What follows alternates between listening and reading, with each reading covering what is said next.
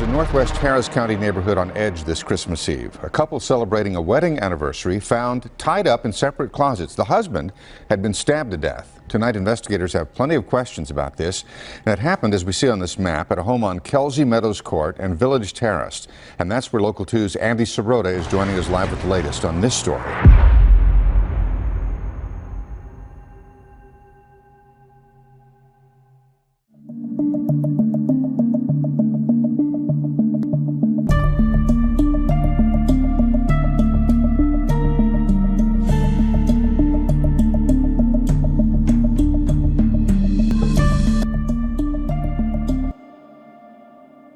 Jim and Sandra Melgar live in Houston, Texas.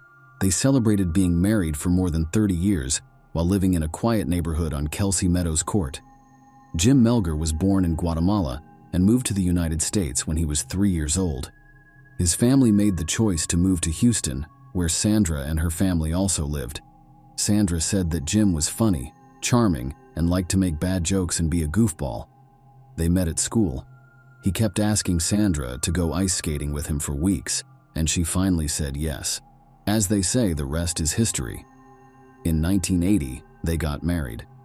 Jim went to work as a computer programmer, and Sandra ran a successful business doing medical billing and coding. Even though they were successful, they liked living a quiet life with their daughter Elizabeth, who went by the name Liz. Liz said that her parents were like best friends who were meant to be together. The three of them loved to travel and do outdoor activities like hiking and fishing, but their love of nature faded over time. Sandra endured various physical challenges, including lupus, epilepsy, hypothyroidism, and hip replacements. Liz recounted witnessing her mother suffer violent seizures, a terrifying experience for the entire family. Jim, desperate to help his wife, spent entire days researching her conditions in search of treatments and cures. On December 22, 2012, Jim and Sandra were out having fun to celebrate 32 years of marriage. They ate at their favorite Mexican restaurant, and then around 9:30 p.m., Jim stopped by CVS to get some candy for drinks. When they got home, they sat in their jacuzzi with drinks and snacks and talked about their plans for the future. Jim was excited to make plans for their time together because he was only 5 months away from retiring. Also, they talked about the small party that Jim's family was planning for their anniversary. The narrative takes a dark turn on December 23, 2012, at 7 a.m., when a neighbor noticed the Melgar's garage door open throughout the day, an unusual occurrence. Jim's family arrived at the house around 4:30 p.m., finding it eerily quiet. Despite Jim's black truck in the driveway and Sandra's silver car inside the garage, there was no response when they knocked on the door. Concerned, they entered through the garage, discovering a somber atmosphere inside. The house felt stuffy, blinds remained closed, and the couple's dogs were agitated. Her man, Jim's brother, heard Sandra's soft voice coming from upstairs while the family searched the house. Sandy was tied up with scarves in a small walk-in closet. Jim was found naked, badly beaten, and stabbed several times in another closet nearby. Jim Melgar, who was 52 years old, was pronounced dead just 2 minutes after the police arrived. He had over 50 injuries, including defensive wounds that showed he had been in a fierce fight. Sandra woke up to the horrifying truth, but she couldn't remember what had happened after 1 a.m. Open drawers, jewelry boxes that had been searched, and prescription pills that had been taken but not found were all signs of a crime scene. The police reports didn't say anything was missing or stolen, even though the house was in bad shape. They found a white blouse and a kitchen knife inside the jacuzzi, which they knew was the murder weapon. It was locked, but there was blood on the handle of Jim's loaded gun that was in the closet. When paramedics checked on Sandra, she showed signs of physical distress that reminded them of a seizure. However, there were no major cuts or scrapes on her hands or arms, which raises questions given how tightly she was tied up and for how long. Bizarre murder has a Northwest Harris County neighborhood on edge this Christmas Eve. A couple celebrating a wedding anniversary found tied up in separate closets. The husband had been stabbed to death. Tonight, investigators have plenty of questions about this. And it happened, as we see on this map, at a home on Kelsey Meadows Court and Village Terrace.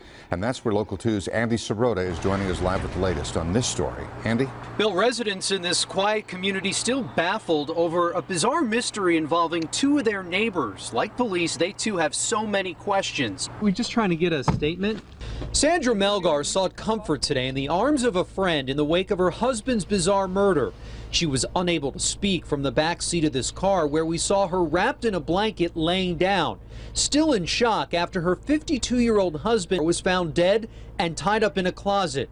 Relatives who arrived at the couple's home for Sunday dinner also found Sandra Melgar tied up in a separate closet. 32 years was the anniversary. They were celebrating it. Distraught family members tell Local 2 the couple had been happily married for 32 years and recently celebrated their anniversary.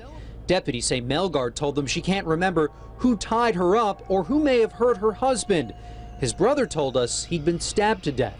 They were in the bathroom together, her and her husband, at approximately 1 a.m. this morning, and at some time she blacked out, and the next thing she remembers is waking up in the closet. Relatives told us off camera the Melgars are devout Jehovah's Witnesses, own some rental properties, and insist there was nothing going on in the couple's lives to indicate trouble was on the horizon.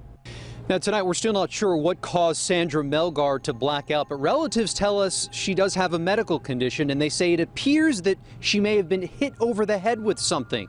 Investigators haven't released information on any possible suspects. They took Sandra Melgar to homicide headquarters to interview her. Andy, thank you, sir. Relatives got to the Melgar house yesterday. They said they noticed that the garage door was open. Investigators haven't said anything yet about any possible signs of forced entry or about whether the couple's home had possibly been ransacked or if anything was missing. She was taken to the hospital for more tests, but was quickly sent home. They then took her to the Harris County Sheriff's Office to question her. The police thought Sandra's account of what happened was not quite right because of how strange the scene was. I need to do a statement from you, okay? That's why we're here. And I have a little recorder and do a little statement and get some questions from you. Answer. After getting out of the jacuzzi, she had no idea what had happened and couldn't remember anything. She made it very clear that she had no idea what had happened to Jim and had seen or heard nothing that could have killed him. And did you immediately get into the jacuzzi at that time when you got home? We made drinks and went straight to the jacuzzi. He got out once to go get ice and then came back. And then said he was going to move the dogs because they were barking too much.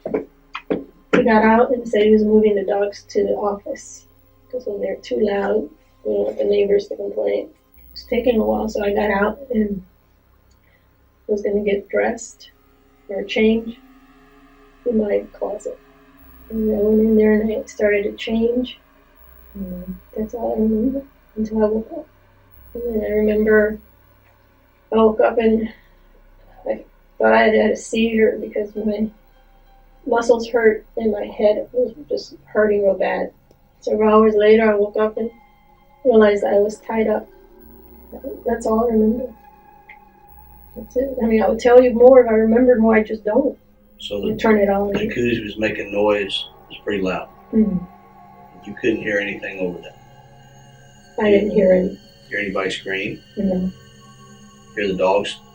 Well, you could hear the dogs bark. Yeah, because they were right outside our window. So did he have to go outside to get them? I don't think so. Usually he just calls them and they come. They come in the doggy door? Yeah. So you don't have to open the door?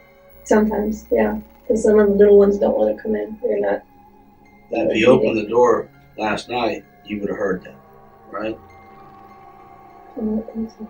The front? No, you mean the back door. She told the police that she went into her closet, put on some lotion, and then lost consciousness. She thought it was because she hit her head or was hit by someone. After an unknown amount of time, she woke up and saw that she was tied. When she called for help, she must have passed out again because she thought she was having another seizure. Because her body always felt the same after having one, she said she felt this way. What she thought was the only strange thing about that day was that a car they didn't know had been following them home hours before. I think when we left CVS, there was a car following us because when we came in our neighborhood, it was still behind us. and he was really close. And my husband, I'd get upset with him because he would drive slower to when someone was tailgating him, and I'd tell him don't do that because, you know, it's dangerous. But the guy turned left, and we turned right, and so we thought it was just coincidence. And I keep trying to remember. But investigators were still dubious about her story.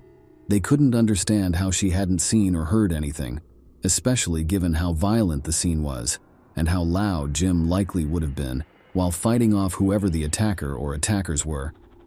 Given his defensive wounds, the struggle must have lasted for a while, and it could not have been a quiet ordeal. They also couldn't fathom why someone would kill Jim, but leave her alive and virtually unscathed, with just a few bruises and small scratches. It was such a different scene in both closets. Y'all had no disagreements? No, At all? got along very well. You ever have any fights? Usually they were because of my daughter, but she's been gone for 5 years now, so no. Part of our job is what we do is we gather witness statements, okay? We also search for video cameras, okay? And a couple of your neighbors had video cameras and wanted to get your house pretty well, okay? Your front door was locked, your back door was locked. Nobody came in through the garage, okay? We work hundreds and hundreds of murders. Sometimes we work cold-blooded killers that just on the street that would just kill somebody for nothing. Then sometimes we work murders that they're in an argument and something happens. Okay, there's two different types of people. At one point, Sandra mentioned that she thought she needed to talk to a lawyer, given the way the questions were going, but the interview continued. Because if you argue with somebody and you lose it, your temper and an argument happens. That's not what happened. That's not what happened. And I think I'm going to stop talking now because I think I'm going to need a lawyer because I know how this works. I hurt all over and my head hurts. How often do you have seizures like that? And I'm not able to drive anymore. How frequent? At least once a month, maybe. When was the last time you had one of those before today?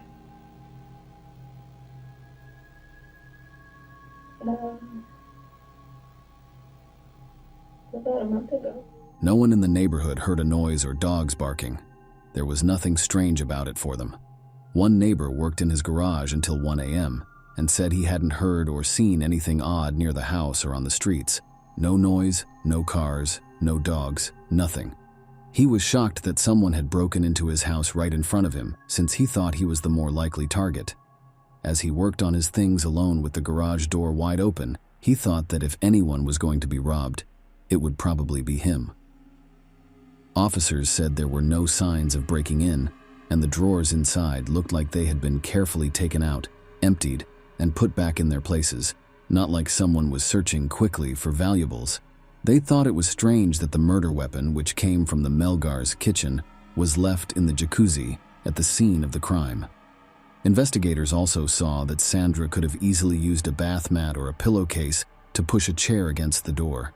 It was interesting that neither Jim nor Sandra had any ligature marks, since that's what they would have seen if they had been tied down. This led them to believe that Jim had been tied up after he had died, not before he was killed. Even though Liz and Sandra said that things were missing, police and experts said that the evidence did not point to a home invasion and that Sandra had set up the scene. When Sandra was asked to take a voluntary polygraph test, she said no because she was scared that being cold and shaking might hurt her chances. I'm not trying to cause you trouble or cause you pain. But we have a procedure. Are you familiar with a polygraph exam? We have a person that's going to come here. He's probably here now. I can't do it now. I'm just a nervous wreck right now. Okay, well let me explain. Let me explain this. And I'd rather talk to a lawyer about it because I already feel like, I know where this is going. Okay, well I want you to understand. Now I understand that you're upset Understand that you've been through a lot. This person that does this is a professional and is able to filter for that. And I want you to meet with him and talk to him, no matter if you take the exam or not. We're not trying to pin something on you. We're not trying to get you to say that you've done something that you haven't done. I'm asking you to also, try to dig deep. I understand that you said that you were struck and that you went unconscious. I understand that. But I'm asking you to really dig deep because, you were there. I don't think I went unconscious. Okay. I mean, I think having a seizure is different from going, it's the same. I understand. It's the same. You said that when you've had those experiences that you forget things, and we understand that. But, and I'm not a doctor, but I'm asking you, of course, for you and for us, for your husband's sake, if you can dig down and try to remember anything.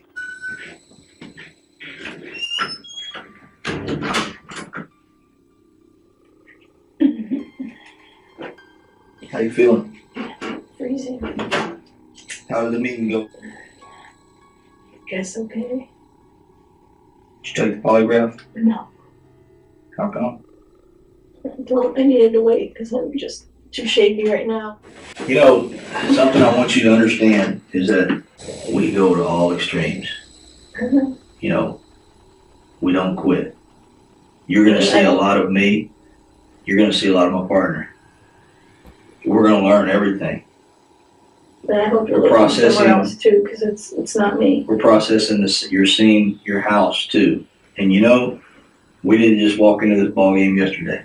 I did ask you to take a polygraph test. Yes. I did. And I know I'm too shaken and I'm freezing. And what's your explanation though? What's your excuse for not taking one? It's not holding water, Sandra. I'm just going to be honest with you. I just don't want to take it and then it's used against me. That's not possible.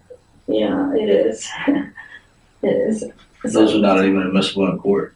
What do you think should happen to the person that, if we catch that did this to your husband, what do you think his punishment or her punishment should be?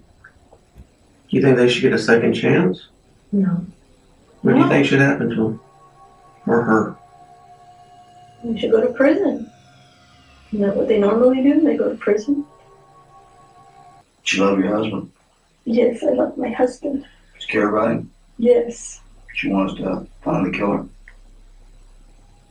course. I don't think you do. Did you kill your husband?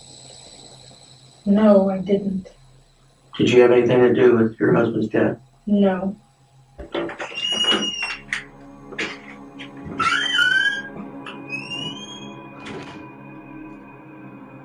The detectives were sure of what had happened that night, so on December 24th, they called the office of the Harris County District Attorney to ask that Sandra Melgar be charged with murder. But the DA's office said no, because there wasn't enough proof.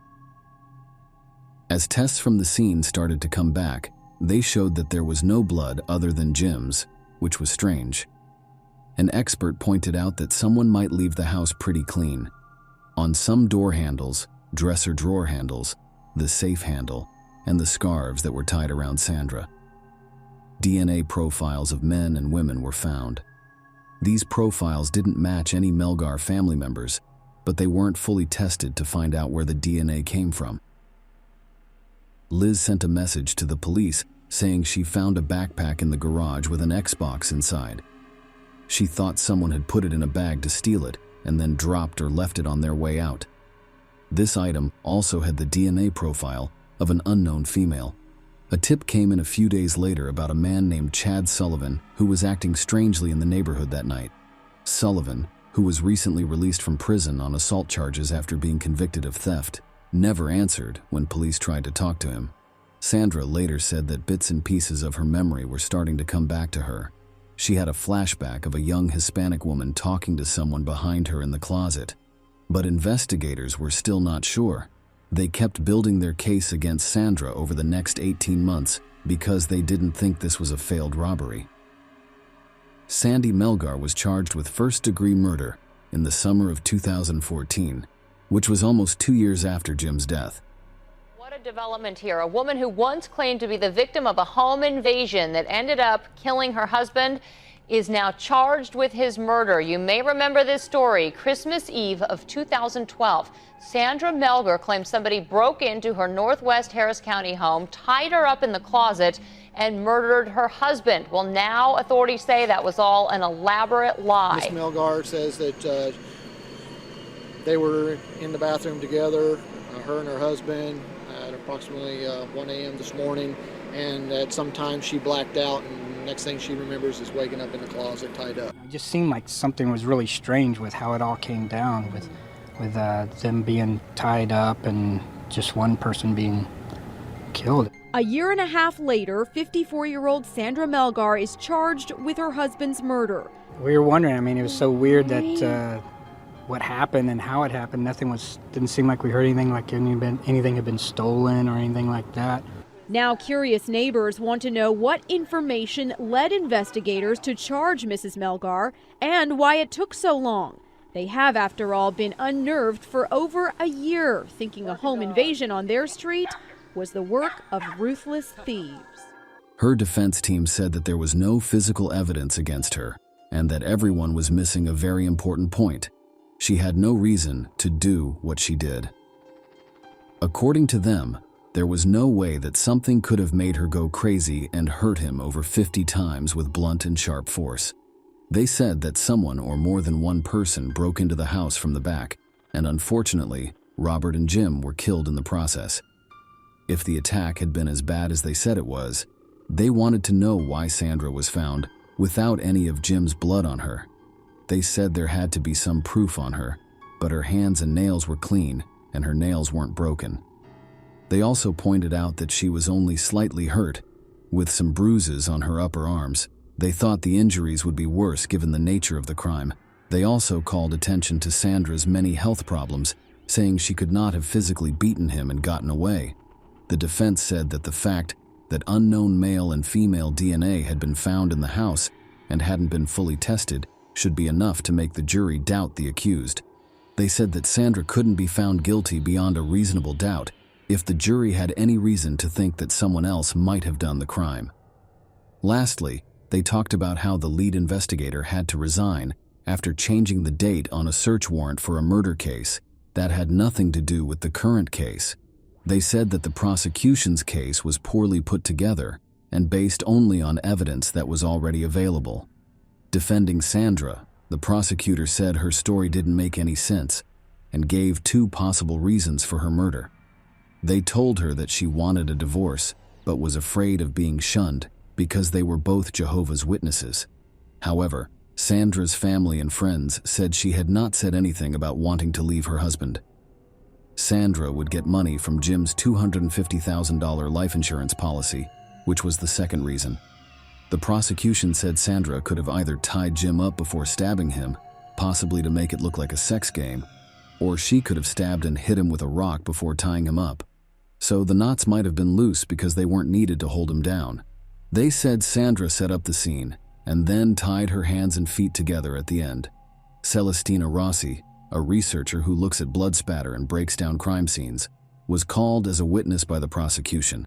She said in court that the crime scene did not look like a home invasion because there were no signs of forced entry and the dresser drawers were all over the place. Rossi also pointed out that the candle on Jim's nightstand was still lit, which would normally mean that there was a fight near the closet where Jim was killed. She agreed with the medical examiner that all of Jim's wounds were self-defense wounds and pointed out that his gun was still loaded and not touched, only a few inches from his body. The government said that since his wife was attacking him, he would probably defend himself by taking her gun away rather than killing her. They also didn't think it was someone else who put the chair in front of the door, because Sandra could have done it herself by putting a pillowcase under it to close herself in. Closing arguments have just wrapped up in the case against a woman accused of murdering her husband and then trying to cover it up. Channel 2's Lee Ferlisi is joining us live downtown with what we're learning from the courtroom as we wait for a verdict in this case. Lee? Yes, Bill. Well, the prosecutor arguing very strongly that Sandra Melgar did murder her husband. The defense saying there was shoddy detective work and the evidence just does not add up. Now it's up to the jury. Sandra Melgar's fate lies in their hands. Thank you. Closing arguments began this afternoon. You guys saw the photos. You saw all the wounds that he had, the 13 stab wounds, all the other wounds that he had in his body and his head.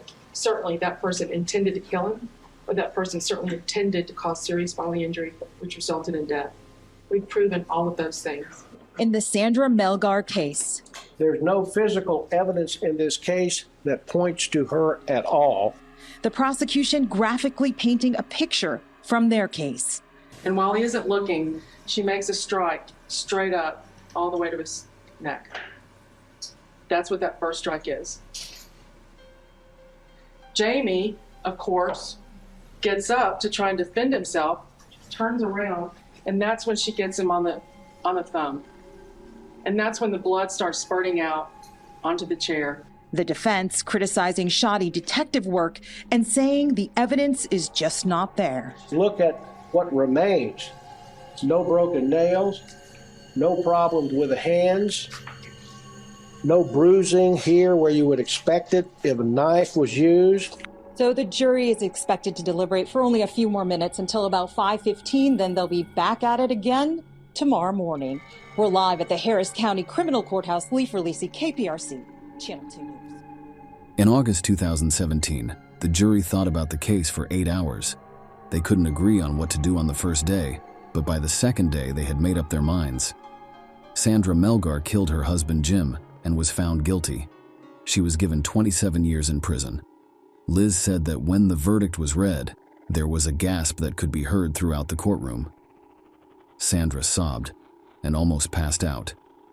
She said that for a moment she thought about her mother killing her father, but now she didn't think that was possible. In court, no one really thought she would be found guilty. Jim's family and Sandra's family both believe her story and support her claims that she is innocent. Being fair about it is hard because these are my parents, but I tried to look at the evidence first. I still want justice for my dad in the end. It wasn't my mom who did this. I want to know. I'm sure she didn't do this. Liz said, "I'm going to keep fighting until we can prove that." The prosecution was pleased with the outcome and the sentence that was given. As later said by the jury foreman, they said Sandra told a story that didn't make sense or add up. The jury also didn't believe her. Both mine and probably my fellow jurors' pendulum, guilt or innocence, swung back and forth throughout the entire trial. What was your first impression of Sandra? Was how could this diminutive-looking middle-aged lady possibly have committed this crime? It was frankly incredulous to see it at first. Didn't compute. I didn't think she could have done it at first. One, I'll say Colleen's, the prosecutor's testimony, right? It all made sense. Now, was it absolutely provable? No, but it's the only thing that made sense. During the trial, the prosecution had acquired all the medical records and showed and just listed the dates up there and everything else of her doctor's visits. No seizure, no seizure, no seizure, getting better, you know, that kind of stuff. We watched almost all the police video over again during deliberations, and that's what brought the other people over until we had a unanimous verdict. A couple of months later, Sandra's team filed an appeal requesting a retrial. However, their request was denied. New at 6, a celebrity defense attorney is taking on the case of a Houston woman convicted of murdering her husband, Kathleen Zellner, who was featured in the Netflix. In 2018, well-known defense lawyer Kathleen Zellner said she would be taking on Sandra's case because she thought she was innocent. Kathleen Zellner has helped 19 people who were wrongfully convicted get their freedom. When she started working with Stephen Avery, after he was convicted of killing Teresa Halbach in 2005, the Netflix show Making a Murderer brought her a lot of attention. We are ready to hear argument in cause number PD 024320, Sandra Jean Melgar versus the state of Texas. Good morning to the court. I'm George McCall Seacrest Jr. from Houston, and along with Allison Seacrest, we represent Sandy Melgar on appeal and represented her at trial. The state did not prove Sandra Melgar's guilt beyond a reasonable doubt, and I contend, based upon a fair and full reading of the record in this case, and based upon its unique facts, the evidence is legally insufficient as a matter of law. Yeah, let me ask you a question real quick. Sure. So I know the state doesn't have to prove motive. They speculate about what your client's motive might have been. But if there's anything in the record or in the briefs I missed, is there any evidence of any, what would the motive to kill Jaime have been? Zero. Let me no, not for your client. I mean for someone else to kill him. Oh, we believe it was home invasion, and that would be the motive. We believe that in fact people entered the home. We think this business about no breaking and entering, the garage door was up. There was an unlockable interior door, and there was, contrary to the Court of Appeals opinion, there was evidence that property was missing. Opioids were missing, a television set, jewelry, cash. That is the motive for why someone else did it. Why would they not have killed your client too? I don't know. I'd have to speculate. There was another appeal for Sandra, but it was turned down again. One of the judges said that there is enough evidence to prove beyond a reasonable doubt every important part of the crime. The Innocence Project of Texas said they would also be working on Sandra's case in late 2022. The woman has talked from jail and keeps telling the same story she always has. They got it wrong. They got it completely wrong. Sandra, did you kill your husband? No, I did not kill my husband. No. And you have grandkids. And my grandbabies, yeah. You're missing out on. I know. I know that really hurts me. I miss them so much. I mean, I'm just gonna keep fighting this until I'm out of here. That's all I can do. People have had different opinions about this case from the start because it is so strange, tough, and sad. There are many people who think Sandra planned the whole crime and set up the scene to get away with murder, while others think she is just as much of a victim. From the start, the police were sure it was her. They made up the narrative, and the killer or killers are still out there. A lot of websites, podcasts, and groups are trying to get her released, but some are also trying to keep her in. It's easy to see how bitter this case and conviction have been. No matter what anyone thinks, that night still leaves a lot of questions unanswered. Does someone deserve to be in jail for murder, or is the real killer already there? Sandra Melgar will be eligible for parole in 2031. If she is not granted parole, her release date is August 2044. She will be 85 years old. Jim Melgar was a kind, hard-working, and thoughtful man with a great sense of humor and a big heart. He is missed dearly by everyone. With so many questions about what happened still lingering, family and friends say it only becomes harder to find closure when that was already so tough to get in the first place. Share your opinion with us in the comments and subscribe to the channel for more.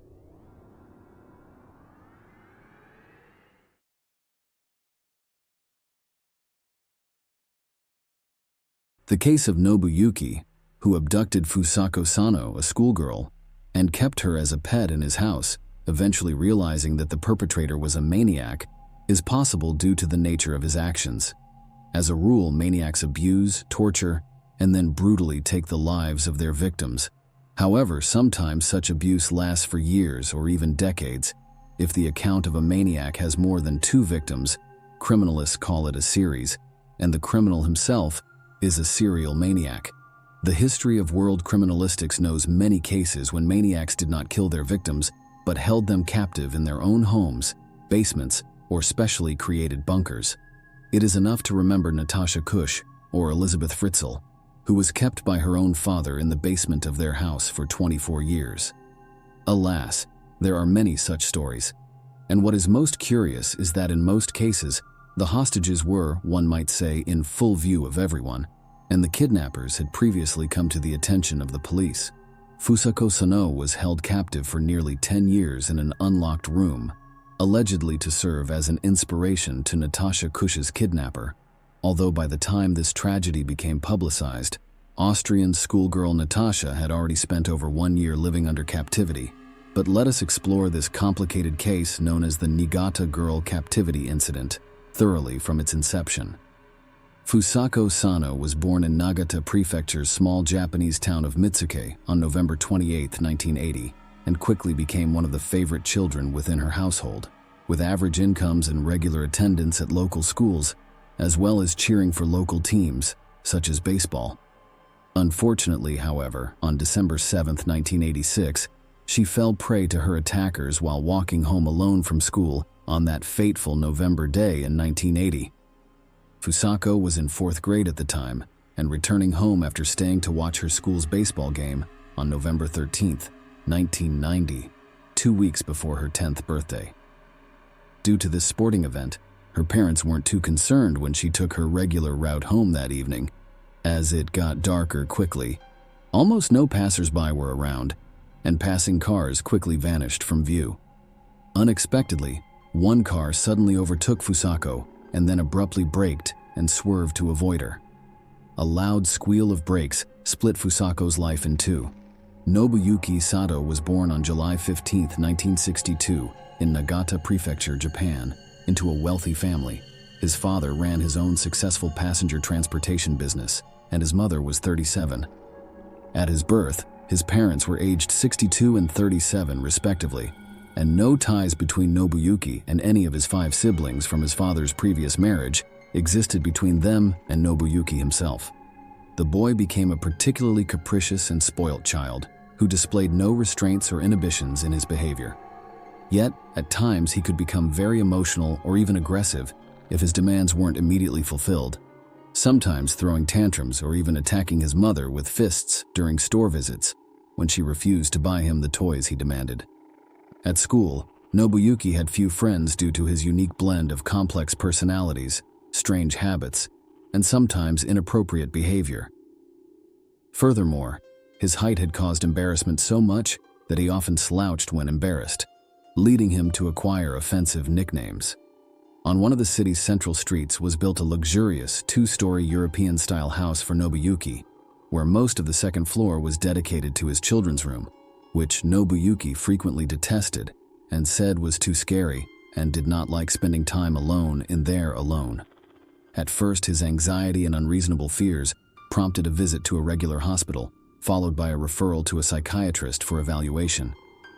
There he was diagnosed with several disorders such as nyctophobia, fear of darkness, misophobia, fear of germs and dirt, autophobia, fear of loneliness, and sociophobia, anxiety disorder related to social interaction, as he avoided both solitude and contact with others equally well.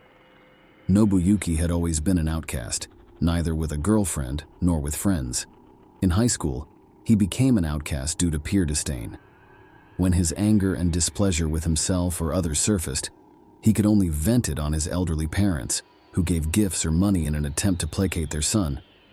As an adult, Nobuyuki never held down any jobs for long. He frequently caused trouble and caused conflict among colleagues, while also neglecting direct duties that made others unwilling to work with him. At times he would leave midday just because it rained, or because it made him sad.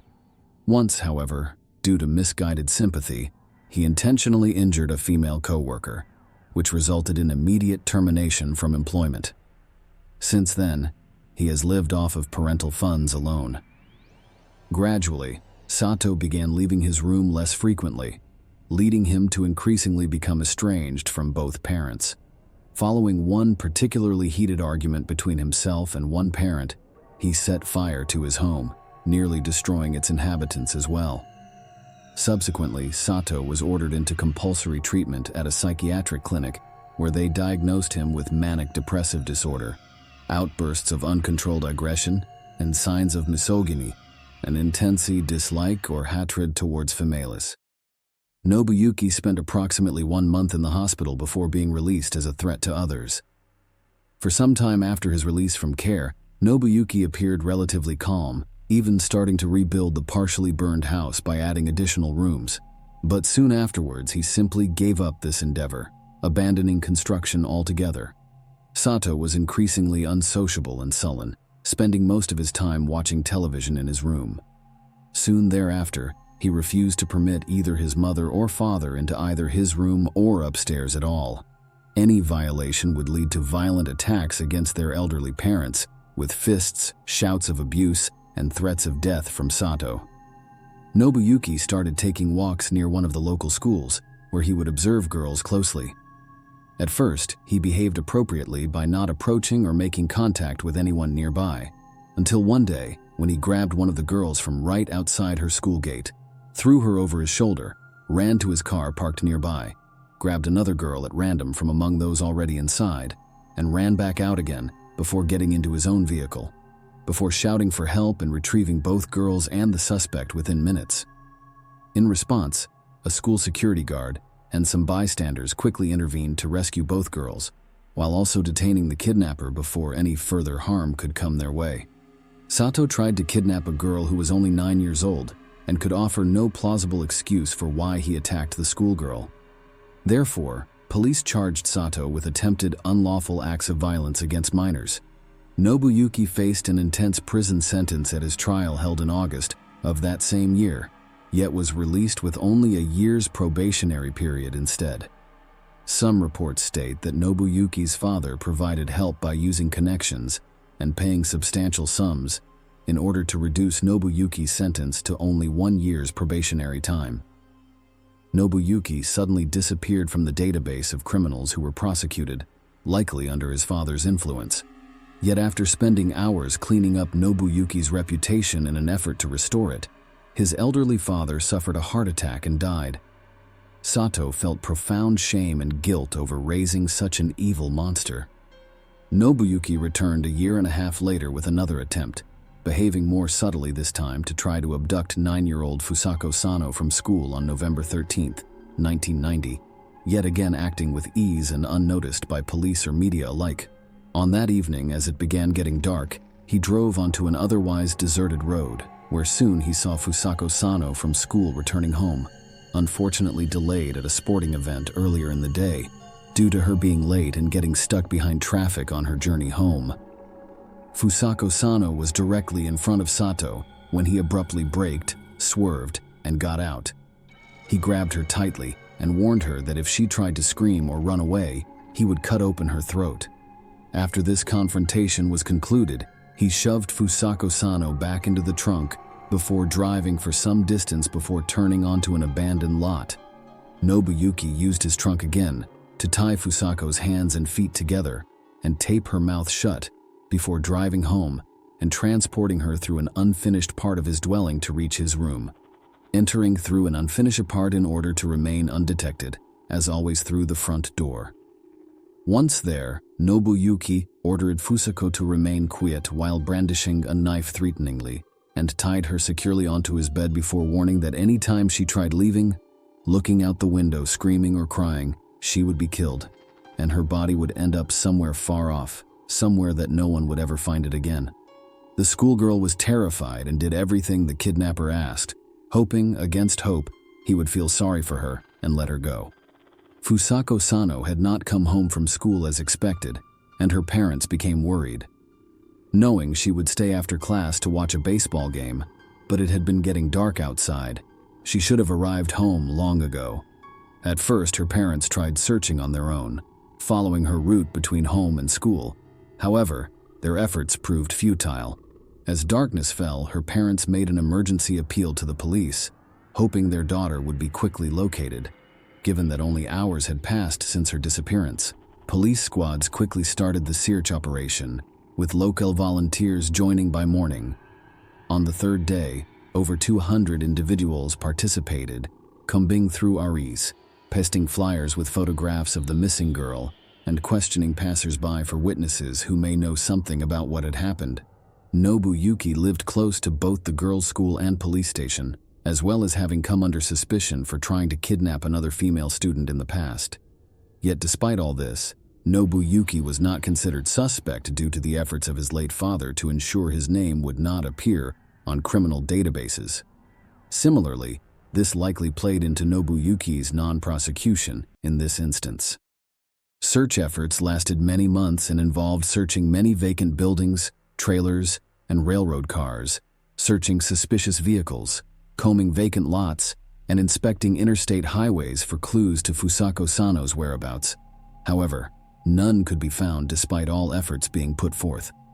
Various theories were explored, such as North Korean special services abducting her, but this proved fruitless. Fusako Sano was still considered missing at that point in time. Fusako was captured by a psycho.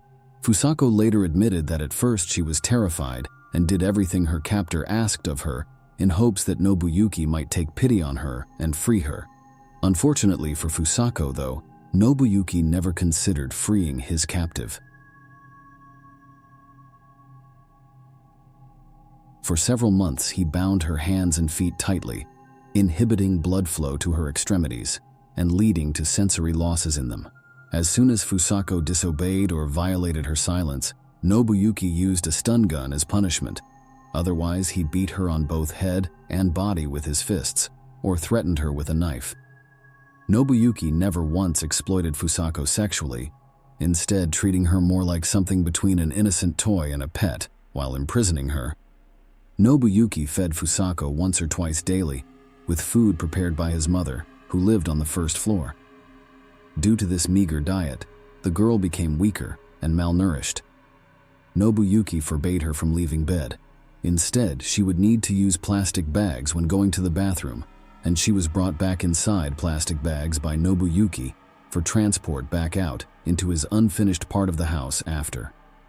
Once every month, Nobuyuki bathed Fusako in his basin before cutting her hair and nails himself and dressing her in his own shabby clothes while practicing various fighting techniques with her. Even when acting quietly and not breaking his rules regularly for fun, Nobuyuki would beat her regularly for fun and would practice various fighting techniques on her. Over time, Fusako became psychologically broken. She began obeying all the demands of her tormentor and no longer attempted to run, look out of windows, or run away from him. When Sato went elsewhere, he stopped tying Fusako up. Instead, he simply made his bed with Fusako laying there, layering some blankets or towels on top so it would look as if nothing were there underneath at first glance. Nobuyuki gradually began turning Fuso's radio on periodically and allowed her to watch television with him. Though their viewing consisted only of scotchy or sports matches that interested Nobuyuki himself, the comic books he brought her were her sole source of reading material during her incarceration. For almost 10 years, Fusako had seen no one other than Nobuyuki alone. No one spoke to her. She never ventured beyond her room's confinement and barely moved. Instead, she remained still while Nobuyuki mistreated her. Eventually, she gave up resisting escape or making herself known, despite abuse by police indifference or her captors. She accepted her fate with grace and did not attempt escape or make herself known or resist despite abuse from Nobuyuki or anyone else. Ultimately accepting her fate with resignation without resistance or effort on her part, or making herself known, or resist making herself known, accepting her fate without making herself known or resisting escape, or making herself known even after experiencing abuse or police indiffering. Nobuyuki's mother lived on the first floor, and for years she had not entered his room due to threats from Nobuyuki of physical punishment if she intruded upon his personal space. Knowing Nobuyuki well, she followed his rules without question.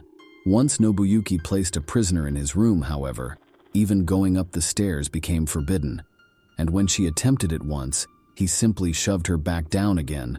Although she tried her hardest not to be at home too much when working, she retired at age 73 when her life became unbearable due to abuse from Nobuyuki, who regularly beat her up while demanding she obey a set of rules made up by him alone.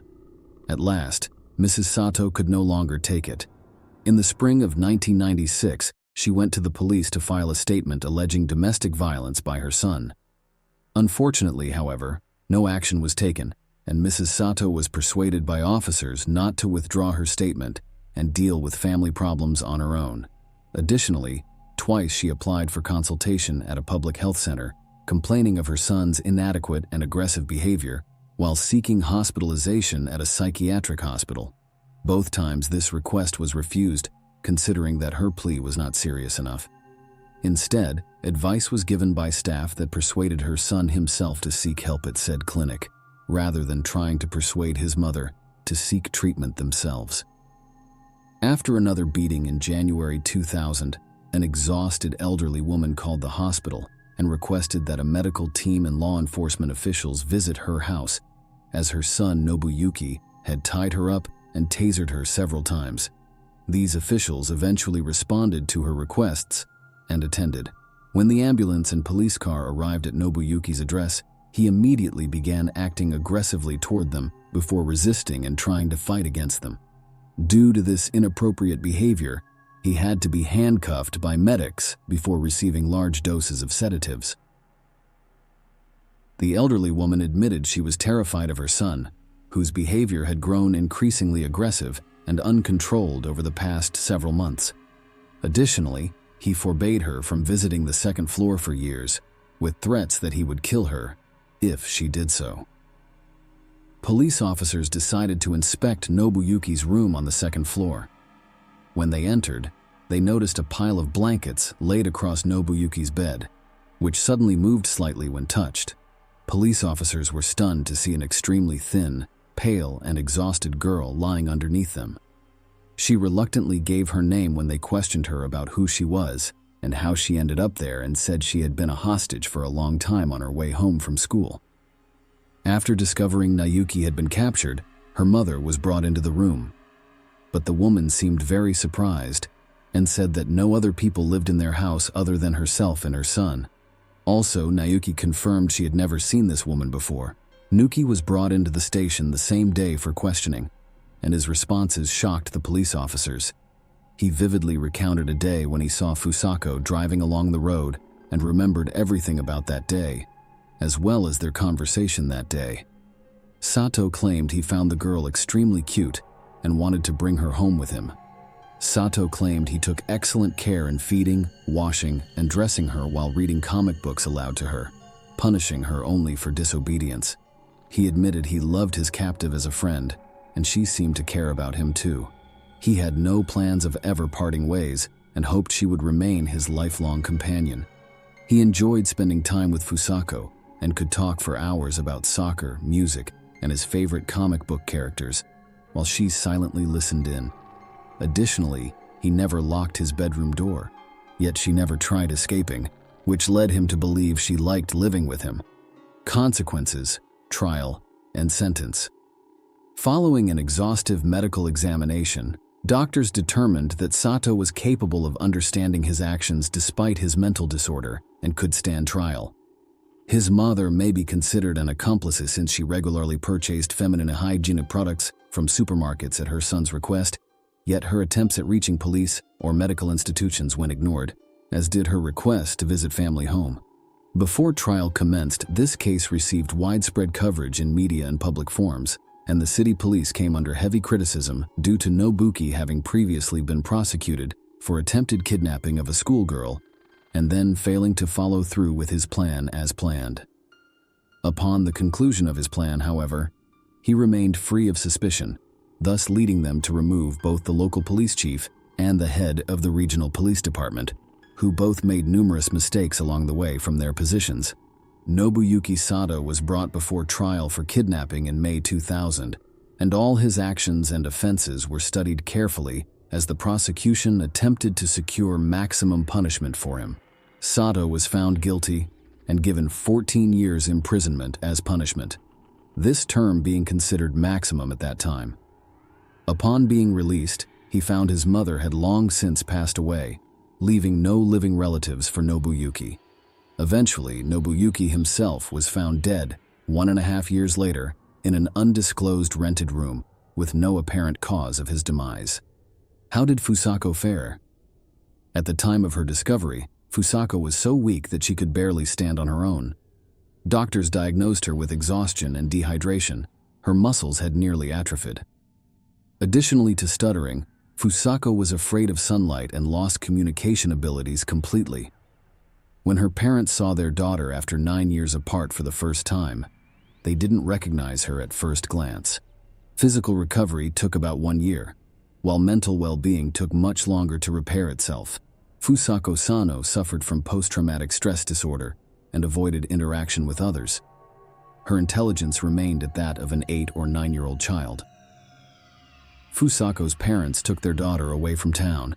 Sachiko Yamada changed her name and flatly refused any contact from journalists. Over time, however, she made friends, took up photography, and eventually passed her GED exams. She eventually passed her driver's license test, but tragically, in 2007, her life was forever altered when her father drowned while on a family outing to a pond. Share your opinion with us in the comments, and subscribe to the channel for more.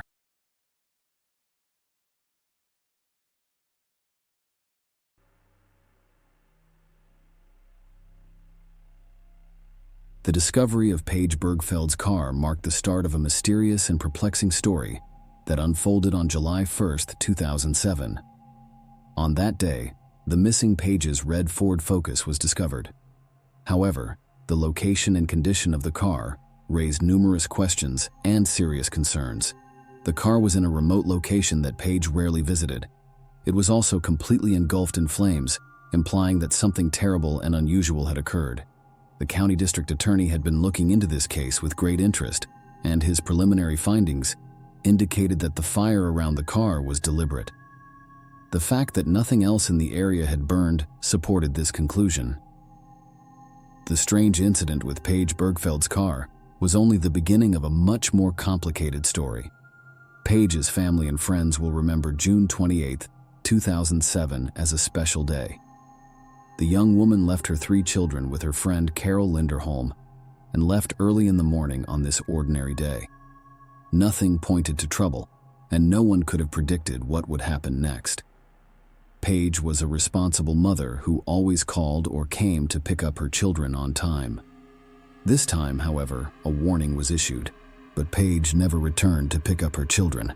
Concerned friends and family members began attempting to contact her, but their efforts were futile. Jazz, the eldest of her children, took the initiative to look for the missing woman. She insisted on searching with Carol after sending several messages to her mother's phone and receiving no response. Jazz reported to the police station that her mother had not returned for her. This 911 call was critical in the beginning of the police investigation in the search for Paige Bergfeld. Paige's loved ones' concern grew with each passing hour. The community was shocked by Paige's mysterious disappearance, and many were eager to assist in the search for her. A massive public search was launched to reunite this young woman with her children and loved ones. On the same day, Paige's father, Frank Bergfeld, received a disturbing call from a sheriff's department official. The message was brief but devastating. His daughter had vanished. Frank realized that something serious had occurred. He attempted to contact Paige but received no response. Frank dialed his oldest son, Craig, who was on the other side of the country, terrified and desperate. Craig didn't think twice about purchasing a one-way ticket and arriving in town to assist in the search for his sister. Family members and friends joined forces with police and volunteers to launch a massive search. People from various neighborhoods began looking for Paige, combing the area and checking every corner for any sign of her whereabouts. Paige's relationships with her loved ones were investigated to see if they had anything to do with her disappearance. Authorities naturally focused on Paige's relationship with her first husband, Howard Bigler. That relationship started during her high school years. Paige enrolled in nursing school at the University of Florida after graduating from high school, where she met a young man named Howard Bigler. They began dating because their feelings for each other were mutual. Paige returned to Colorado after completing her nursing degree and continuing to live with her family. She and Howard Bigler married after some time in 1995. The spouses appeared to be a happy couple at first glance. They shared many interests and perspectives on life. However, there was one major schism in their marriage that eventually led to divorce. Paige wished to have a child and start a family, but Howard was not interested. On numerous occasions, this topic became the source of heated debates and discussions. None of their attempts to reach an agreement were successful, and the couple decided to divorce in 1997. Despite the divorce, their bond remained strong, and the former spouses remained friends. Paige later married Rob Dixon, but their marriage was also annulled. Paige reconnected with Howard after her divorce from Rob. Paige's first husband claimed to be one of the last people to see her alive on the 28th. They met in Eagle County, Colorado for personal reasons. They spent Thursday together before splitting up and returning to their respective cities. Howard confirmed that they kept in touch by phone after the meeting. In addition, when Howard learned of Paige's disappearance, he immediately contacted emergency services. He expressed his deep concern and belief that something terrible had happened to Paige while speaking with the operator. He observed that she would never abandon her children without a reason. Cell tower data confirmed the phone recording, indicating that Howard was in the Denver, Colorado area on the day Paige vanished, which is several hours away from where she vanished. This gave officers a reason to remove Howard from the suspect list. Paige's relationship with her second husband, Rob Dixon, was thoroughly investigated by police, who quickly uncovered numerous events that raised questions and warranted further investigation. Paige had reported Rob to the police twice for harassment during their marriage, it turned out. Paige took a job at a Denver strip club after her divorce from her first husband, where she met Rob Dixon, a wealthy man who had inherited a large fortune through his family's business. Paige and Rob married in 1998 after falling in love with each other. Paige's dream of becoming a mother was realized when the family moved to a luxurious home in Colorado. After a few years, the couple had 3 children, who became the most important thing in her life. Paige and Rob were immersed in the world of luxury and led a well-to-do lifestyle during their first years of marriage. Suddenly, however, things started to fall apart, and the reason for this was Rob's financial difficulties. Some of his family's businesses had serious problems, and as a result, the family's financial situation deteriorated to the point where Rob was forced to declare bankruptcy. The financial collapse triggered a major family crisis. Paige had called 911 twice by 2004 because family tensions had reached critical levels. She reported Rob threatening to kill her and the children the first time, but by the time the police arrived, she and Rob claimed to have resolved their issues on their own. A year later, there was a completely different incident. Paige filed an assault report against Rob, alleging that he hit her while she was holding her youngest child. Rob was arrested and charged with third-degree assault this time.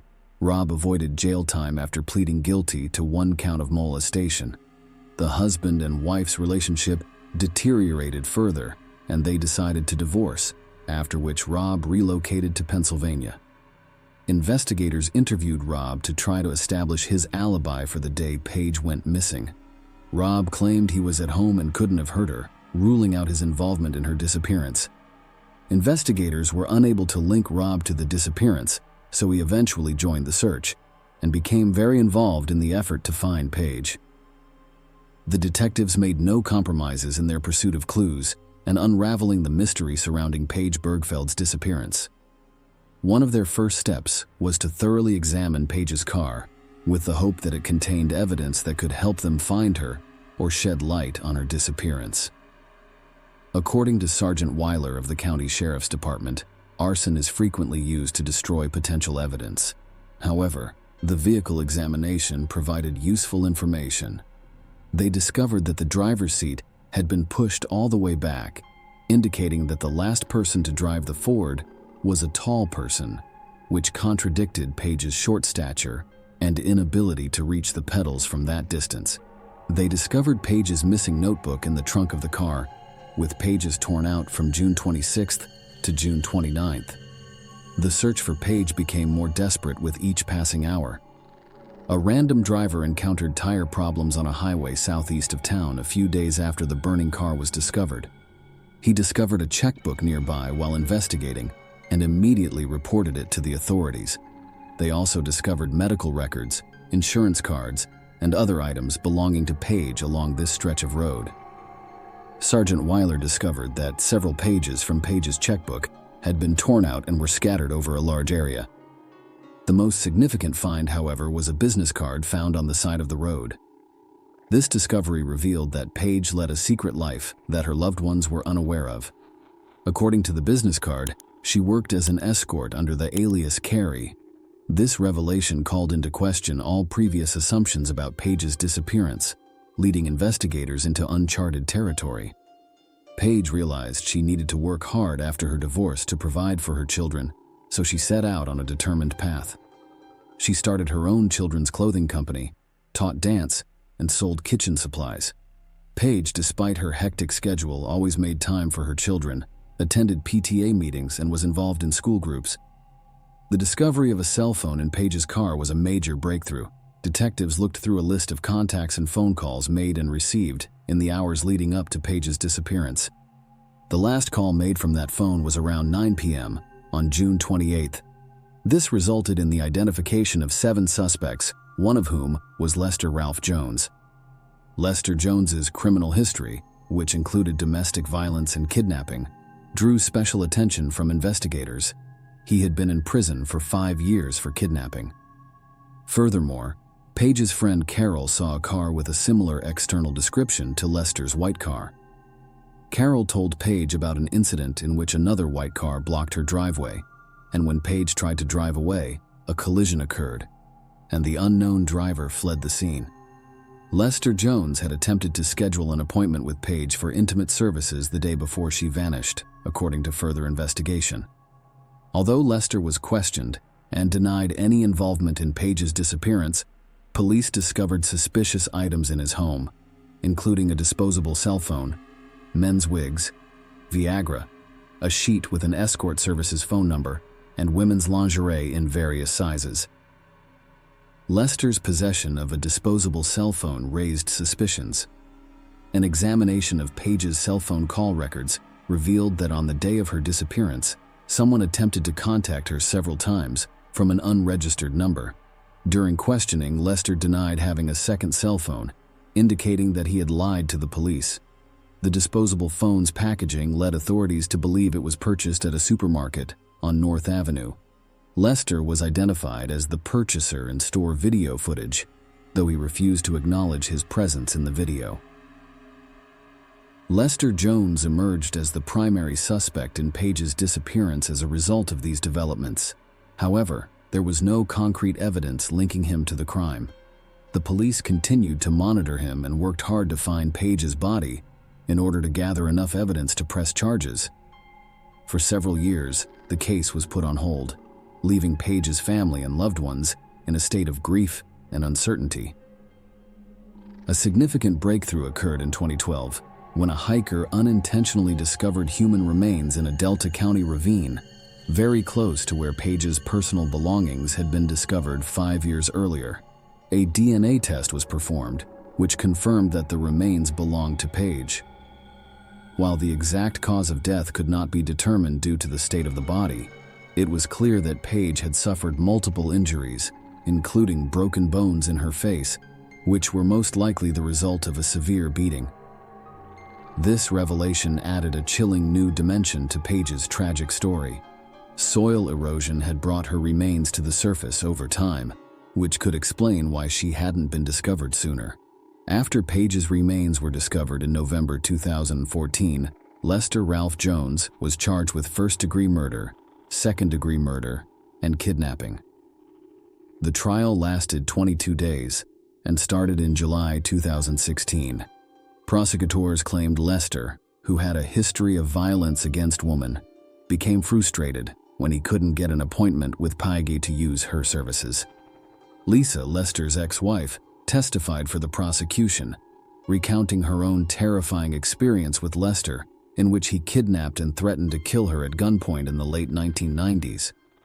During one of these incidents, Lisa's partner was shot.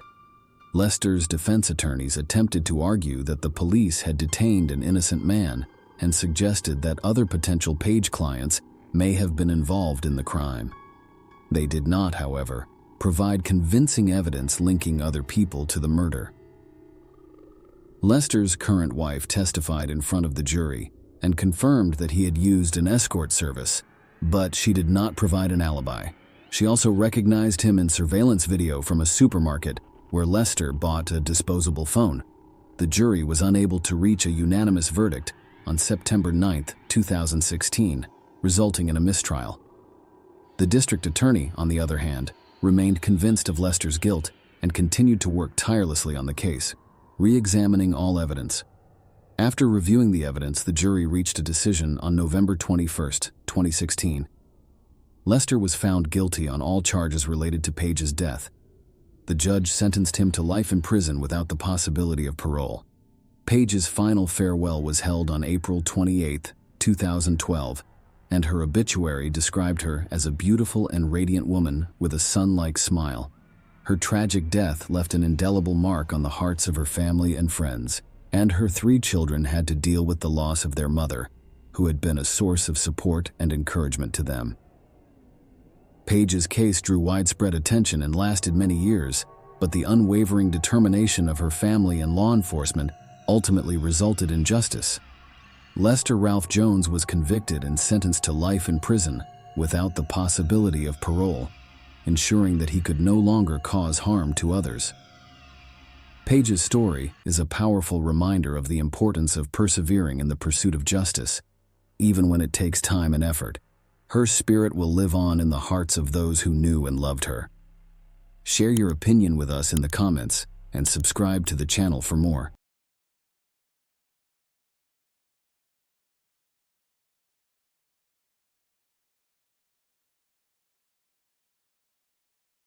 The tragic story of the Rose family is regarded as one of the most bizarre and perplexing crimes committed in America in recent years.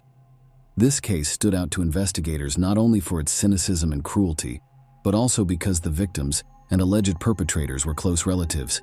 Despite the fact that many years have passed since the crime was committed and the perpetrator has long served his harsh sentence in prison, this story still has many unanswered questions and white spots. Many people still question the fairness of the court's decision. Now let us get down to business. It was an ordinary family living in a provincial suburb of Bristol, Tennessee, who had never been on law enforcement's radar before. Curtis and Lena Maria Rose, an elderly couple who had lived together for more than 40 years, led the family. They had 2 grown daughters and 6 grandchildren, but we'll focus on the family members who were directly involved in this high-profile case. So at the time of the crime, the elderly owners, Curtis and Lena Maria Rose, were present in the house and surrounding area, along with their eldest daughter, 39-year-old Tasha Milhorn, her husband James, and 6 children. Tasha and James had 2 shared children, and the other 3 were heirs from a previous relationship. A neighbor girl stopped by the house to play with them. It is worth noting that Tasha and James, along with their children, spent about 2 months living at Tasha's parents' house while their own home was being renovated. Later, another key player in those events, 19-year-old Seth Denton, arrived at the house. He was Tasha's eldest son, but his relationship with his mother and stepfather was strained, to say the least, and they avoided communicating with each other in any way possible. Their most recent meeting ended tragically, according to neighbors. The Rose couple was very happy and prosperous. Their daughter Tasha was happily married to James, who worked as an auto mechanic and enjoyed restoring vintage cars. The carnage took place at the Rose couple's family home.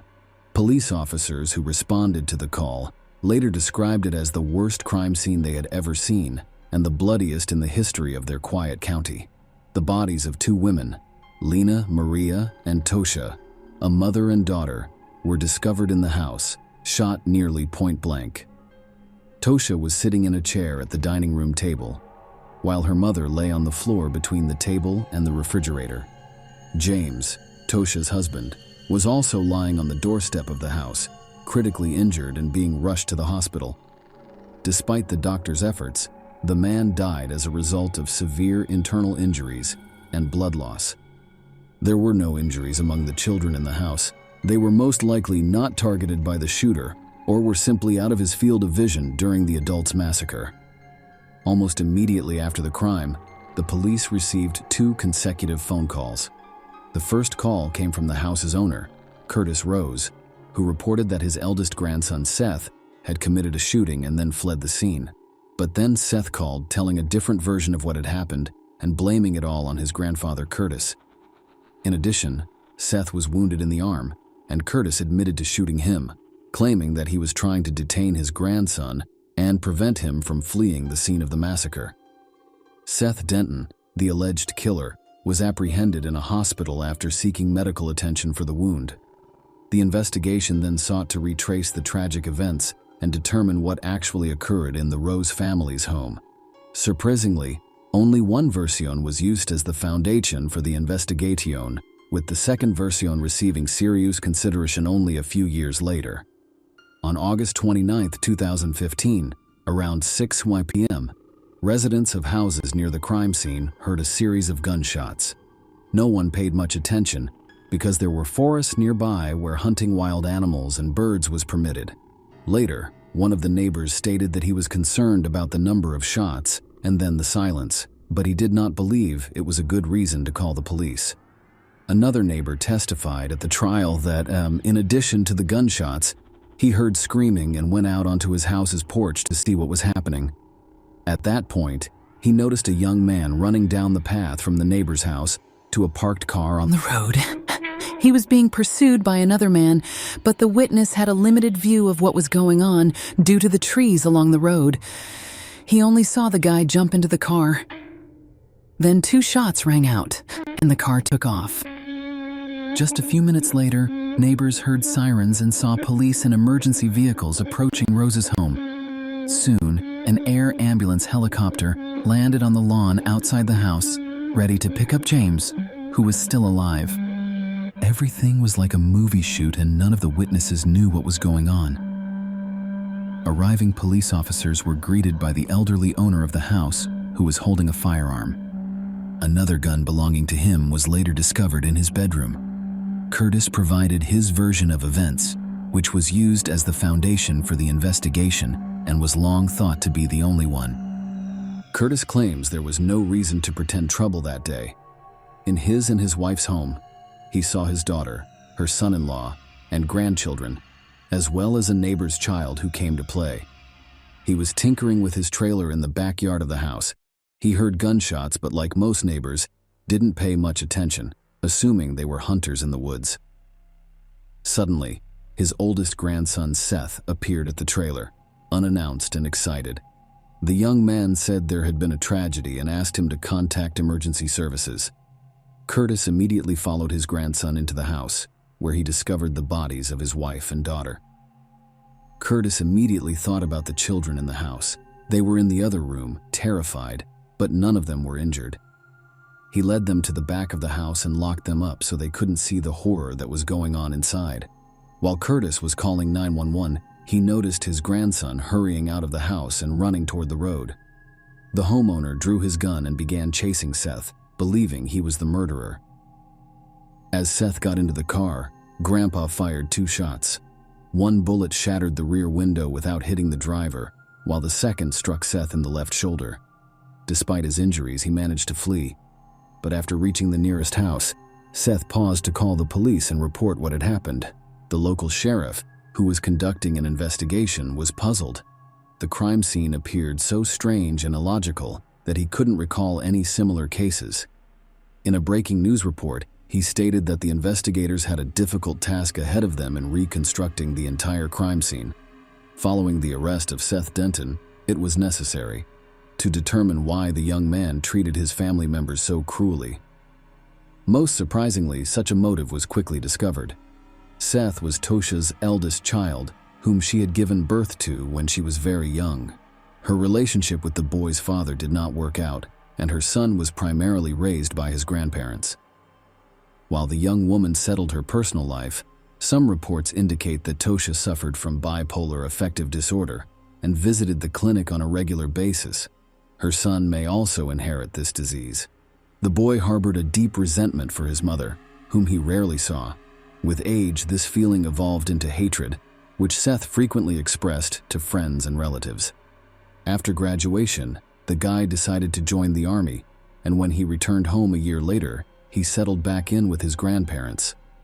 However, the young man soon realized that he wanted to start his own life and relocated to the city, where he rented a small apartment with a friend. He got a job at a local fast food restaurant, but shortly before the tragedy, he was fired. Family and friends spoke highly of Seth, noting that he had no violent tendencies did not associate with bad companies, and never broke the law. Despite these positive characteristics, detectives believed that Seth's main motivation for the crime was his dislike for his mother and her current spouse. According to the investigation, the events of that day unfolded as follows. Around 5 p.m., Seth drove his car to his grandparents' house. He wore a camouflage jacket and had a semi-automatic rifle in the car. He left the car by the roadside and entered the house through the back door, carrying the weapon. Seth then fired several shots, killing his mother and grandmother and severely injuring his stepfather, before leaving the jacket and rifle by the back door and going to his grandfather's house to ask him to call the cops. The order in which the shots were fired was never determined because Seth denied all guilt. Furthermore, it was unclear why he asked his grandfather to contact the police rather than fleeing the scene of the crime. It is assumed that his primary targets were his mother and stepfather, and the man murdered his grandmother as an unnecessary witness. The main evidence proving Seth's guilt in the case was his jacket and rifle found on the threshold at the back door of the house, traces of blood on his shoes, and bullets discovered in his car. Surprisingly, approximately 100 rounds of ammunition were discovered, but no one questioned why he required so many if he only intended to kill 2 people. Another unusual feature was the timing.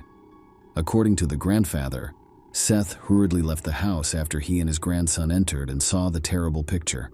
Curtis found and rescued the children, called the police, pulled out his gun, and eventually caught up with his grandson and shot him twice. It wasn't until 2016 that the young man presented his version of events in court, which no one had previously considered for whatever reason. According to Seth, he has always been close to his grandparents, who raised him, but he avoids meetings with his mother at all costs. As a teenager, he frequently visited shooting ranges with his grandfather, who encouraged him to join the army. On that fateful day, Seth called his maternal aunt Amanda, his mother's younger sister, and explained that he was going to see his grandparents but did not want to meet his mother there. The woman was unaware that Tosha and her husband were visiting her parents, so she assured Seth that he could leave without fear of encountering his mother and stepfather. Amanda confirmed this information in court, stating that her nephew could not have known Tosha and James were at Rose's home. Seth had hoped to go to the shooting range with his grandfather, which is why he had brought a rifle and so many rounds of ammunition. He drove up to the house, grabbed the gun, and went directly to the trailer where Grandpa usually worked. There, his grandson showed him his rifle and they had a brief conversation about it. Curtis then walked towards the house, holding the rifle, and his grandson followed him. Seth knew his grandfather had a gun and expected him to follow him, and then they would shoot targets together. However, when Curtis entered the room, he immediately opened fire, leaving the people in the room with no time to react and no attempt to flee or hide. According to Seth's lawyers, Curtis may have been temporarily insane when he killed members of his family, but this version appeared untenable, so it was not initially considered or marked in court. Although traces of the victim's blood were found on an elderly man's clothes and shoes, he was not initially included in the list of suspects. The young man in the dock faced the death penalty for the premeditated murder of 3 of his family members. His grandfather had been a key witness in the case from the start, and despite openly stating that he was willing to kill his grandson that day, the court found his actions justified. Curtis Rose was not taken to the station or questioned as a suspect, and his account of the events of that day was accepted as the only true one. Furthermore, many details and inconsistencies were simply overlooked, and Seth's version was not even considered until a 1.5 years after the incident. The majority of the physical evidence confirmed Curtis's words, but what was missing from the picture was somehow ignored by the investigation. The main argument in court was that Mr. Rose had no obvious reason for killing his wife, daughter, and son-in-law. The concept of temporary insanity seemed unrealistic and untenable. The trial lasted more than a week, with nearly 200 pieces of evidence presented and dozens of witnesses, including neighbors, relatives, and family friends, testifying. The grandfather and grandson's testimony contradicted each other, and it was clear that one of them was lying. The jury deliberated over several days. They admitted to being emotionally and physically exhausted, but when it came time to reach a verdict, they all agreed that the defendant was guilty of all of the charges. Thus, Seth Denton was found guilty of 3 murders. However, after a thorough review of all of the evidence and circumstances surrounding the tragedy, the court decided to exclude the death penalty from the possible punishments, instead imposing a life sentence without the possibility of parole for the next 50 years. The convict himself never admitted guilt. He's currently serving his sentence in a Tennessee prison. The orphaned children of Tasha and James Milhorn were placed in the care of other family members, including their Aunt Amanda and grandfather Curtis. Share your opinion with us in the comments and subscribe to the channel for more.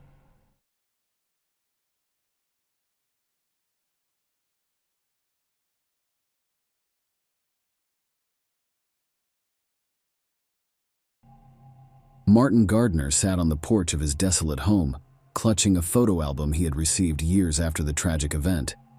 That album had become a symbol of his loss, a living reminder of a terrible tragedy. Martin's gaze fell on the photographs of his small and innocent children, Talon, Saya, Savi, and Yazi. These photos were all he had left from his happy days. When he looked into their eyes, he could almost hear their children's voices filling the house with laughter and warmth once upon a time. Martin's first child, Talon, was just 4 years old. He was the source of happiness for his father. The man fantasized about spending all of his free time with him, teaching him everything he knew, and drinking beer with him in the future, when Talon would be a real grown man and Martin himself would be gray and important. Little Sia, who was only 3 years old, always ran to her father when he returned home from work, remembering to bring her cloth doll with her. She always asked Martin to kiss her and her doll before bed. This always brought a smile to her father's face, and he took this sweet ritual seriously and respectfully. Savi, a 2-year-old girl, was quiet and intelligent. She enjoyed flipping through books and watching animal movies. Martin frequently sat her on his lap and read her favorite stories to her. He saw in her the potential of an intelligent and serious woman who would go on to achieve great things in life. Yazi was the youngest, a very small baby with deep black eyes. Martin looked into her eyes and saw a vast world. Her eyes were identical to those of her mother, Shanynthia Gardner. Martin recalled how grateful he was that she had given him this beautiful world, full of love, comfort, and children's laughter. But that world was shattered one fateful day. Shanynthia Gardner was born in late 1980s in Memphis, Tennessee. Little is known about her early years, except that she was the daughter of Eleanor Snodgrass, who lived in Madison, Alabama's cozy cabins. Shaninthia's childhood and youth were as typical as any other girls at the time. She was a young brunette with curly hair, slim and attractive. The girl was always surrounded by loyal friends and demonstrated exceptional talent. Shanynthia was endowed with a genuine creative spirit. She possessed a unique talent for songwriting. Music was her passion, and singing was her way of expressing herself. Her vocal abilities piqued the interest of the locals, and she became a local celebrity. However, singing was just one of her many interests. Shanynthia was captivated by the world of fashion and photography. She looked fantastic in front of the camera and could transform everyday situations into works of art. Despite her colorful hobbies, Shanynthia was a generous woman who made time for religion. She was a regular churchgoer who took good care of her family. Shaninthia's life appeared to be predetermined, with a promising future ahead. Shanynthia was just 14 years old when she met D. Trail Clayton. It began with a casual introduction via mutual friends, and they quickly discovered common ground and became friends. When they grew up and graduated from high school, their relationship became more serious, and the two officially became a couple. Shanynthia and DeTrail spent a lot of time together, and everyone thought they were responsible and stable young people. However, there were some questionable incidents on their records. Both were involved in minor offenses, such as traffic violations or disorderly conduct on the streets. In 2008, things became more serious. D-Trail was accused of assaulting a woman, and even though it was unintentional, he faced serious consequences. The guy got lucky, and all charges against him were quickly dropped. Shanynthia and DeTrail did not have a formal relationship, but they lived together. In 2008, the couple welcomed a son named Dalian. Shanynthia became a caring mother, not only to him, but also to the children of his previous relationship. Sonia Clayton, Dee Trail's mother, saw Shanynthia not only as a woman in love with her son, but also as a member of her family. Shanynthia was known for her devotion and care for her children, making her unique in Sonia's eyes. However, the lovers' relationship did not last long, and little is known about what happened between them. Despite the breakup, they maintained some distant communication. Shanynthia continued to be a good wife and mother. Shanynthia became involved in a minor incident when Dalian was only 2 years old. It was a minor infraction, possibly a parking ticket or a minor argument of little consequence. It was also insignificant in light of what lay ahead for her. Marrying Martin Gardner marked a new chapter in Shaninthia's life. Fate had brought her to this man who appeared to bring joy and stability into her life. Shanynthia, on the other hand, won Martin over with her kindness and affection for children. In her eyes, he saw an ocean of feminine tenderness and wisdom. Their story progressed rapidly. In September 2013, they decided to begin their lives together and moved into an apartment complex in southeast Shelby County. The wedding marked the start of a new chapter in their life together. Shortly after the celebration, they welcomed their first child, Talon, and in 2014, little Sia was born. Soon, 2 more girls, Savi and Yazi, joined their large family, making them even happier and busier. Martin and Shanynthia had 4 children together, plus 1 from her previous relationship. For the young mother, children always came first, and she enjoyed working part-time at the children's hospital. Furthermore, she was actively involved in a center that raised funds for children. It was her calling, and she gladly dedicated her life to assisting those in need. Shanynthia was on the phone with her husband, Martin, around noon on Friday, July 1, 2016, an ordinary day with no sign of anything unusual. Her voice was calm, as it often is. She informed her husband that she was going to watch a movie with the children. There was no indication that something terrible would occur on this ordinary day. And then, as the spouses were having a quiet conversation, an incomprehensible madness began to unfold. Shanynthia abruptly changed. She took a kitchen knife and entered the living room. There, she assaulted her own 6-month-old daughter, Yazi. The defenseless little girl, unable to fight back, was caught in a horrible trap. Her life was cut short in an instant by the hands of her most loved and closest person. Dalon, the oldest of the children, who was only 7 years old, witnessed the terrifying scene. A terrible tragedy unfolded before his eyes, which he was too young to comprehend. The boy only had one thought. He needed to do something to save his younger brother and sisters. Panicked and desperate, he fled the house. Shanynthia did not stop there. A young woman followed her son out of the house, armed with a knife, ready to carry out her nightmarish plan. She rushed after Dalon, but the terrified and desperate man screamed so loudly that he drew the attention of the neighbors. A couple of neighbors heard his screams and dashed outside to see what was going on. They found themselves witnessing a nightmare that would not leave their minds. Shanynthia halted her progress when she realized Dalon was being watched. However, the horror was not yet over. Shanynthia returned to the house where Savi and Talon had been waiting for her, distraught. She went up to the bedroom where the children were. It was the final moments of their innocent lives. Meanwhile, those who witnessed the nightmare did not waste a moment. They quickly contacted emergency services, requesting assistance and rescue for little Dalon and his younger siblings.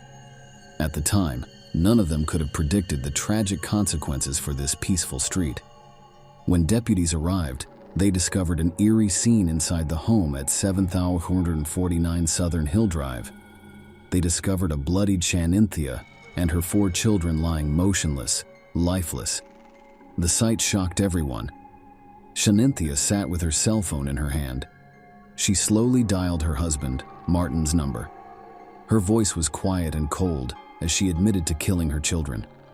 The tragedy that had occurred in their lives was the horrific event that would live on in this quiet neighborhood. It was already too late when the prosecutor's office and the special unit arrived. There was only an eerie silence in the house that had once been home to the happy Gardner family. Blood and horror lurked around every corner. The investigators carried a bloody knife, silently witnessing the heinous crime. Chaplains arrived to help and were taken aback by what had occurred, as were specialists ready to assist Delon. The horror he had experienced necessitated immediate action. While the necessary information was gathered and investigations were underway, law enforcement requested that residents remain inside their homes and not go outside. Some people did not need this request. They were still scared and uncertain. Their home appeared to be the only safe place. A major operation compelled sheriff's officials to restrict access to the apartment complex, including the golf course and country club. Shanynthia was apprehended and placed in custody without bail. Her trial date was immediately set for July 5th.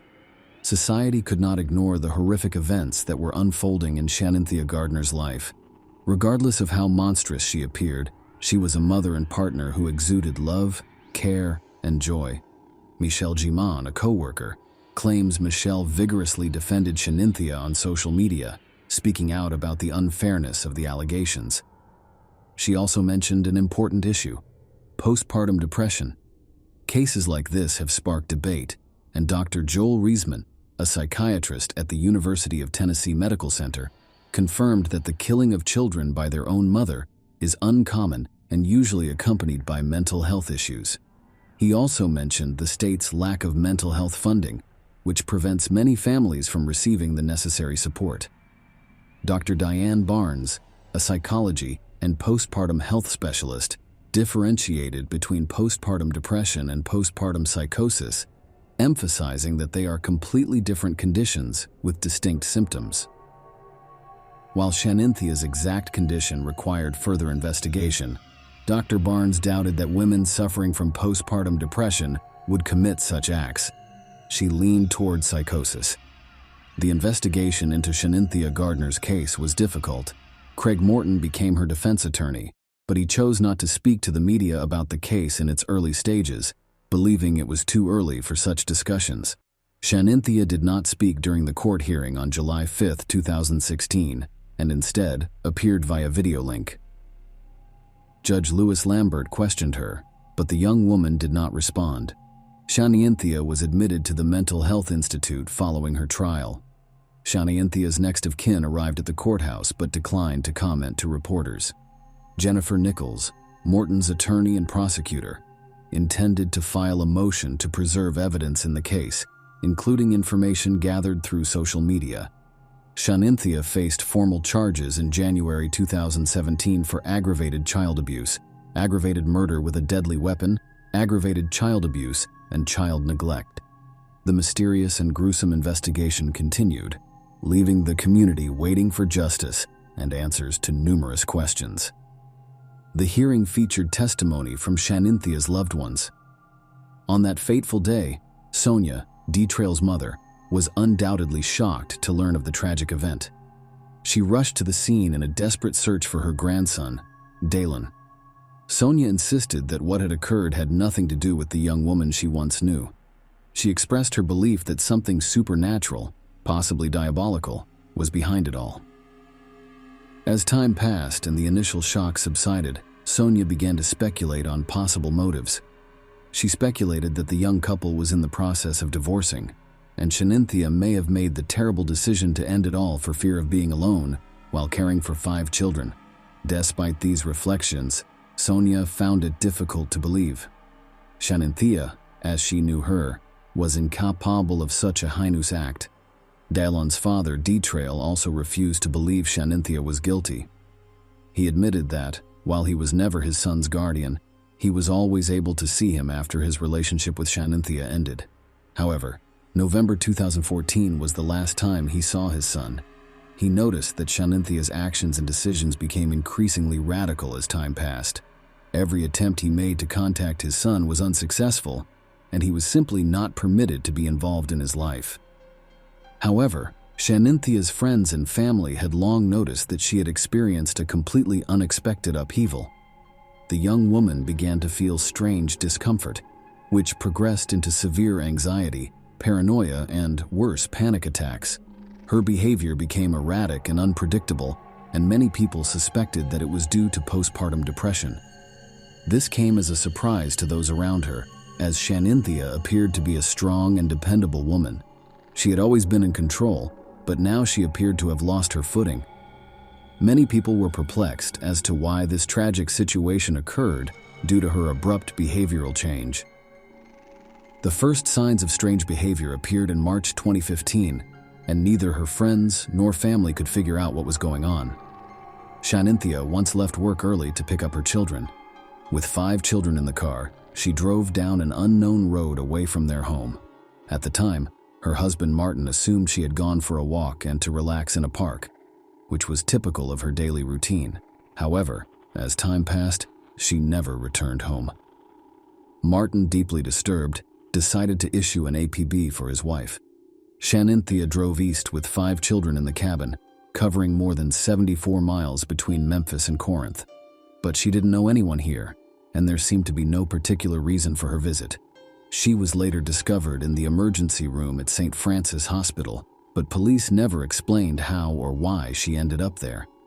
Shallow cuts were discovered on her neck and one of her wrists. If she attempted suicide, her only witnesses would be her children, who were too young to understand what was going on. Authorities eventually returned Shanynthia home, but her behavior became even more bizarre. She informed Martin that someone was threatening her and their family. Her husband was taken aback because Shanynthia provided no information about who it could be or why, and there had been no previous instances of such threats. Shanynthia also began complaining about her job and workload while spending time with family and friends. She claimed that she felt terrible about it.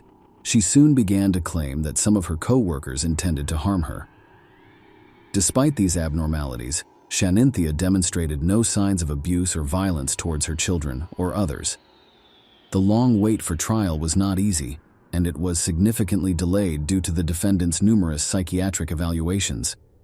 The COVID-19 pandemic added to the trial's length, which was longer than anyone had anticipated. The non-jury trial started in 2021. The defense centered its strategy on Shanynthea's mental illness claim. The prosecutors acknowledged the defendant's mental illness, but they maintained that she was still capable of distinguishing between right and wrong and was aware of the illegality of her actions. Finally, Shelby County Criminal Court Judge James rejected Shanynthia Gardner's defense, and she was found guilty of all charges in December 2021. Shanynthia, 34, appeared in court in February 2022 for her sentencing, accompanied by her husband Martin. Judge James sentenced her to life in prison for each count of murder, plus 15 years for each additional count of child abuse and neglect. Shanynthia will only be eligible for parole after serving 51 years in prison, including the 5 years she served prior to her sentencing. Shanynthia will be eligible for parole in around 46 years, when she will be 80 years old. Following the sentencing, the prosecutor stated that he agreed with the decision because it was consistent with their desire to obtain justice for Martin and his children. Martin, in turn, felt relieved to learn that Shanynthia would never be able to harm any children again. Sonia Dallon's grandmother joined others, including neighbors, family members, and law enforcement officers, for an evening vigil at the family's apartment complex in memory of the innocent victims. Those who came to say their goodbyes held red and white candles and prayed several times for the souls of the deceased.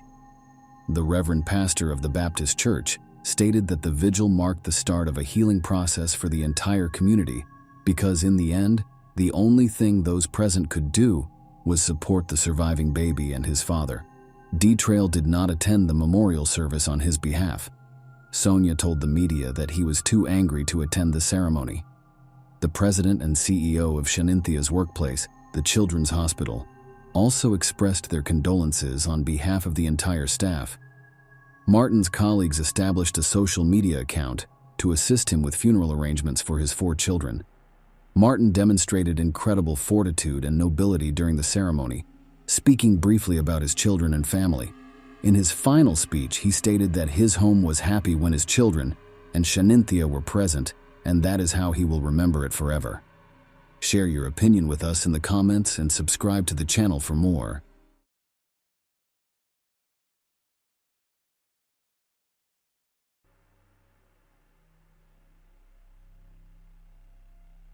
Ryan Smith was born in 1975 in San Diego, California, USA.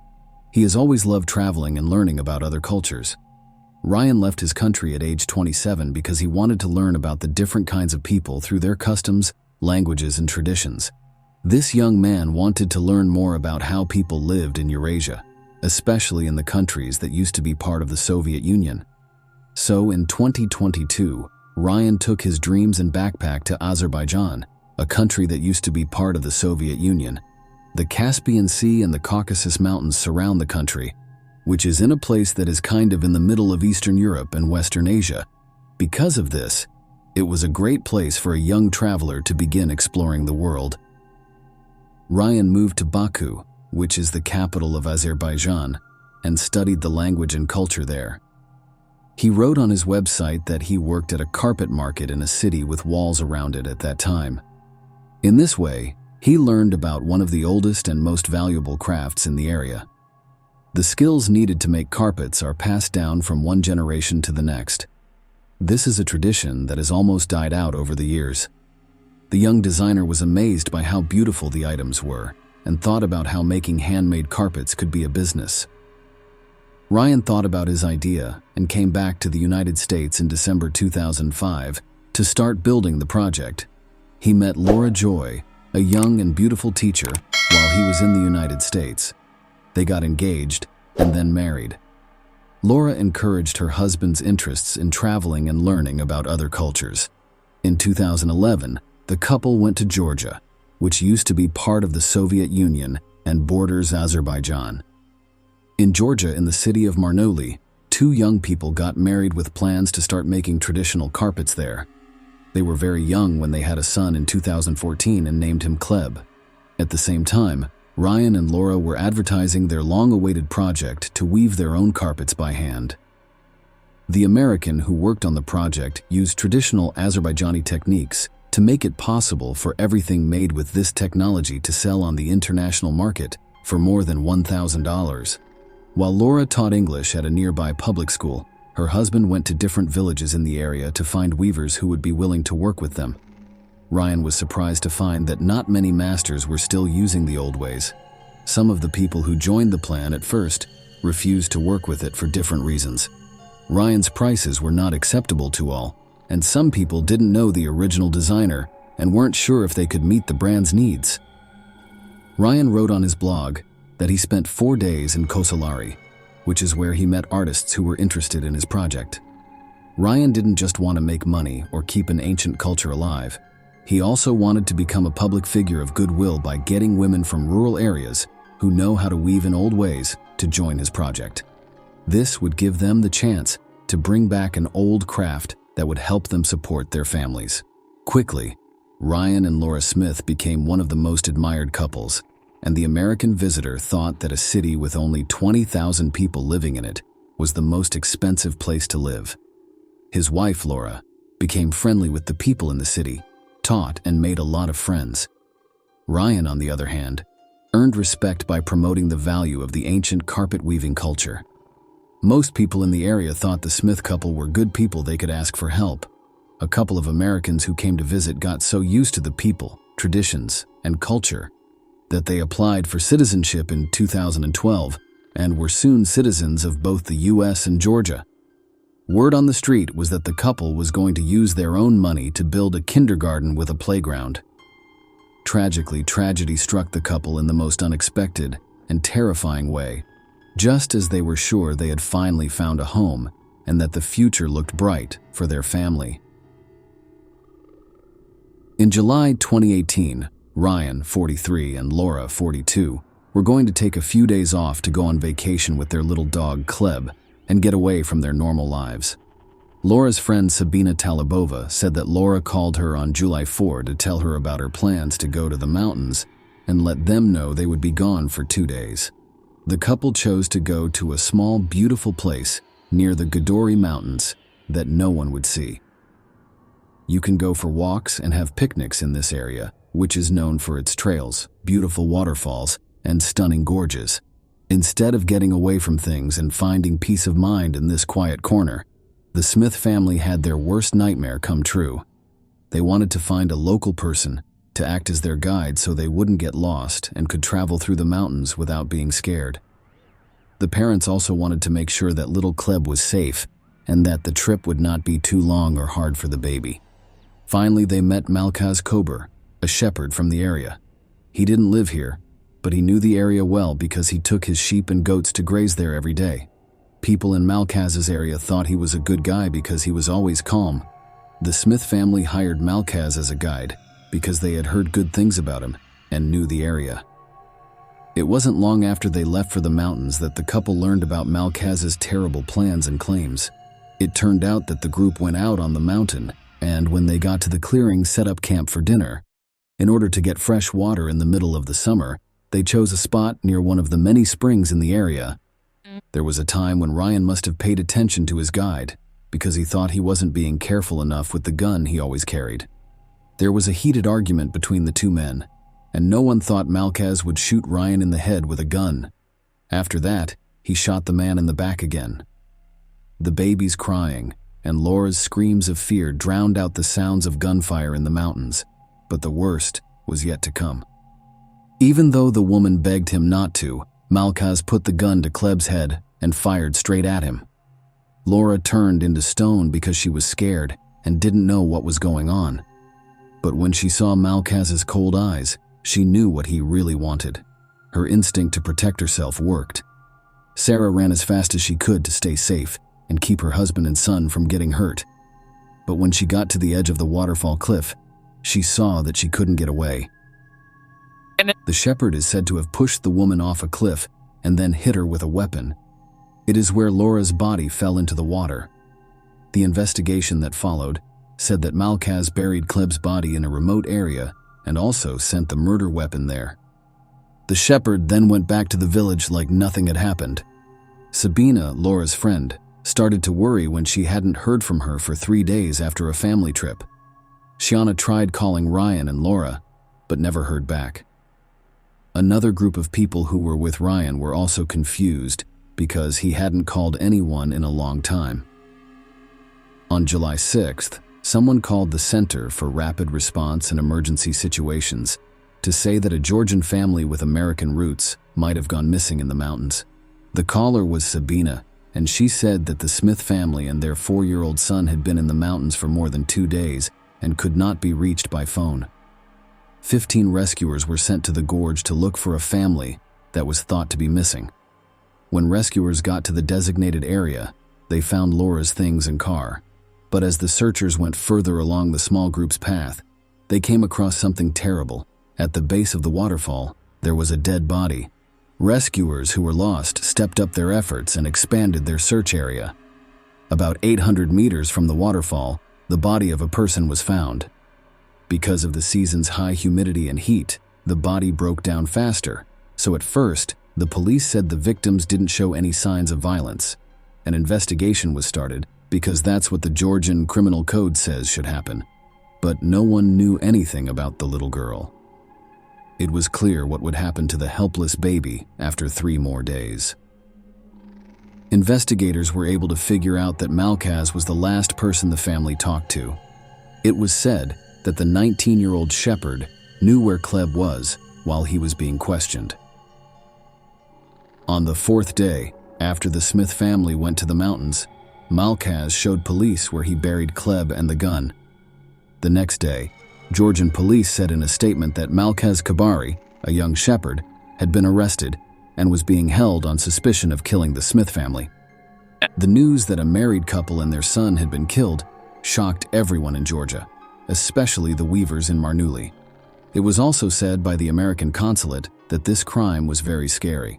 Together with the Georgian police, an FBI team actually took part in the investigation and helped look for and process evidence. The charges against Malkaz were dropped by the Tbilisi Municipal Court on July 11th, but he was still arrested. The conductor said that 2 foreigners who came in a black car were the real killers of the family. It is said that these people killed the Smith family and threatened to kill him and his family if he called the police. They then left Malkaz alive so that the shepherd would be blamed for killing 3 people. Malkaz's lawyer said that he couldn't do anything violent to Laura because the man said he wasn't ready for that since he was still a virgin. People from Ryan's family, friends, and public advocacy groups gathered in front of his Marnouli home on July 12th with toys, flowers, and lit candles to show their support and remember the victims. The next day, Malkaz's lawyer confirmed that the accused person was not guilty. He went on to say that the crime was done by 2 foreigners and that his client Malkaz initially pleaded guilty because of psychological pressure.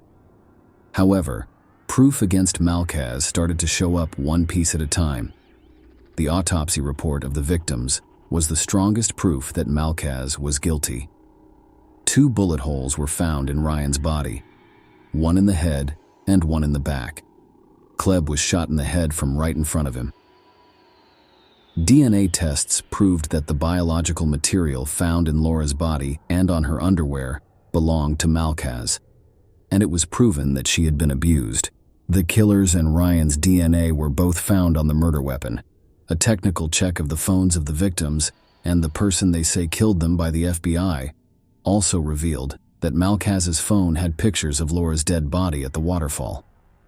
The shepherd even showed them to some people he knew in the area and told them that he had found a dead body while walking through these areas by accident.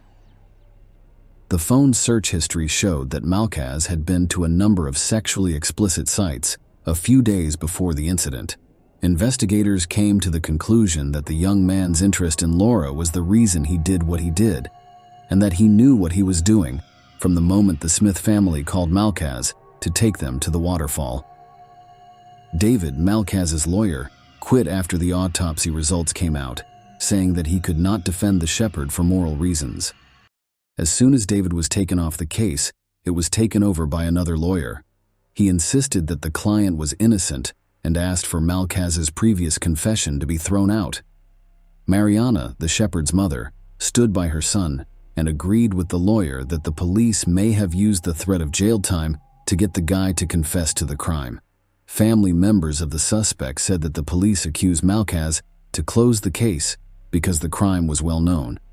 But on November 9, 2018, Malkaz was charged with killing 3 Smith family members. Besides those charges, he was also charged with assaulting Laura. A psychological test of the young shepherd showed that he is healthy, sane, and ready to be put on trial. Before his trial, Malkaz was being held in jail until April 9, 2019, but the prosecutor said they had strong proof of his guilt and that he would be punished for such a terrible crime. A group of 12 judges met on March 25, 2019, and all of them agreed that Malkaz was guilty of killing more than 2 people with extreme cruelty. He planned to kill someone in order to hide another crime, which was assault on March 27, 2019. The judge in Gori District announced that the criminal would be sent to prison for life. The criminal's family members protested the life sentence, which they thought was unfair. Friends and family of the Smith family were relieved by the sentence, and the defense lawyers said they would appeal the verdict to the appellate instances because they thought there had been errors in the process. The U.S. consul in Georgia said that the verdict was fair for the Smith family and that there was no doubt that Malkaz was guilty. The people of Marnouli have loved and respected Ryan and Laura Smith ever since they moved to Georgia. Their brutal murder has been a blow to the community that the couple chose to call home. Not only did Ryan's community project bring back an old tradition, it also gave many women a way to make money and feel safe. Dozens of women who wanted to run their own businesses were sad and uncertain when their husbands died.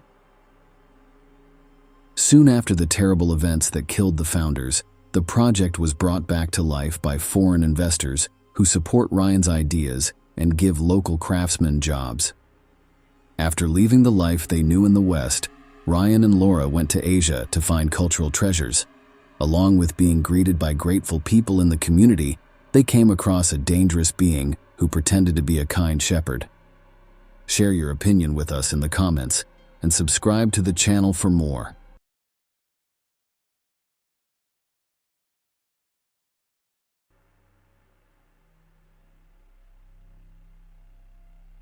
Denise Dragon's well-known case shows how naive idealism, morbid jealousy, and a strong desire for illegal drugs can combine to cause tragedy and destroy 3 young lives at the same time. At the time of the tragedy, the oldest person involved, and I'm not afraid to use this word, was only 22 years old. He really tried hard to keep playing with the feelings of the two girls, who were only 17 and 19 years old. They were in a love triangle for a short time, but it ended in 2 pregnancies, crazy stalking, and murder. Mario Topanera was born in 1996 in a small town called Alcorcón in Spain, just outside of Madrid. The young man never put himself through the stress of school or looking for work. He lived with his parents when he was 22 years old and worked part-time jobs to pay the bills. Mario loved writing graffiti and was very good at drawing, but he couldn't use his art skills anywhere. He was happy with his small part-time jobs painting buildings outside and inside walls. The main way Mario made money was by selling illegal goods. He didn't do it himself. Instead, he found people who were interested and took them to a remote part of the city where his friends could get them anything they needed. Topanera made a lot of money from these deals, so he was always looking for people who could help him. It's unclear if Mario's parents knew what he was doing, but if they did, they clearly didn't care. Mario had a good looks and a strong personality. He was popular with both sexes. The young man was very good at using his charm to make friends and often dated several girls at the same time without meaning to. Denise Maria Dragon was born in Romania in 2001 to Emil and Daniela Dragon. Her parents were very young and having a hard time with money, so they had to go work in Spain and leave their little girl with her grandparents. After a few years, they were able to get married legally in another country, get a good job, and pretty much set up their daily lives. They moved their little daughter to their home in sunny Spain. The girl quickly made friends where she lived and found it easy to learn the language. At school, she did well in almost all of her classes and got good grades. The little girl was also interested in dancing, happily spent several hours a day in the studio, and regularly competed in a variety of events. When the girl was in middle school, her parents' marriage fell apart, and they decided to split up. The child went to live with her mother after the parents got divorced, but her father continued to care for her in every way, even though he had a new family. He helped her communicate, gave her money, and tried to be a part of her life in every way. Soon after, her mother also got married again, and a year later, the girl had a younger brother whom she loved and spent a lot of time with. When Denise was 16, she decided she wanted to learn how to do hair and become a stylist. She quit her studies and dance classes to focus on her new hobby full-time. Her parents didn't stop her or try to discourage her. They let their daughter make her own decisions to gain experience. Denise got a job at a beauty salon owned by family members. Rocio Martinez, a 19-year-old girl from the suburbs of Madrid, was the third main character in this dramatic story and the last link in the love triangle. Her father was a police officer who was transferred to Alcorcón, where he moved his whole family. Rocio was impulsive, scandalous, and sometimes even angry as a child. She was used to getting what she wanted and didn't put up with Rege. Martinez was never charged for what she did, though, because her father was a police officer and had a lot of connections. Rocio believed that no matter what she did, her father would get her out of trouble. Rocio was also very pretty, so she always had a lot of fans. When Denise stopped going to school and started working as a stylist, she had more time to hang out with her friends. Since high school, she had a best friend named Sylvia, to whom she confided all of her secrets and worries. One spring evening in 2018, Denise and her friend were walking around the city when they met Mario, a handsome and happy guy who immediately struck up a conversation with Denise. That same evening, they went on a date. A few days after meeting, Denise invited her chosen one to a family dinner to meet her mother, but Daniela did not agree with her daughter's choice. The woman did not like Denise's lover right away. Something about him scared her. Her mother quickly looked into him and was horrified to find out that Mario was involved in drug trafficking. Daniela had a serious talk with her daughter in the hopes that she would end their relationship. Denise quickly learned that Mario isn't as nice and kind as he acts.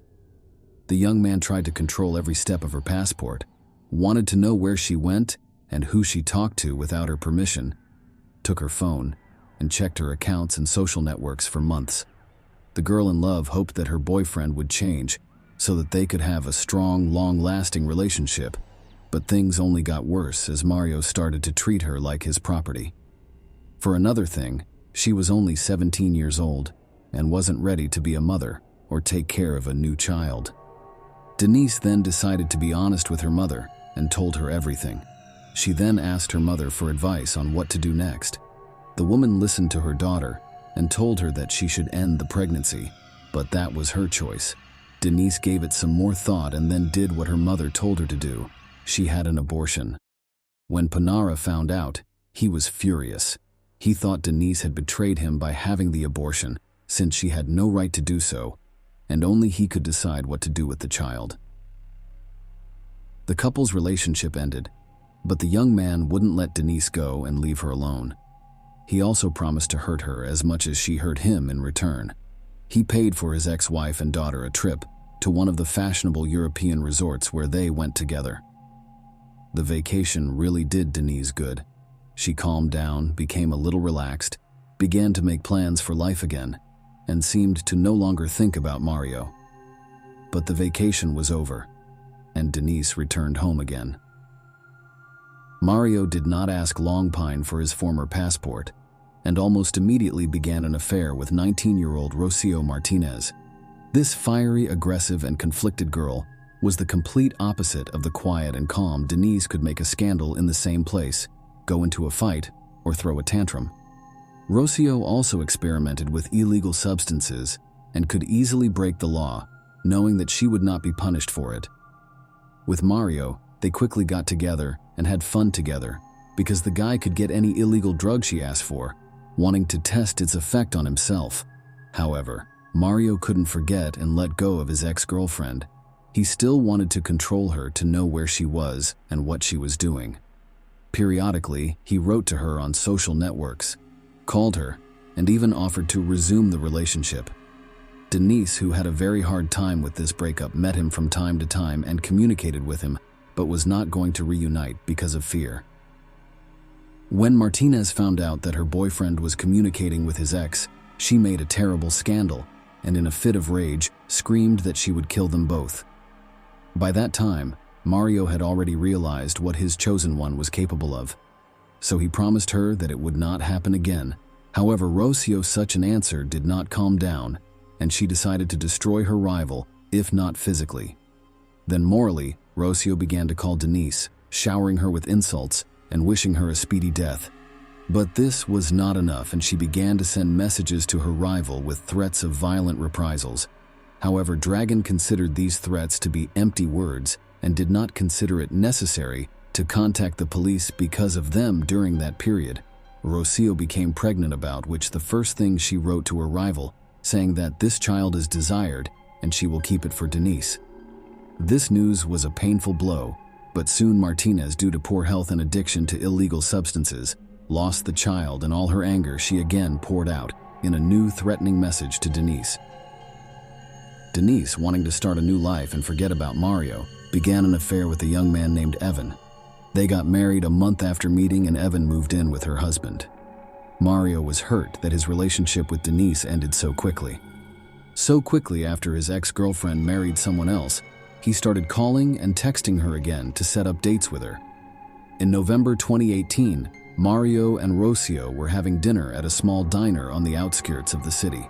The guy left his phone on the table while he went out for a while, and Rocio decided to check it out. That's when she saw the calls and messages Mario had been sending to Dennis Martinez. She had a temper tantrum, screamed, cried, and tried to hit her young man. In response, Mario offered his girlfriend to personally clear things up with Denise. She thought it was her husband knocking on the door, so she opened it without looking through the peephole. Denise was still talking to her friend, so she could hear everything that happened next. When Denise saw her ex-lover's friend at the door, she only had time to say her name out loud and in shock before she was stabbed in the stomach. Rocio then left right away. The wounded Denise, losing consciousness, asked her friend to call an ambulance and told her who attacked her. Dragoni was taken to the hospital in critical condition. Doctors fought desperately for her life for several hours, but the wound was too deep. She lost a lot of blood and it was almost impossible to save her. After Rocio dealt the fatal blow to her rival, she ran back to the car, jumped into the cabin, and told Mario to get out of here. On the way, she confessed everything to him, and together they disposed of the crime weapon and washed the traces of blood off her hands and clothes. Mario decided it would be best for them to hide for a while. He called his relatives who lived in another city and asked them to visit. When they arrived, the relatives noticed that Rocio looked strange and was very nervous, but she wrote it off as malaise. The couple stayed overnight at Mario's relative's house, thinking about what to do and how to proceed. When they learned the next morning that Denise had died from the wound, Rocio immediately called her father and told him everything. She was sure that her dad would use all of his connections to get her out of jail this time, but the policeman's father didn't help his daughter, who had killed another man. He followed her to another city and then turned her over to the police. Sylvia, who had been talking to the victim on the phone at the time of the crime, was one of the main witnesses in the case. The case file also had many threatening messages that Rocio had sent to her rival over the course of the case. Surprisingly, Toby Nera wasn't involved in the crime. He denied all guilt and said he only took Rocio to his ex-girlfriend's house so that they could finally get along again and stop fighting. He also said he didn't know Rocio had a knife and didn't see any blood on her hands or clothes when she got back to his car. At their next court date, the couple denied their guilt again, this time saying that they were not at the scene at all. They said they had spent the whole evening at the house of one of Mario's relatives and that someone else had stabbed Denise to death. Martinez said she didn't hate her rival and didn't have any reason to kill her, but Rocio was found guilty and sent to prison for 18.5 years. Mario, on the other hand, got away with everything and started writing a new book right away, forgetting to be careful. Boasts that the girls were ready to kill each other for him. He told them in great detail what happened that terrible night, and the parents of dead Denise quickly learned of it. The Dragon family went back to court and asked that the man who killed their daughter be punished. This time, Top and Air were arrested, but after a few days, the man was freed on his own recognizance. In the end, he was found not guilty and was freed again. The parents of Denise tried to appeal the court's decision more than once, asking for Rocio's sentence to be lengthened and Mario to be jailed as an accomplice. However, Mario has still not been brought to justice. Share your opinion with us in the comments and subscribe to the channel for more.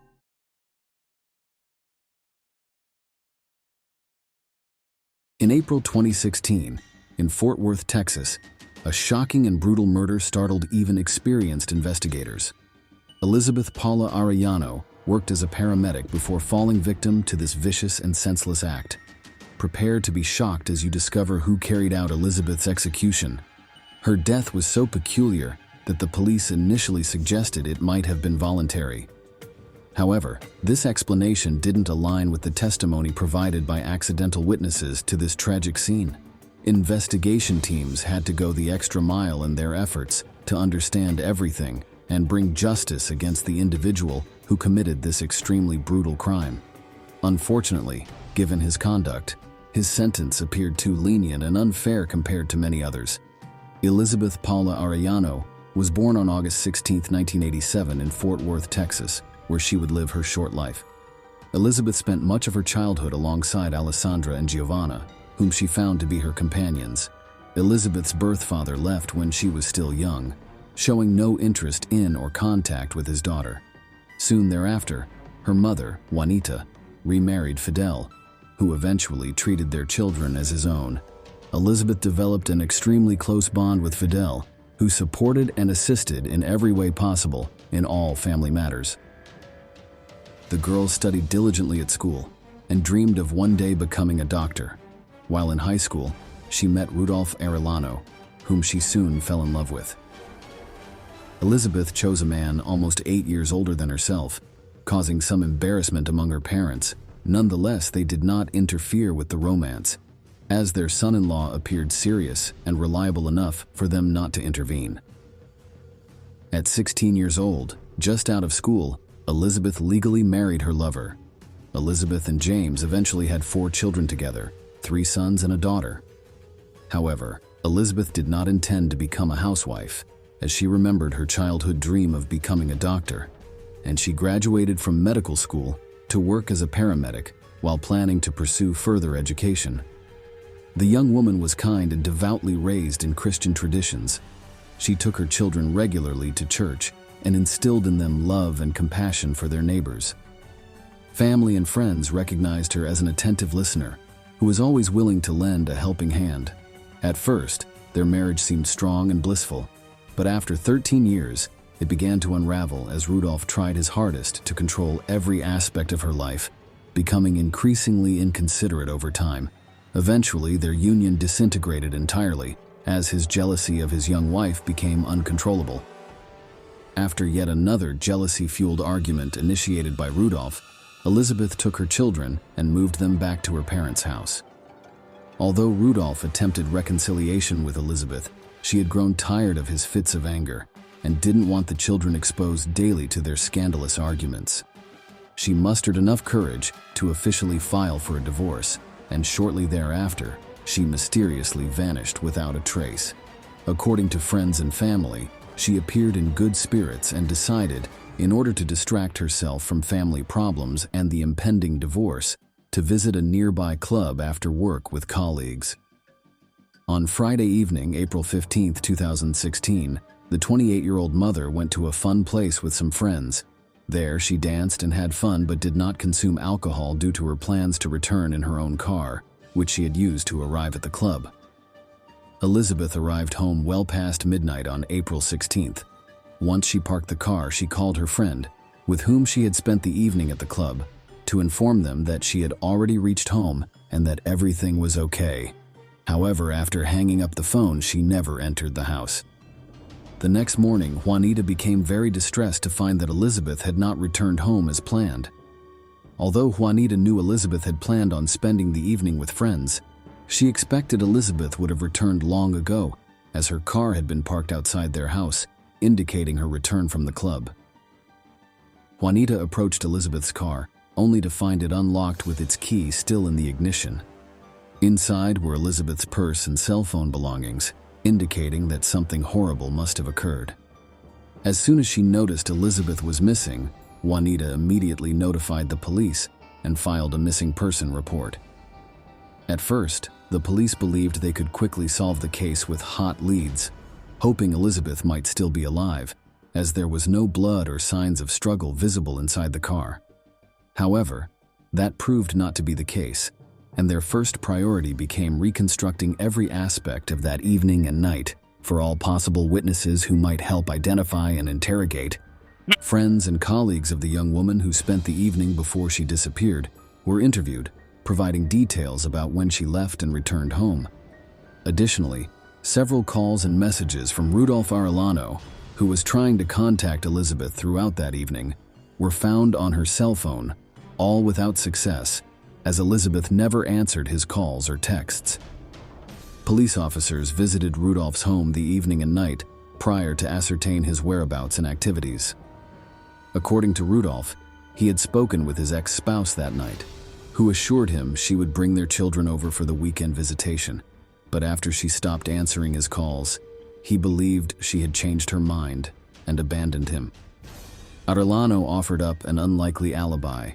According to him, he spent the evening sitting at a local bar before returning home at midnight and going straight to sleep. On Friday afternoon, Rudolph was confirmed by his friends and others to have been relaxing in the same establishment.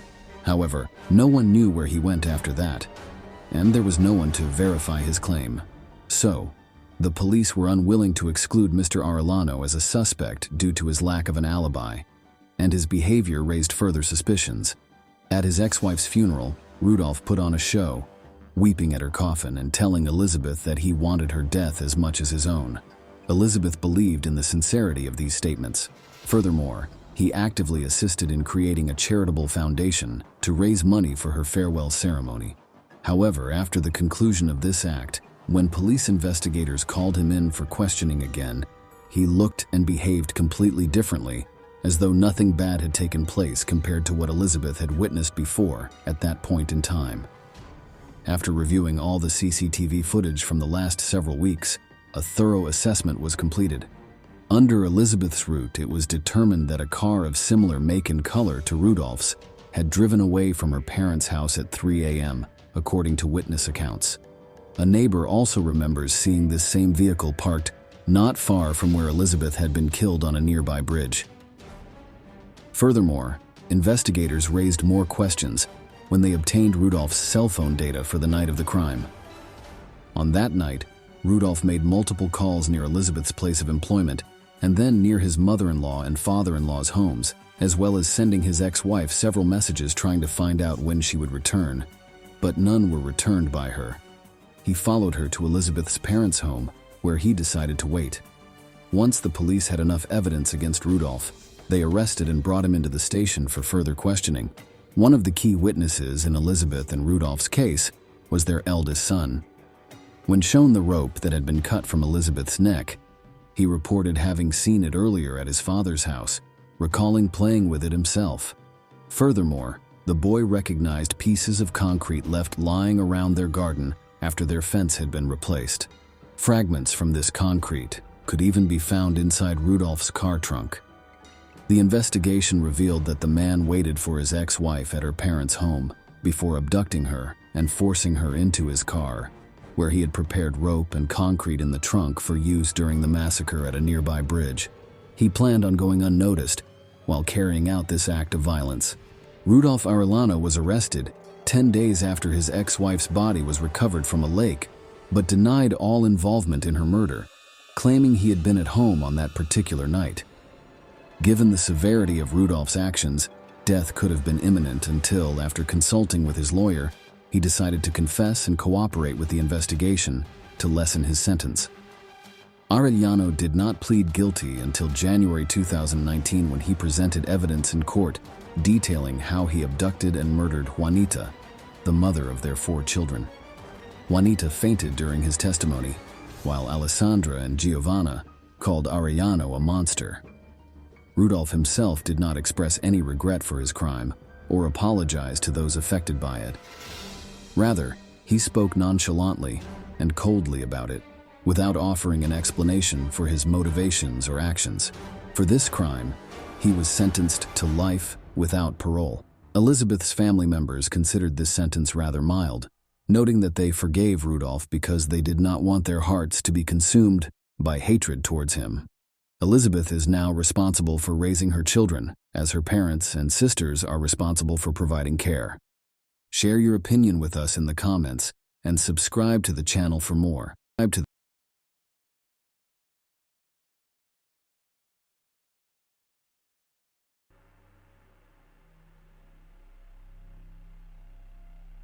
In the mid-1920s, the story of Dina Thompson, a British woman who was known as the Black Widow, was the subject of many crime shows and documentaries. At first glance, this woman seemed nice, but she turned out to be a pathological liar and con artist who killed at least one man who loved her deeply. Dina got away with many crimes, but in 2003, she was finally put in jail. Even though the person was facing life in prison, the court was surprisingly lenient and let them out on parole. So, in 2022, one of the most dangerous criminals got away with her crimes after miraculously surviving her evil ex-husband. Experts say that the fact that Thompson's victims were always men may be a sign that the criminal experienced some kind of trauma as a child or teen. Dina, on the other hand, had a very good childhood. The girl was born in North London in 1960 and grew up with her whole family. Their family didn't have much, but they made sure their daughter had everything she needed. Their head of the family worked as a prison guard and was very into sports. Dina's father encouraged her to go to gyms as a child, where she worked hard at gymnastics. In addition, the man often took his daughter with him to all kinds of sports competitions, even ones that were held in other countries. As a child, Dina was active, happy, and friendly. She quickly became friends with her peers and, as she got older, learned how to get guys' attention quickly. The girl went to college after high school and then got a job at a bank in the area. When Dina was 22, she met Lee Wyatt, who would become her first husband. Someone set them up on a blind date, which is how they met in the first place. As soon as the two young people met, they fell in love and a rough romance began. They got along great and spent a lot of time together. After 2 years, they made their relationship official. After getting married, the couple moved to Yapton, a small town in the country with only 3,000 people. Soon after, they had a son, and the new parents slowly started their own business by making one-of-a-kind soft toys based on pictures they came up with together. At the same time, Dina worked as a cashier for a construction company. Neighbors said that their family was very happy and doing well. The family head was often away on business trips and wasn't at home for long periods of time. When it came to his neighbors, the man hardly ever talked to them, but his wife quickly became friendly with people in the area. Dina knew how to get along with others, and men were quick to trust her. The pretty young woman often caught their attention. Dina met a young reporter named Julian Webb at the start of the 1990s. The man offered to use her as a model for ads for clothes and home goods, and soon her pictures were in newspapers and magazines in the area. Dina was happy to pose for the picture and didn't mind being looked at. Lee Wyatt hadn't been home in months, and no one was sure where he was or what was wrong with him. It turned out that Lee had been in the small town of New Key the whole time, which is almost on the other side of the country. His plan was to hide from the mafia, so he lived there under a fake name and fake papers. The man's wife told him a series of clever lies to make him believe that their family was in grave danger and that the only way out was to run away.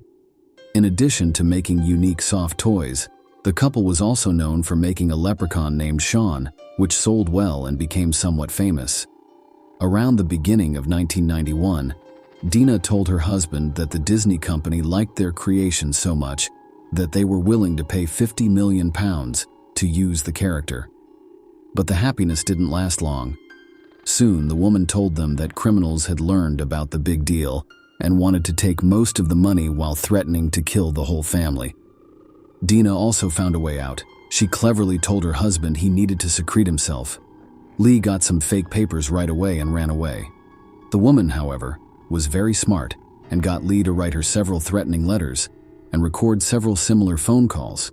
She said that this would show that he hated his wife and stop the mafia from after her. The husband did what his wife told him to do because he didn't think anything was wrong. He then ran away. Lee was willing to do any job because he was in a new city and didn't have a home or any friends. He sent all the money he made to his wife and son so they didn't have to worry about anything. Most likely this escape really did save his life, but not from imaginary thieves. His own wife was the real threat.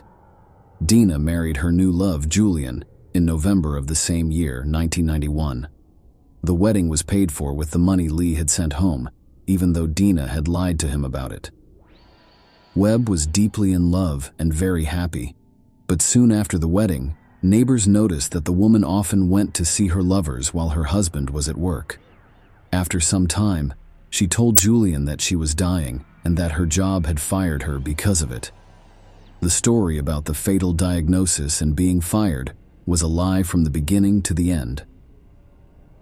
It also turned out that a lot of money had been taken from the company where Dana worked, and she was the main suspect in the crime. After that, the woman said that her first husband, Lee Wyatt, threatened her and made her do the crime. She showed proof in the form of the letters and recordings that she had herself persuaded him to make. Wyatt went back home as soon as he found out that his wife had married someone else. A scandal was all that the case was about, and Dana said he beat her, but there was no proof of this. The detective still chose to side with the woman, though, so Lee had to quickly leave Yapton again. When Julian was in love, his situation didn't bother him at all, and he spent all of his savings on her fake illness so she could get better. While the money was still there, time went on and Julian began to wonder how the treatment was going. It turned out that the woman didn't have any medical records to back up her diagnosis. Family relationships broke down, and neighbors heard the spouses yelling at each other. Julian's sudden death happened in June 1994, just one day after his 31st birthday party. His mom called him the night before the terrible event, but Dina said her husband wasn't feeling well and couldn't answer. Julian's mom told her sister-in-law to call an ambulance, but her sister-in-law didn't listen. The experts found that the young man died of a drug overdose, but no one thought that this was a criminal act, and the man's wife insisted that her husband had chosen to end his own life. She also wanted Julian's body to be burned, but his parents were very against this. After she died, Dina tried to get a big insurance payment from her husband, but she was turned down because their marriage was ruled invalid. Dina didn't even try to cry or show sadness at the funeral. Instead, she wore an honest outfit and acted rudely. Almost right away after that, the widowed woman started having a lot of affairs and romances. She didn't hide the fact that she had lovers over. She did it in public. Dina filed for divorce from her first legal husband in 1997. A little less than a year later, she met Richard Thompson and fell in love with him right away. Dana didn't give it much thought before telling her new lover that she was very sick and didn't have long to live. The man, who was deeply in love with her, promised to make the last few months of her life into a fairy tale. He was ready to spend all of his savings on this. The wedding took place in one of Florida's best hotels, and the couple spent their honeymoon there before moving to Brighton, England, on the south coast of their home country. Richard said that the way his wife cared for and supported him literally put a spell on him. She also skillfully pretended to agree with all of his ideas and goals. He had always wanted to own his own boat so that he could fish professionally. His wife not only liked the idea, but she also suggested that he start a business renting out yachts so that he could fish and teach other people how to fish.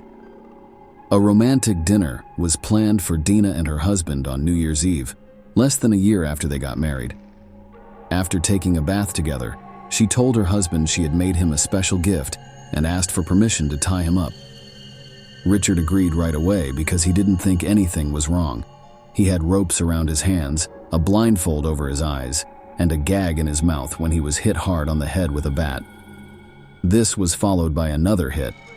Thanks to his quick thinking, Richard not only didn't pass out but also got away quickly. After that, Dina got a knife and cut her husband in the shoulder.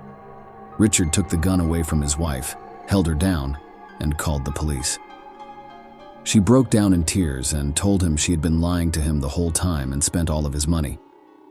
Once she got to the police station, though, she calmed down and started to say that her husband had attacked her and that she was only protecting herself. The story didn't end there. The next day, a real estate agent came to Richard's house to try to sell it. The landlady told him that her husband had left for America on a business trip before their meeting.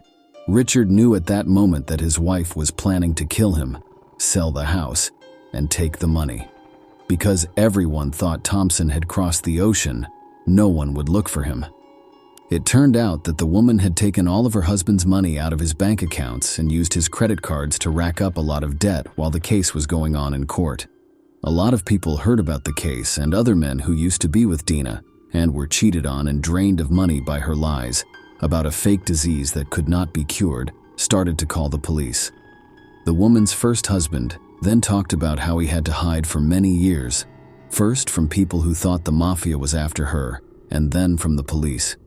It turned out that Dana had stolen from the company where she worked, even though she blamed her husband for everything. Even though there was strong evidence against the woman, she was found not guilty of attacking her husband, Richard Thompson. Some people said that Richard made up the story to get attention for himself. Dina was still found guilty of many financial frauds and given a sentence of almost 4 years in prison. All the attention on Dina Thompson also made people think of her second husband, journalist Julian Webb, who died in a strange and sudden way. The woman herself gave very different stories about how and why he died. She said that the steroids her husband took to stay in shape were killing him. Then she said he drank a lot and then passed out in the sun, getting sunstroke. She even said that he killed himself at the inquest, even though she had warned them not to. Dana told her best friend that she had poisoned her husband by putting strong drugs in a dish that he loved that was spicy. The police were able to find the owner of the diner where Julian often ate and picked up food to go. He remembered that Webb's wife had made rice and chicken curry the day before the terrible event. Then, the police thought that this seasoning might have been hiding the real taste of the drugs. Because new information came to light, a new investigation was started, and Julian's body was dug up and sent to be looked at. It turned out that the man was poisoned by a lot of strong antidepressants that were mixed into his favorite curry dish, and then made stronger by aspirin, which Dina mixed into her husband's drink. Webb was still alive when his mother called. He could have been saved, but that wasn't a plan from his wife. For the first time, the Black Widow was put on trial in 2003. During the hearing, the investigator said she was the most dangerous woman he had ever worked with, and the judge said she was a very good liar. Dina Thompson was given a life sentence with the possibility of parole after 16 years. People have made documentaries about the crimes of the Black Widow, talked about them on TV, and written about them in the news. Detectives found out about another scary event in Dina's past, even after she was in jail. The person who was one of her first lovers never showed up again and has still not been found, dead or alive.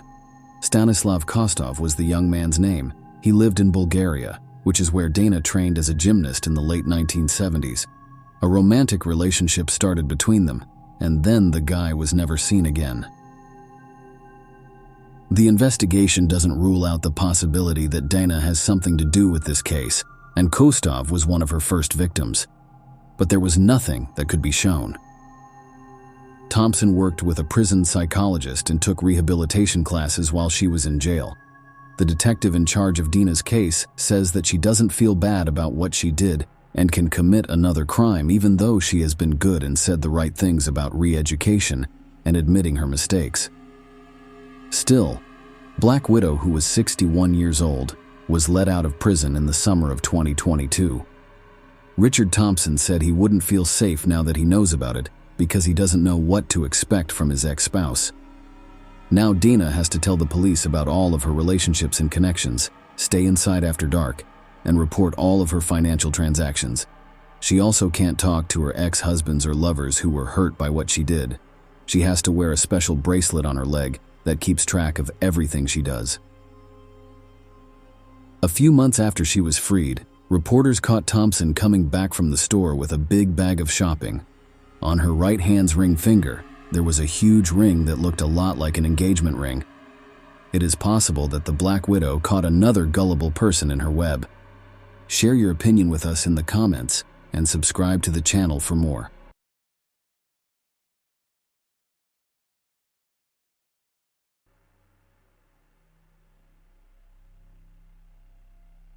On December 20th, 2017, a press conference was held during which Mark Perez, special agent in charge of the Florida Department of Law Enforcement, announced a breakthrough in the disappearance of Mike Williams, a Tallahassee real estate appraiser who was originally presumed to have drowned while duck hunting on Lake Seminole. An alligator ate him on December 16, 2000. The truth is that Mike Williams did not drown in the lake. I can tell you that because I am here now, Perez said. Animals that eat people did not eat him. He didn't leave his wife and 18-month-old daughter behind when he left town. He was killed. We can't say more about it yet because the investigation is still going on, but I'm happy to say that. This morning, investigators told the Williams family about new information they had found in the case. Today's story is about love, betrayal, cheating, and greed, but it's also about a mother who has been strong for 17 years and 4 days. Mike's mom, Cheryl Williams, didn't believe that her son had drowned in Lake Seminole. She pushed hard for police to look into her son's disappearance, and she really thought that the people who did it would be punished, even when no one else did. Either he was alive or he was dead. I chose to believe he was alive, and I think that's what helped me, Cheryl said on December 20th, 2017. A lot of people told me I was crazy, but we would never have found him if I gave up. Brian Winchester was given a 20-year prison sentence the day before the press conference. He was a close friend of Mike and his wife Denise, and later married Brian. In a strange way, those who did what happened got what they deserved when the truth came out in 2000. Mike's mother was right. In 1997, Brian and Denise started having an affair, which turned into a murder. After a few years, they went from being lovers to strangers who didn't trust each other. Brian was afraid that Denise would tell the police about what happened to Mike after the divorce, so he beat her up. On the other hand, Denise did everything she could to get him a life sentence. When she asked the jury for the harshest sentence, she was very convincing. Because of this, Brian felt he had nothing to lose, so he made a deal with the prosecutor. In 2017, Brian got 20 years in prison for kidnapping Denise Williams. He avoided getting a life sentence, though. Denise was happy about the win and didn't know that Brian Winchester, 49, actually agreed to plan the murder and a 17-year cover-up of it in exchange for not being charged with any crimes related to his part in the case. In exchange, he showed police where Mike's body was and told them the whole truth. In just a few months, on May 8, 2018, Denise Williams would be caught and charged. Things look a little fuzzy at first glance, don't they? Let's look at this case in more depth. She was born on October 16, 1969, in Bradfordville, which is north of Tallahassee. His father drove a bus and his mother taught kindergarten. He was known as Mike by family and friends. His family didn't have much money, and he and his older brother lived in a trailer as kids. Those were good times. Because the parents cared about their son's future, they didn't build a house. Instead, they saved money for both boys' college education and worked part-time in supermarkets at night. The sons signed up to go to North Florida Christian High School. Mike did great. He played soccer, led the student council, and was active in the Key Club. Mike began duck hunting as a hobby when he was 15 years old, and that's how he met Denise Merrill. It was a girl who played soccer and was president of the student council. As a cheerleader and council secretary, Denise met him and started dating. Their friends thought they were a great match while they were still in high school. Denise put Mike in touch with Brian Winchester, who became his best friend. Katie Thomas became Brian's friend after a while, and the two couples stayed friends for the rest of Mike's life. Following high school, Mike went to Florida State University and majored in both political science and urban planning. The lovers graduated at the same time. Denise went to school to become a public accountant, and Mike learned how to value real estate. Mike did a good job at work. His job went well, even though he worked 15 hours a day most of the time. The young well-off man married Denise in 1994. Around this time, Brian also got married to Kathy. They all stayed in close contact with each other. Mike was very energetic and loved his wife very much. He worked hard to provide for their family as best he could. Mike Williams had a lot of success as a real estate appraiser when he was 31 years old. He was making almost $200,000 a year. In 1999, they had a happy child and were able to afford a house in a small, nice neighborhood on the east side of town. The name they gave their daughter was Ansley. His friends told me that he was always smart. The young man was doing some pretty dangerous things, so he wanted to make sure that his family would be taken care of if something went wrong. It was no surprise that Mike went to his best friend, who worked as an insurance agent at the time. Brian sold him 2 insurance policies, the first for $250,000 and the second for $500,000. Mike's dad died in the year 2000. Williams was shocked by how quickly this happened, that he turned to a friend again to get money for his family. For $1 million, Brian helped Mike make sure he would live. Denise says that the loving father of the family had almost $2 million in life insurance about 6 months before he went missing. They were married on December 16, 2000. Her husband got up early to go duck hunting on Lake Seminole, a big lake that is connected to the Apalachicola River.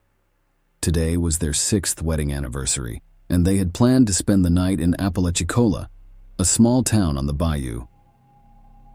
Mike's wife and daughter were waiting for him at home at noon, but he never came back. Of course, Denise was worried, so she called her dad, who then called Brian Winchester, Mike's best friend. Brian drove to Lake Seminole with his dad. They found Mike's Ford Bronco car near the boat dock, but Mike wasn't there. There was no boat to be found, so the men called the police. They looked in all the places Mike liked to hunt. Police from the Florida Fish and Wildlife Conservation Commission were called to help look for Mike. After a few hours, a helicopter pilot saw the boat drifting away from the boat ramp about 225 feet. The boat was searched, and Mike's shotgun was found still in its case.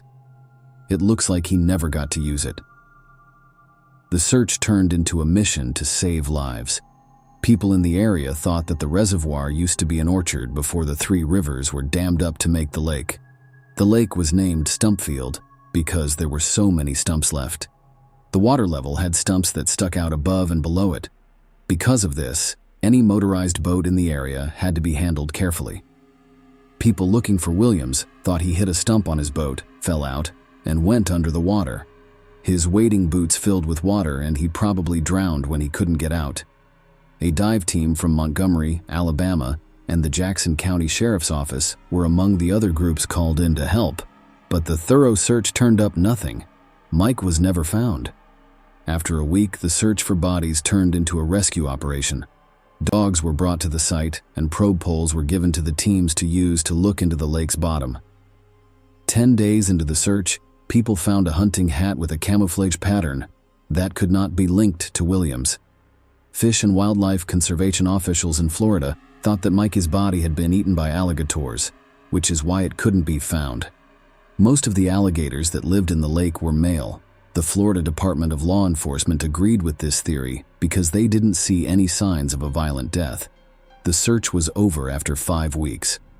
Denise held a memorial service for Mike the day after the search was over. This was less than 2 months after the alleged accident. Everyone thought Denise was okay with losing her husband, but Mike's mom wasn't. In June 2001, 6 months later, an angler found wading boots floating in the lake. Divers searched the area around the lake and found a light hunting jacket and flashlight at the bottom. Williams had signed and written on a hunting license that was in one of the jacket pockets. The find made a lot of people wonder. There were no teeth marks on the hunting jacket or the boots that would have been made by an alligator. The things that were found didn't look like they had been in the water for 6 months. The flashlight still worked, and the boots weren't slimy. But after a week, Denise's lawyer asked the court to declare Mike Williams dead, based on the things that had been found. He said that alligators and other animals that live in water had eaten the body whole, and the motion was granted. The death certificate said Mike drowned while duck hunting on Lake Seminole on December 16, 2000, which was an accident. The body hasn't been found yet. For Mike Williams, this is how things might have turned out if Cheryl Williams hadn't given up and kept looking for her son. "All I know is that I can't stop looking for him until I find him," she stated. Cheryl's efforts made things very difficult between her and her ex-sister-in-law. Denise told her to stop looking and face the truth. She told them, "I'm sick of reading about Mike's disappearance. I just want to move on with my life. If you keep pushing this investigation, you will never see your granddaughter again." Denise kept her word, and Cheryl couldn't give up on her son. If the mother hadn't been so determined, her son's story might still be at the bottom of a dark, algae-covered lake. 3 years passed before Cheryl Williams could get the police to start looking into what happened to her young son. Cheryl will tell you years later, "I called, put up signs, wrote to the governor of Florida every day, put together my notes into an evidence book, asked people to post on social media, and talked to reporters about my missing son." The mother was so determined that she finally called alligator expert Matthew Oresco. In his answer, he said that alligators don't eat in the winter because it's too cold. The water temperature drops when it's cold, so alligators don't eat in the winter. They only keep their bodies at the right temperature. Alligators don't care about food at all when it's 14 degrees outside. Oresco also wrote that forensic evidence is always left behind after an alligator kills an animal. After 3 years, Cheryl Williams finally got the police to drop the crazy alligator theory and start a real investigation into her son's disappearance. Investigators decided that Williams' death was not an accident after learning some little-known facts about what alligators eat, talking to people, and looking at some official records. All the police agencies working on this case agree with my gut that Mike did not drown in Lake Seminole, said Ronnie Austin, who used to work as an investigator for the 2nd District State's Attorney's Office and prosecuted Mike's case. At first, the Florida Fish and Wildlife Conservation Agency took over the case because Williams was thought to be a hunter who had gone missing. Police spent 735 hours looking for the body in a 10-acre area of the lake, but they didn't look for any signs of wrongdoing. The Jackson County Sheriff's deputies who were brought in to help with the search also didn't look at any other options. Investigators talked to everyone who helped with the search. Years later, police officer David Arnett, who was at the scene that day, said that some things seemed odd right away. Williams didn't usually hunt alone. His truck was found in an undeveloped area from which he would have had to drag the boat over mud, not on the nearby concrete boat launch he usually used. The terrible storm that night should have pushed the boat to the east shore, but it was found on the west shore. The boat's motor wasn't running, but it was full of gasoline. If Mike had been driving the boat and fell out of it, it would have continued to float in circles until it ran out of gas.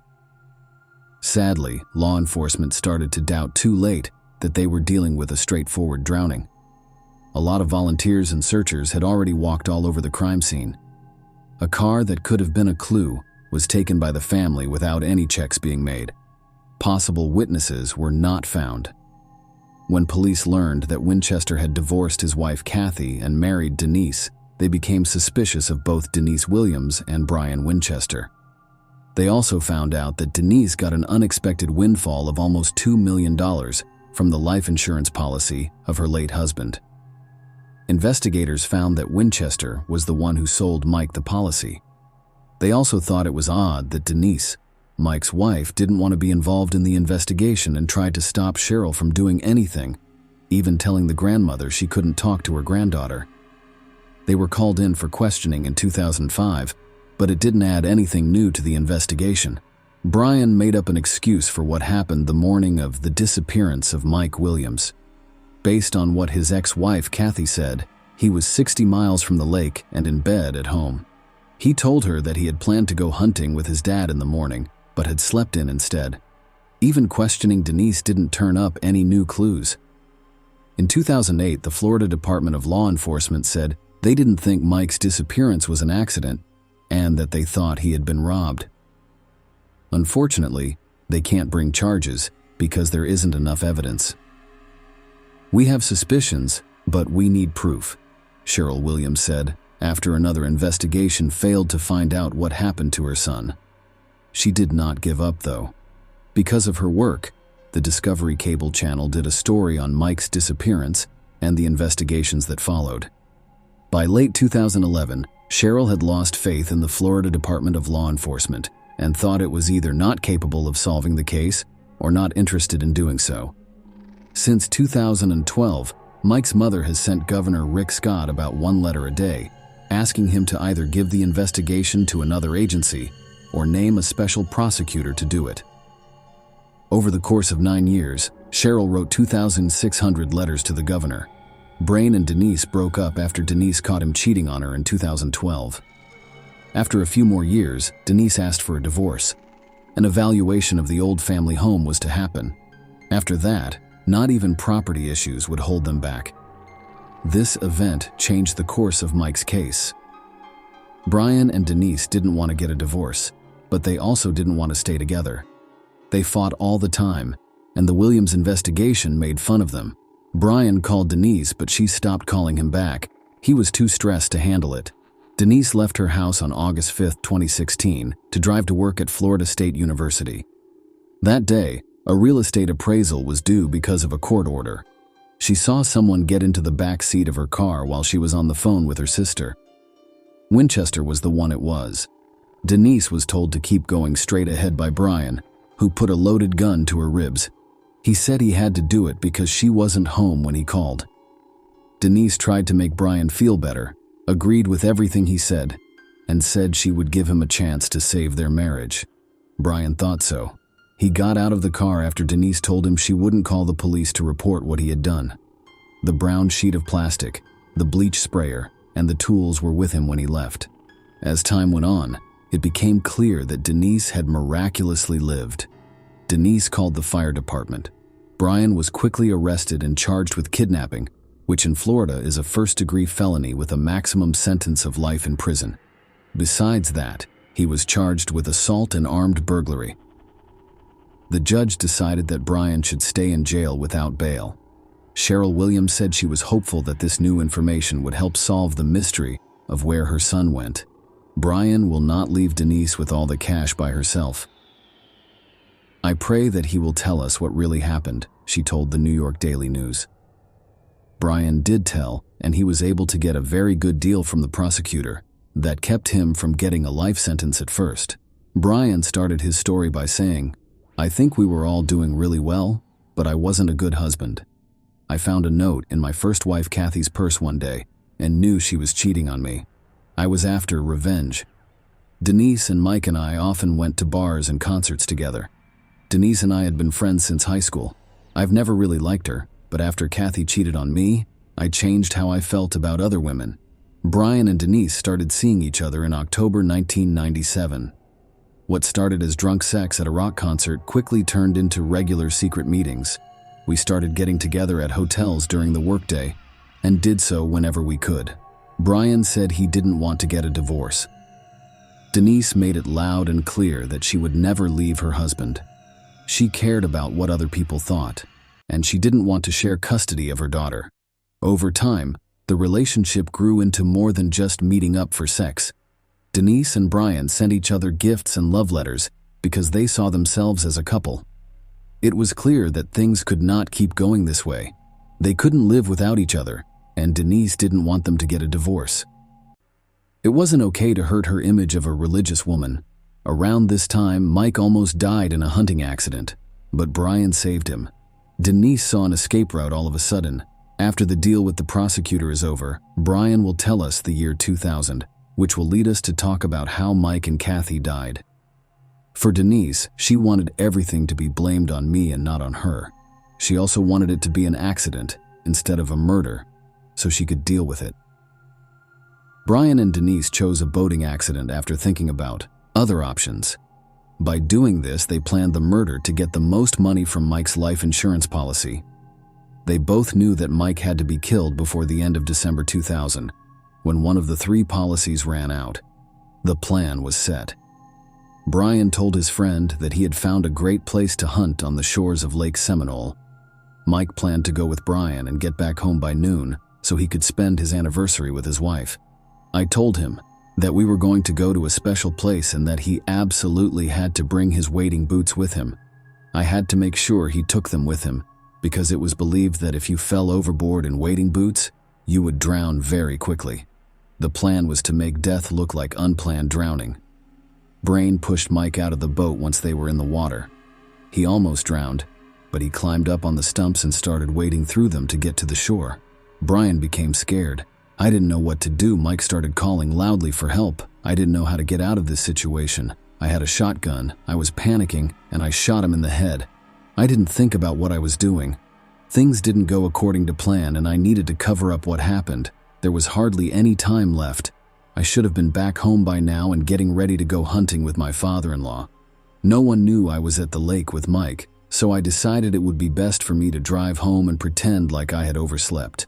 I drove home and hoped that Kathy was still asleep. Katie was asleep. My phone was on the floor. I went to bed, called my father-in-law, and apologized. Brian did all he could to make an excuse for himself. Then he concealed the corpse. Denise didn't know that Brian had killed Mike with a gun and buried him. He tried to tell her, but she didn't want to hear him. She was happy that her husband was dead. For as long as Denise lived, she thought that God had kept him from swimming out and let him drown. Brian says that they promised each other that they would never talk to each other again. It was okay for Denise and Brian to do what they did, because they said Mike was killed because they couldn't live together. Brain would say in court, "We said the money was just the cherry on top." It turned out that Brian was the one who put down the hat, boots, flashlight, and license. First, he had to keep the searchers from leaving a lake. Then, he had to find a reason to declare Mike dead so Denise could get insurance. Usually this takes 5 years, but the lovers got it done in 7 months, with Social Security and other benefits added in. Denise got around $2 million. Denise Williams was charged with first-degree murder, conspiracy to commit murder, and accessory to a felony on May 8, 2018. She could get life in prison if found guilty. Denise said she wasn't guilty of all 3 charges. She was given a life sentence in prison in February 2019. 5 months later, Ansley, Mike, and Denise's daughter got all of her late father's property and the insurance money that Denise was owed. Denise Williams appealed her conviction and life sentence in January 2020. Her lawyer told Florida's First District Court of Appeal that there was no proof that she had anything to do with the murder. In November 2020, the murder conviction was thrown out, but the 30-year sentence for planning to kill someone was kept. Denise is being held at the Florida Women's Reception Center right now. When she gets out, she will be 78 years old. To serve the rest of his sentence, Brian Winchester was sent to the Madison Correctional Institute in Florida. His current date to be freed is July the 30th, 2036. He'll be 67 years old. The daughter of Mike and Denise, Ansley, says her mother is not guilty and blames Brian Winchester. The woman wouldn't talk to any reporters about the case or her personal life. Cheryl and Nick Ansley's uncle says that they haven't been able to get in touch with Ansley. Cheryl is very sorry that she lost both her son and her granddaughter. Share your opinion with us in the comments and subscribe to the channel for more.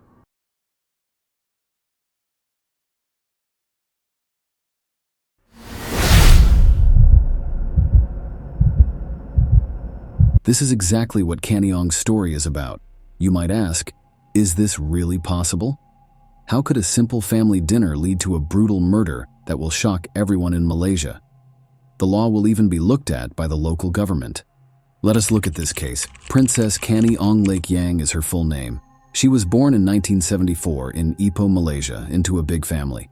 People from all over the world visit the city, but Canny had her sights set on something else. A better job and traveling. What else could a girl want? That being said, she knew that she had to work for her dream and that nothing good could just happen. First, Canny got a gold medal in high school. Then she went to the University of Hawaii and got a degree in economics here. After the start, more work had to be done to make things better. She went to Los Angeles and got a job at an advertising agency. She was already living on her own. The City of Dreams helped the girl see herself as an expert in her field. In 2001, Canny met Brandon Ong there. He was born in Singapore, like her father, but moved to the United States with his family when he was a child, and was now legally an American. Young Canny and Brandon quickly got married and moved to San Diego, which is right next door. But after only 2 years together, something bad happened. Canny's dad got liver cancer. The surgery her father was going to have in Malaysia was very serious, and it wasn't clear if he would live or die after it. She quickly packed her things and flew to her father on June 1st, leaving her husband in the United States. The surgery went well, the disease got better, and the doctor said that Canny's dad, who they called Bijan, would live a long time and definitely have grandchildren. Canny let out a sigh of relief. At last, she could go back to her husband and her favorite job. In the morning, she took a plane to Los Angeles. That night, Canny invited her whole family to a farewell dinner at Montes, their favorite restaurant that they used to go on vacation when Canny still lived with her parents. During dinner, Canny's mom got sick out of the blue and her sweet daughter offered to drive her home. She spent a long time looking for a parking ticket in her purse in the parking lot.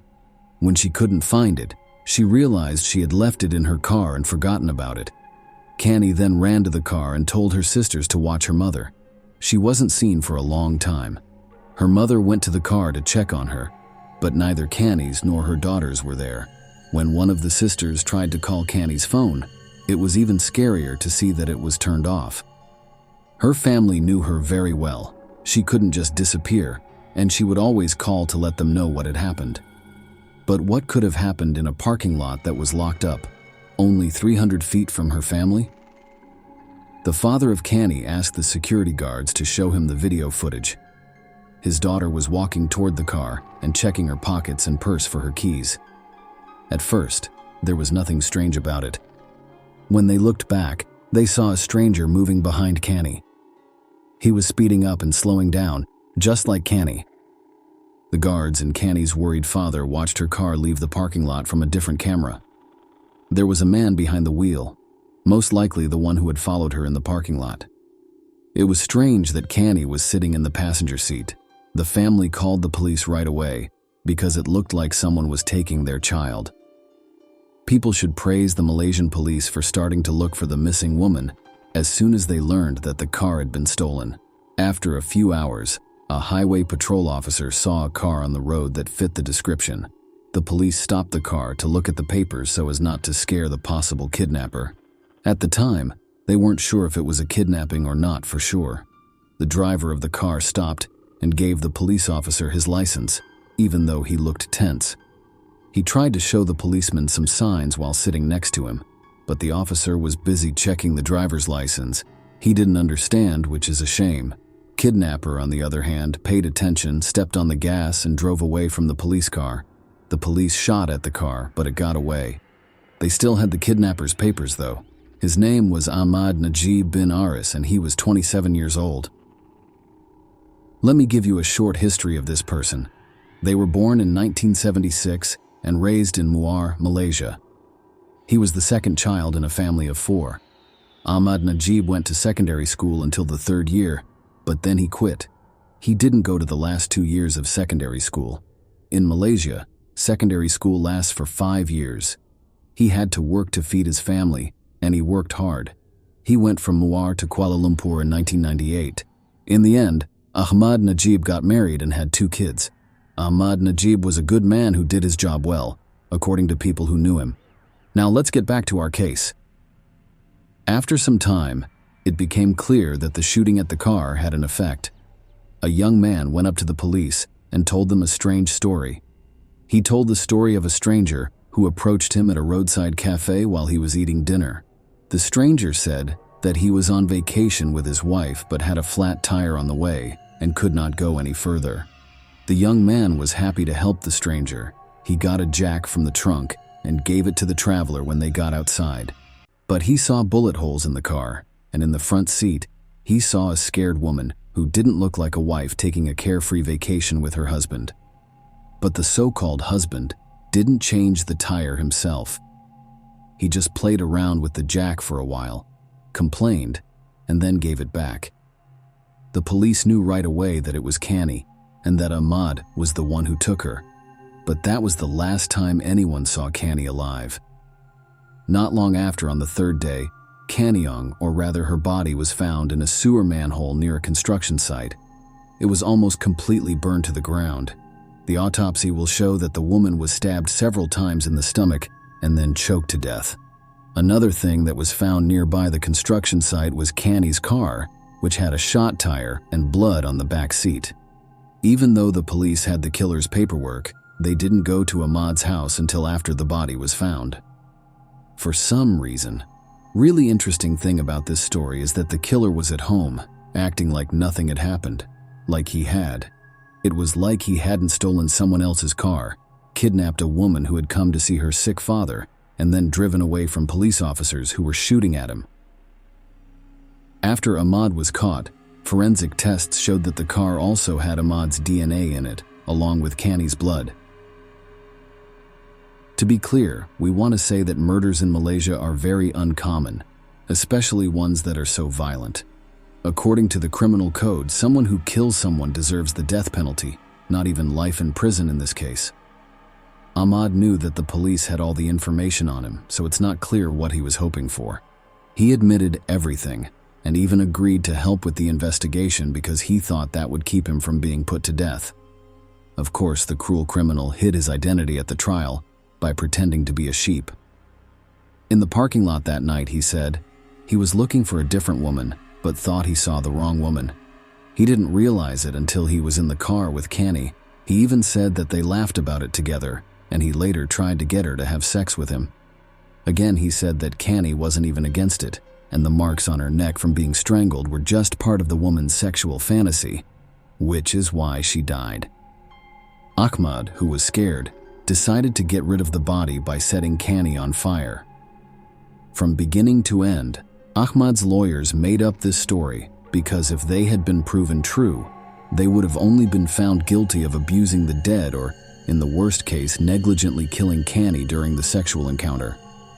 If this isn't true and the defendant's crazy thoughts are all this, the lawyer said, then why didn't the captive run away while her captor changed the tire? If the person hadn't been stabbed in the stomach, this story might even sound plausible. The defense fell apart like a house of cards at this point. It was clear because the investigation had a different, more reliable account of what had happened, which was backed up by the autopsy. Ahmad saw a woman by herself in the parking lot outside of Monty's and followed her. When Canny opened her car door, he pointed a knife at her and told her to sit in the passenger seat. He then got behind the wheel himself. After the incident with the police and the failed attempt to fix a flat tire, he took the car to a place with no one else around, put Canny in the back seat, and used her more than once. When Canny tried to fight back, she was stabbed several times in the stomach and then strangled with a coat belt. Ahmad took her already dead body outside, threw it into the first manhole, and then put tires over it so no one would find it. His plan was to finally hide the evidence of the crime when he came back to this manhole the next day with several gas cans. He put gasoline in Canny's body and set it on fire.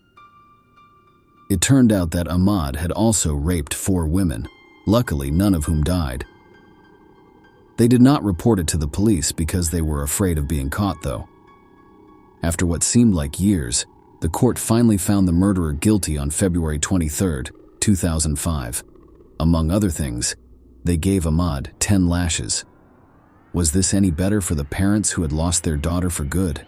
Ahmad tried to appeal his sentence while he was in jail. He even wrote a letter to Selangor, the head of state, asking him to release him, but he was turned down. Ahmad got what was coming to him just 13 years after killing Canny. He was hanged in his cell on September 23, 2016. As I already said, this case got a lot of attention in Malaysia. People in the area were scared, not so much by the brutality of the murder and Ahmad's seemingly false belief that he would not be caught, but by the fact that it is not hard to kidnap someone in a busy shopping center, even if it's in a parking lot.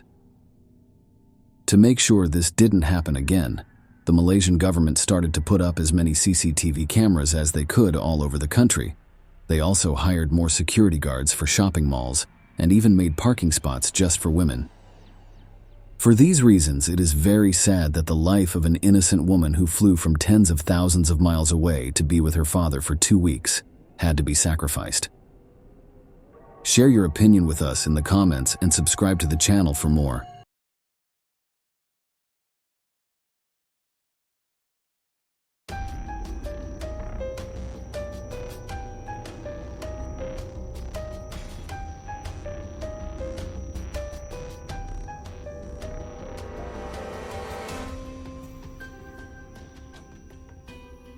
Detective Jeremy Ogden from the Hobart, Indiana Police Department gazed upon a manuscript that had kept him busy for months.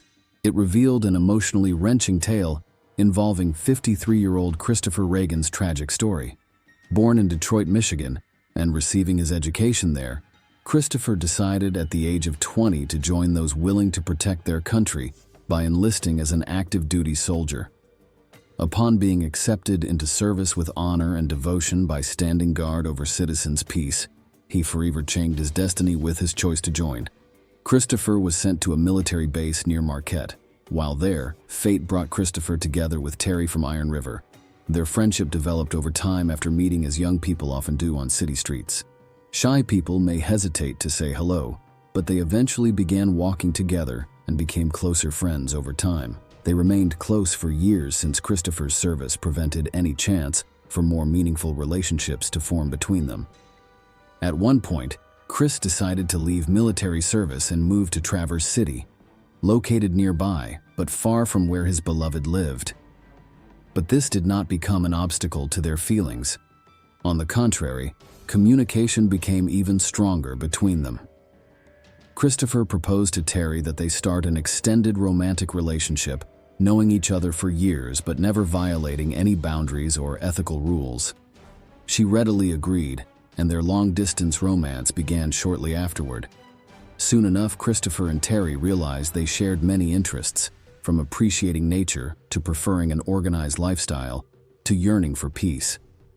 Iron River became their ideal location, and they decided to move together. Christopher moved in with Terry while finding employment at a factory producing parts for military ships. Soon enough, he even had subordinates who reported directly to him. Life was finally looking bright, but after 2 years, complications arose in their relationship, with passion slowly diminishing as Christopher and Terry failed to address its difficulties.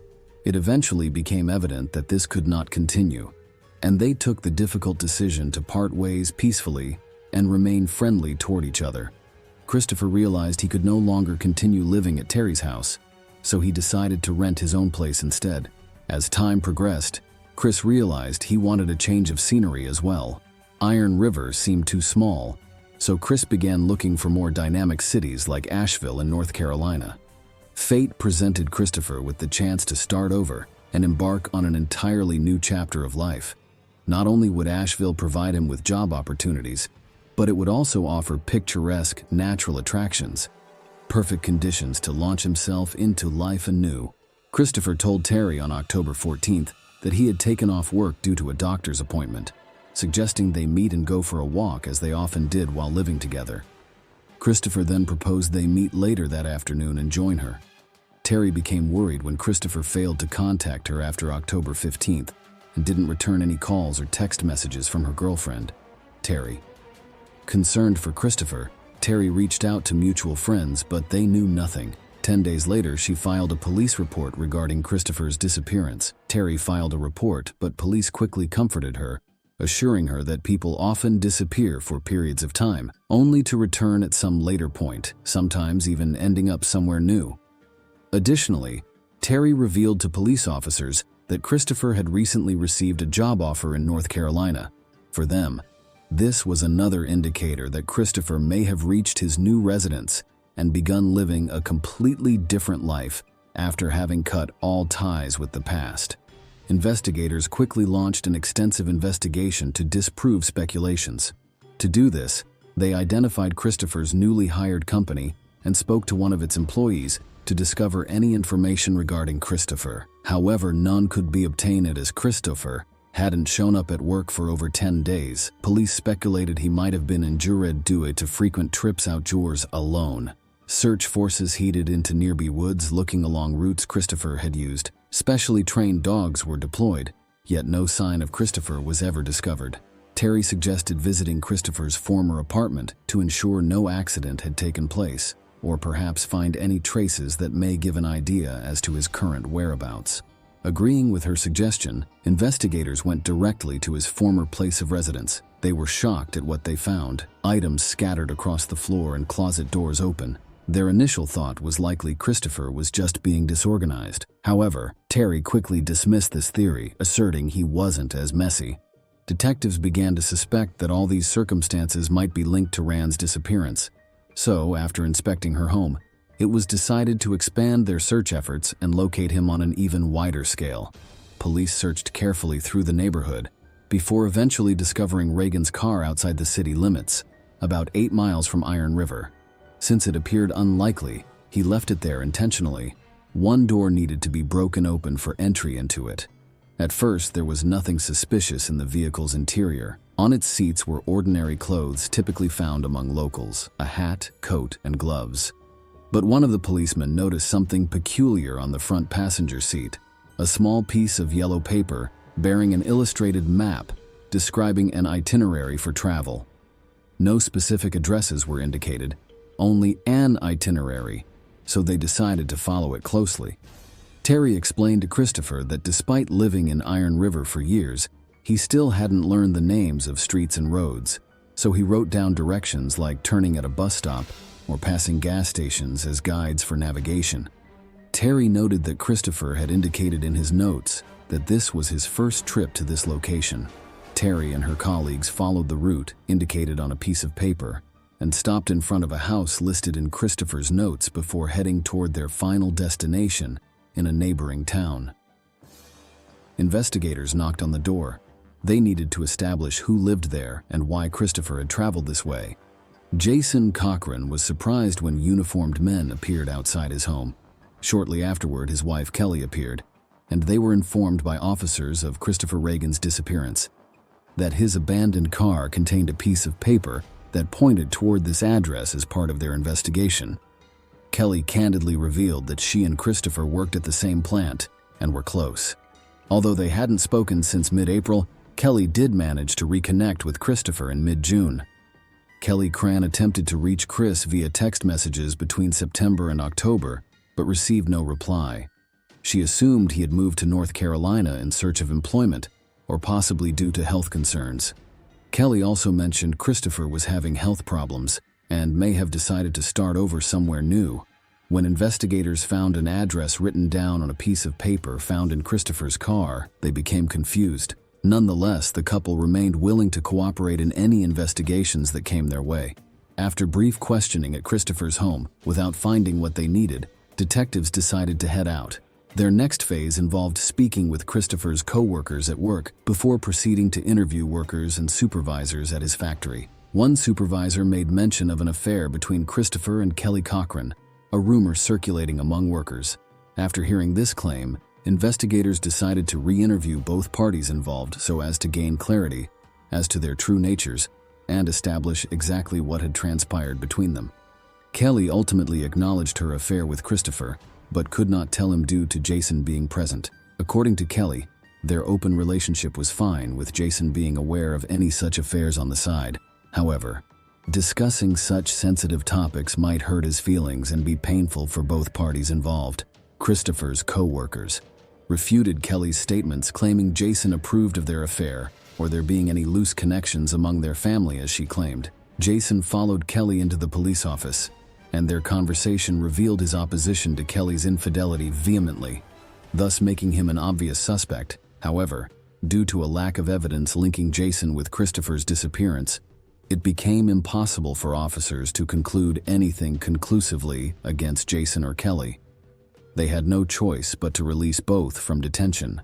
The investigation continued for 5 months, without yielding any clear resolution of its mystery. On March 5, 2015, Hobart Police Department Detective Jeremy Ogden took on the case immediately and began actively working it. Ogden began by conducting a comprehensive analysis of Kelly Cochran and Jason Cochran's history, meeting in high school before moving in together post-graduation. Their personalities couldn't have been any more different. Kelly was open and loved talking, while Jason preferred listening more than starting conversations first. Despite these differences, Jason and Kelly decided to marry. Following their wedding, the two started their own company providing swimming pool maintenance services. It was modest, but provided them with a decent income. Most of Jason's pool maintenance duties fell upon his shoulders until overwork and strain took its toll. Jason began experiencing back problems and felt heavier every day. Eventually, Kelly took over running the business. When it became clear he couldn't continue running it himself, though this period proved challenging, she remained hopeful that Jason would soon recover and resume his duties once more. Kelly searched for ways to help Jason recover since medical drugs weren't providing enough relief. One day, she learned of a plant that offered hope for Jason's recovery. Unfortunately, its use in medical practice hadn't started yet and wasn't available everywhere they lived. It had even been banned in their state. To get this drug, they moved from Florida to Michigan's Iron River Township. Jason could visit his doctor and receive his prescription for this miracle plant. Suddenly, his agony would finally end. Early in 2014, a plant that specializes in manufacturing parts for U.S. warships hired 34-year-old Kelly Cochran, who had moved with her husband Jason. Kelly made every effort to secure financial well-being for herself and Jason. Therefore, they accepted employment at Christopher Reagan's plant, where Kelly also worked.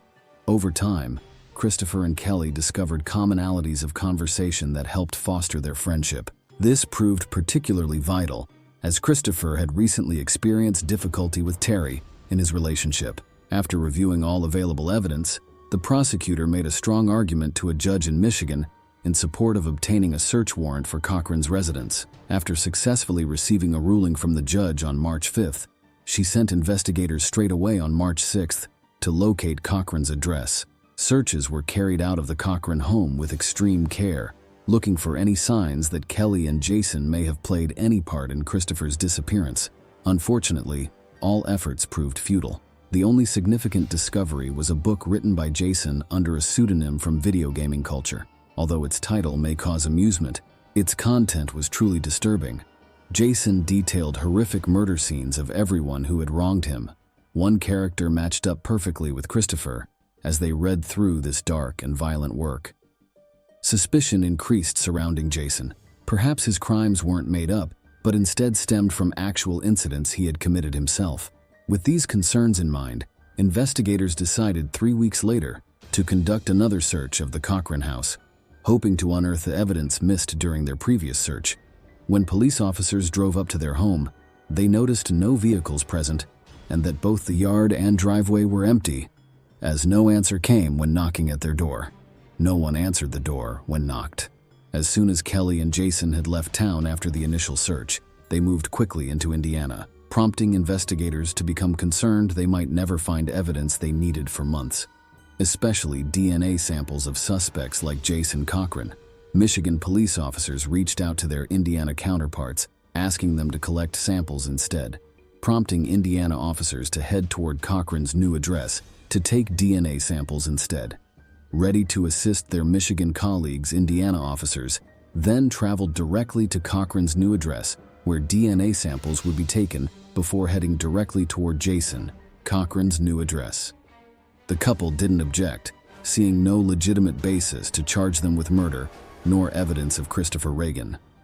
Meanwhile, investigation gradually disbanded, leaving little hope of solving his disappearance. Time passed until, on February 22, 2016, an alarming phone call arrived at Hobart Police Station from Kelly Cochran, who was clearly distressed over what had transpired. She attempted to explain that Jason wasn't breathing, but her emotions rendered it impossible for her to provide concrete details. Rescuers arrived quickly on the scene, where Kelly attempted to prevent doctors from treating Jason due to her extreme terror and panic. Soon enough, however, it became evident that Jason no longer required assistance. Sitting in a chair, with his face lit up like it had been from extreme overheating, doctors were forced to confirm his death and send his body for forensic examination, while Kelly was handed over to a police patrol who took her back home with relatives living nearby on her street. Investigators were determined to ascertain what had transpired, so they conducted a search of Cochran's new home and discovered evidence in the form of a syringe needle at the foot of the marital bed. After inspecting Jason's body, an investigator concluded that his death was due to illegal drug abuse. However, this report came as a shock for detectives. Jason had an excessive amount of illegal substances in his system. However, the results from forensic tests indicated something more disturbing. His death had been caused by strangulation, as evidenced by bruises on his neck and face. So Jason, who had been suspected of kidnapping Christopher Ryan himself, became himself the victim of crime. This revelation raised new questions and necessitated a thorough re-examination of evidence. Immediately thereafter, forensic specialists turned their focus onto Kelly Cochran, whom many suspected as being linked to both incidents. She became suspect not only for Christopher's disappearance, but also in her husband's murder. The investigation became even more complex. On February 23, 2016, Kelly Cochran was summoned to testify in Jason's murder case at the police station. Investigators directly interrogated her about her possible involvement in his death and whether she administered excessive doses of illegal drugs to him. Regardless of the lack of concrete evidence and pressure from investigators, this young woman did not confess to either the murder of Jason or the kidnapping of Christopher. Investigators were unable to find sufficient proof of Kelly's guilt and were unable to arrest him, leading Detective Jeremy Ogden on a trail that eventually brought him face-to-face with Walter Hammerman, one of Jason's closest allies. During this investigation process, Detective Ogden met up with Walter Hammerman. Walter immediately ran to the police upon hearing of Kelly's shocking story of Jason's tragic death from illegal drugs, emphasizing how close they were. Walter assured his partner that any changes would certainly have been communicated. Jason had been taking medicinal herbs with the sole aim of relieving his back pain for quite some time now, yet Walter noticed his friend had fallen into an unstable situation recently. In March last year, Jason revealed his concerns with him regarding travel arrangements to Indiana due to Iron River police involvement in a disappearance case. All this had had a lasting, impactful impression upon Jason. Walter witnessed Kelly become severely depressed and attempted suicide, necessitating medical intervention and therapy. Walter noticed a distinct change in Kelly's behavior as he took more control over his life. Jason seemed on edge, while in the past, the boys could spend hours playing video games together. Now he would avoid parties whenever his wife returned from work. This information became crucial in understanding what was transpiring within the Cochran family. After learning that Jason had died by strangulation, Detective Ogden devised an intricate plan to force Kelly Cochran to reveal the truth regarding Christopher Ryan's fate. Walter, Jason's close companion and close ally, was chosen as bait, intended to lure Kelly into an incriminating trap and cause her to make mistakes that could potentially compromise Christopher Reen. Walter accepted a difficult role within this investigation while playing out this performance before Kelly Cochran. On March 12, 2016, Walter called Kelly while under surveillance by police officers with listening devices, intending to present her with a letter purporting to come from Jason that contained something important and urgent. Walter explained to Kelly that Jason gave this letter shortly before his death with instructions not to open it and send it immediately to police should anything occur. This came as quite a shock, both to Walter and to those watching over their situation. Yet even with this development, detectives had no direct evidence against her husband's killing.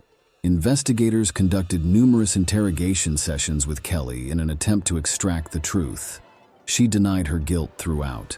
On April 26, 2016, however, it became evident that Kelly Cochran had managed to slip away from their scrutiny.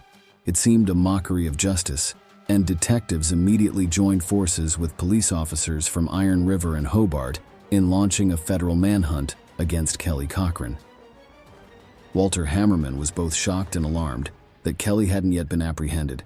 He worried she may get away with this crime once more and later attack him in return. Her phone had also been disconnected as though she were playing a cat-and-mouse game with the police. Detective Jeremy Ogden managed to piece together, after 2 long and hectic days of trying, that Kelly Cochran had managed to avoid detection by fleeing to Kentucky's Wingo town, more than 6 hours away from Hobart. On April 28th, Kelly was located at her cousin's house by police officers who issued the same warning. As soon as they received this information, an arrest team quickly proceeded to the house, knowing Kelly could be dangerous and likely attempt to flee. They moved swiftly without warning, and Kelly was apprehended and taken into custody that afternoon. Later that same evening, Detective Ogden arrived in Wingo, where he resumed interviews with suspect, alongside investigators from Indiana and Michigan. Once I spoke with Kelly Cochran, everything became crystal clear. Christopher Reen and Kelly's relationship went deeper and further than anyone imagined. Kelly truly loved him and dreamed of leaving this cursed city together and starting a new life together. But everything changed on October 13, 2015, when Jason learned about her cheating. They began fighting, and Jason remembered their wedding night pact whereby anyone found out cheating would be required to kill their partner as punishment. Kelly asserted that she never intended to take their agreement seriously. It had always seemed more like a joke to her. Jason warned Kelly if she didn't keep her vow, threatening that he would carry it out himself if necessary. Although Kelly didn't wish for this responsibility, she nevertheless helped Jason commit a horrifying crime. On October 14, 2015, Christopher Reen traveled to Kelly Cochran's house, hoping to take full advantage of their first meeting. Reen wanted every moment to count, their encounter, and every memory he would create together with Cochran. Kelly took full advantage of his absence from home to offer him dinner and an intimate time together. All plans went according to plan. Their evening promised to be memorable. After dining together on the first floor of Kelly's house, according to Kelly, they moved up onto the second. But their solitude was abruptly interrupted when Jason burst in with a rifle in hand, panicked and terrified. Christopher quickly recognized he was trapped, while Jason took aim and fired one shot directly at Christopher's head without delay. Chris was mortally wounded by Jason's bullet and died instantly. Following this event, Jason instructed his accomplices to bring Christopher's body down into the basement, where they dismembered it with a hacksaw. Eventually, all his limbs and head had been severed from its torso. The perpetrators then placed Christopher's remains into several trash bags before disposing of them by dumping them in the woods near Crystal Falls Village. Christopher's car was moved away to avoid suspicion, while they thoroughly cleaned Christopher's house to erase evidence of crime. They had become accomplices in an awful crime. Kelly Cochran was open about her involvement in Jason Cochran's tragic death, saying the plan to commit the act came about after learning of Kelly having had an affair and Jason becoming jealous that Kelly had chosen someone else as his partner. According to Cochran, this idea of revenge came when Jason learned of Kelly having another lover and decided on taking drastic measures against Kelly in revenge for what had transpired between them. Kelly wanted revenge against Christopher, for taking away their happiness together and feeling betrayed by Kelly's spouse. Kelly revealed how deeply in love with Christopher she was and felt that his absence had prevented them from living life fully. Kelly struggled to cope with both her loss and its accompanying pain on a daily basis. Kelly loathed Jason for forcing her into doing what he forced her into, realizing she couldn't continue living peacefully with it. An opportunity presented itself when Jason complained of backache on February 22, 2016. Kelly decided it would be time for action against Jason. Kelly convinced Jason to give her an overdose of medication. Unfortunately, however, its effects weren't instantaneous, and Kelly covered his mouth and nose with her hands to ensure suffocation occurred before squeezing his neck to make sure Jason was dead, thus leading to bruised body parts on him. Kelly Cochran provided testimony that assisted law enforcement authorities to identify where Christopher's remains were buried. On May 18, 2016, Detective Jeremy Ogden, along with investigators and canine team, went to a site near Crystal Falls Village. This rarely visited neighborhood had become the site of an astonishing mystery. A team of investigators set off a thorough search around Lake Erie's surrounding woods, penetrating between trees to ensure no spots had been missed. One of their canine dogs suddenly sensed an odor and led the officers toward it. Officers were following the dog closely, expecting to discover something soon. Instead, it led them to an unassuming hill, covered with fallen leaves and branches. Upon clearing this area, investigators found objects including what looked to be human remains, unmistakably identifiable skulls. On closer examination, it was evident that Christopher Reagan had been murdered. A bullet hole attested to this. Investigators knew they had found Christopher's severed head. Additionally, there was evidence such as a .22 caliber bullet and broken gun found at the scene, as well as glasses belonging to Reagan that may have belonged to her. Dental records helped identify his remains, solving an investigation that had perplexed investigators for 2 years.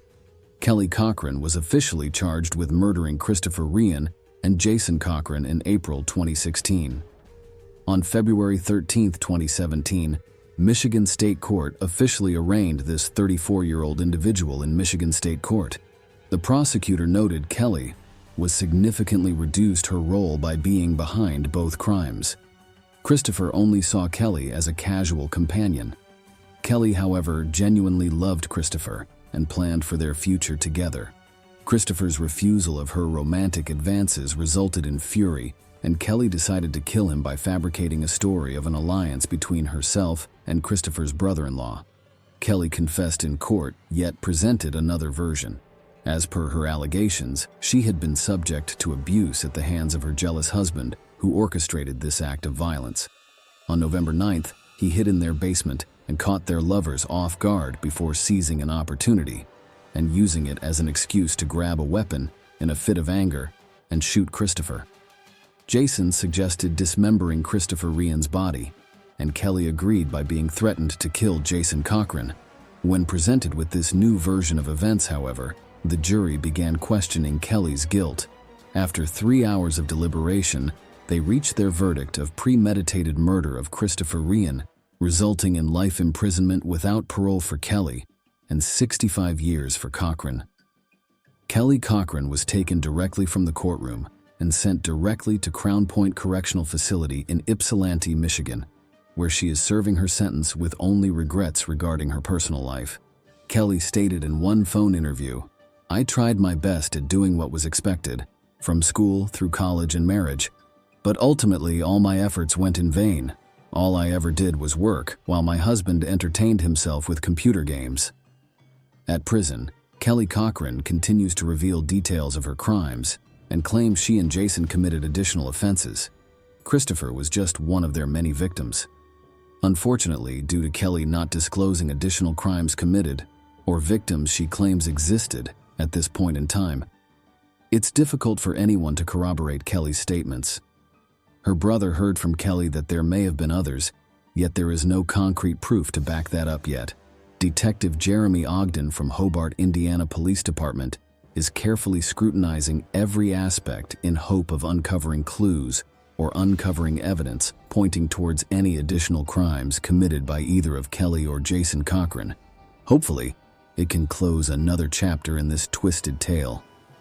Share your opinion with us in the comments and subscribe to the channel for more. Subscribe to the channel for more. Subscribe to the channel for more. Subscribe to the channel for more.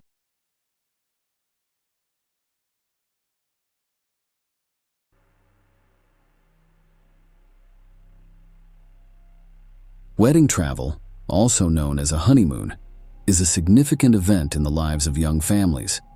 It can leave vivid memories of an unforgettable adventure, or, for example, provide a long-awaited escape from the mundane life somewhere on the Azure coast, under the shade of palm trees.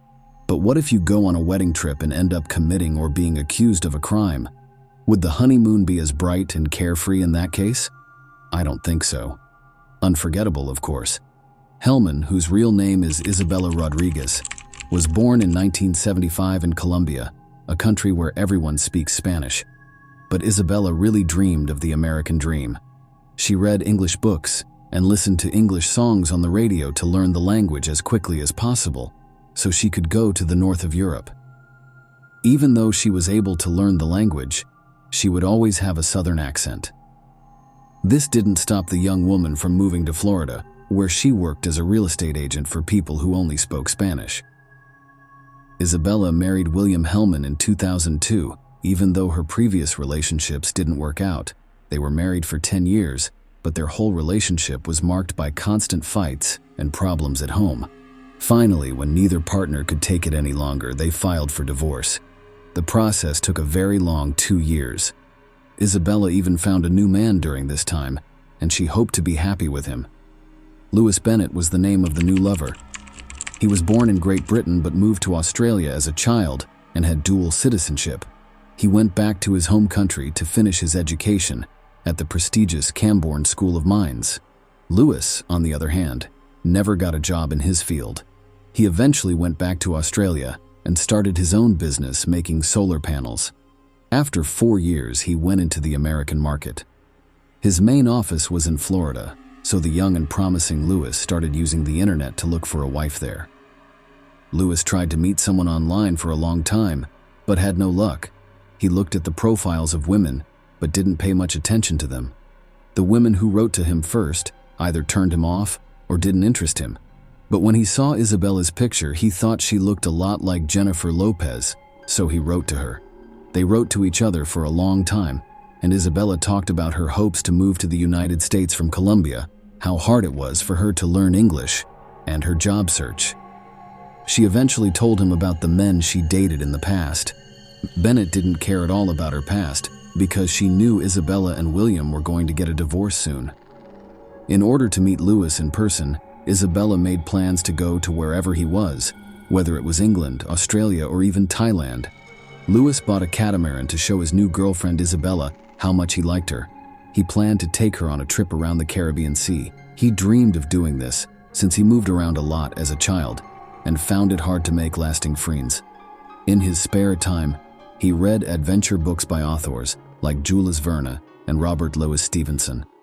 Treasure Island was his favorite book, and it would become an important part of his life. When Isabella had free time, like on vacation or over the weekend, she always went on trips with Lewis. She saw that Lewis almost forgot about work while on these expensive trips, though it could be said that his company's processes were highly automated, which gave him time to relax.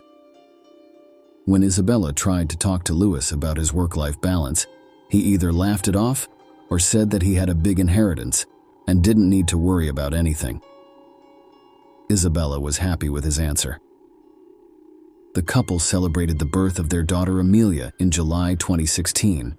It was a big deal for both of them, and that's when the fight started. Isabella had a hard time deciding how to raise their daughter, or even which country would be best for her upbringing, because of things that had happened to her in the past. Lewis wanted Amelia to grow up in Australia with his parents, but Isabella wanted to stay in the United States. As a compromise, they finally moved to Florida. In 2017, even though they already had a child together, they decided to get married. Isabella asked her husband to take her on a honeymoon on his catamaran, because she thought that being on the water would bring them back together. Lewis agreed, but the date was pushed back. They finally left on their romantic cruise at the end of April 2017. At first, their social media posts made it look like everything was going as planned for Isabella. Photos of them smiling and having a great time sailing around the Caribbean islands gave her hope. However, after the first photos from the honeymoon, there was silence for 2 weeks. When Isabella went online again, she told her family that they were in Cuba and were planning to go back to Florida, but they didn't know the exact plans yet. She also said that their internet connection was slow, which meant that they might not be reachable for a few days. In the middle of the night on May 15th, Lewis called the Coast Guard to say he was lost and alone on a raft out at sea. Right away, the rescuers started looking for Lewis. They found him near the Bahamas on a raft that was full of food and other supplies. Lewis told a story about how he had asked Isabella to rest for a few hours after a long day, and then given her control of the catamaran. A heavy thump from below woke him up after he went to take a nap in the cabin.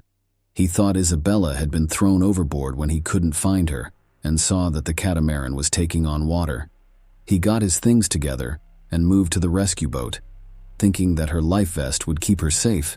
It was strange that he didn't use a beacon or a satellite phone to call for help. The Coast Guard didn't understand what was going on. They looked around and saw that there were no underwater rocks or reefs that could have sunk the boat like Lewis said. The boat also had open escape hatches, which is against safety rules, and suggests that someone was trying to sink the ship on purpose. It was proven by divers that the holes in the catamaran's bottom were made from the inside. The condition of the boat did not match Lewis's account of hitting rocks in the water. Another strange thing about the case was that Lewis only put his things on the life raft, as if he didn't think he would find Isabella alive. He even brought silver coins that are hard to find that are hidden in aluminum tubes. Later, investigations showed that one of Lewis's friends had stolen these coins in 2016. Lewis was charged with smuggling because of how he behaved, the fact that there were open escape hatches, and other suspicious circumstances. While the person was being held for smuggling, the investigation went on and more evidence came to light. In the house where Isabella and Lewis had lived, recording devices were found that had recordings of Lewis making death threats against Isabella. Isabella told her friends about these threats and how she wanted to leave her husband, but she also wanted to give their marriage one more chance. Debts, real estate, electricity, and credit cards were the main things that made them fight. Lewis had a lot of debt but didn't. He declined to deal with his money problems and instead chose to travel instead of working. Even told Isabella she had to get a job to help him pay off his debts while he kept traveling. The investigation also found that between 2014 and 2016, Lewis sent money to other countries worth a total of $160,000. These transfers had something to do with the stolen collectible coins that Lewis had on him. Lewis was facing more charges of involuntary manslaughter as the evidence grew. Lewis Bennett took a plea deal in November 2018 and pleaded guilty to both smuggling drugs and manslaughter by accident. He went to prison for 8 years and couldn't get any of Isabella's insurance payments or property. The court told Lewis that he had to give his daughter Amelia money because she would have to deal with the emotional pain of losing her mother as she grew up. Share your opinion with us in the comments and subscribe to the channel for more.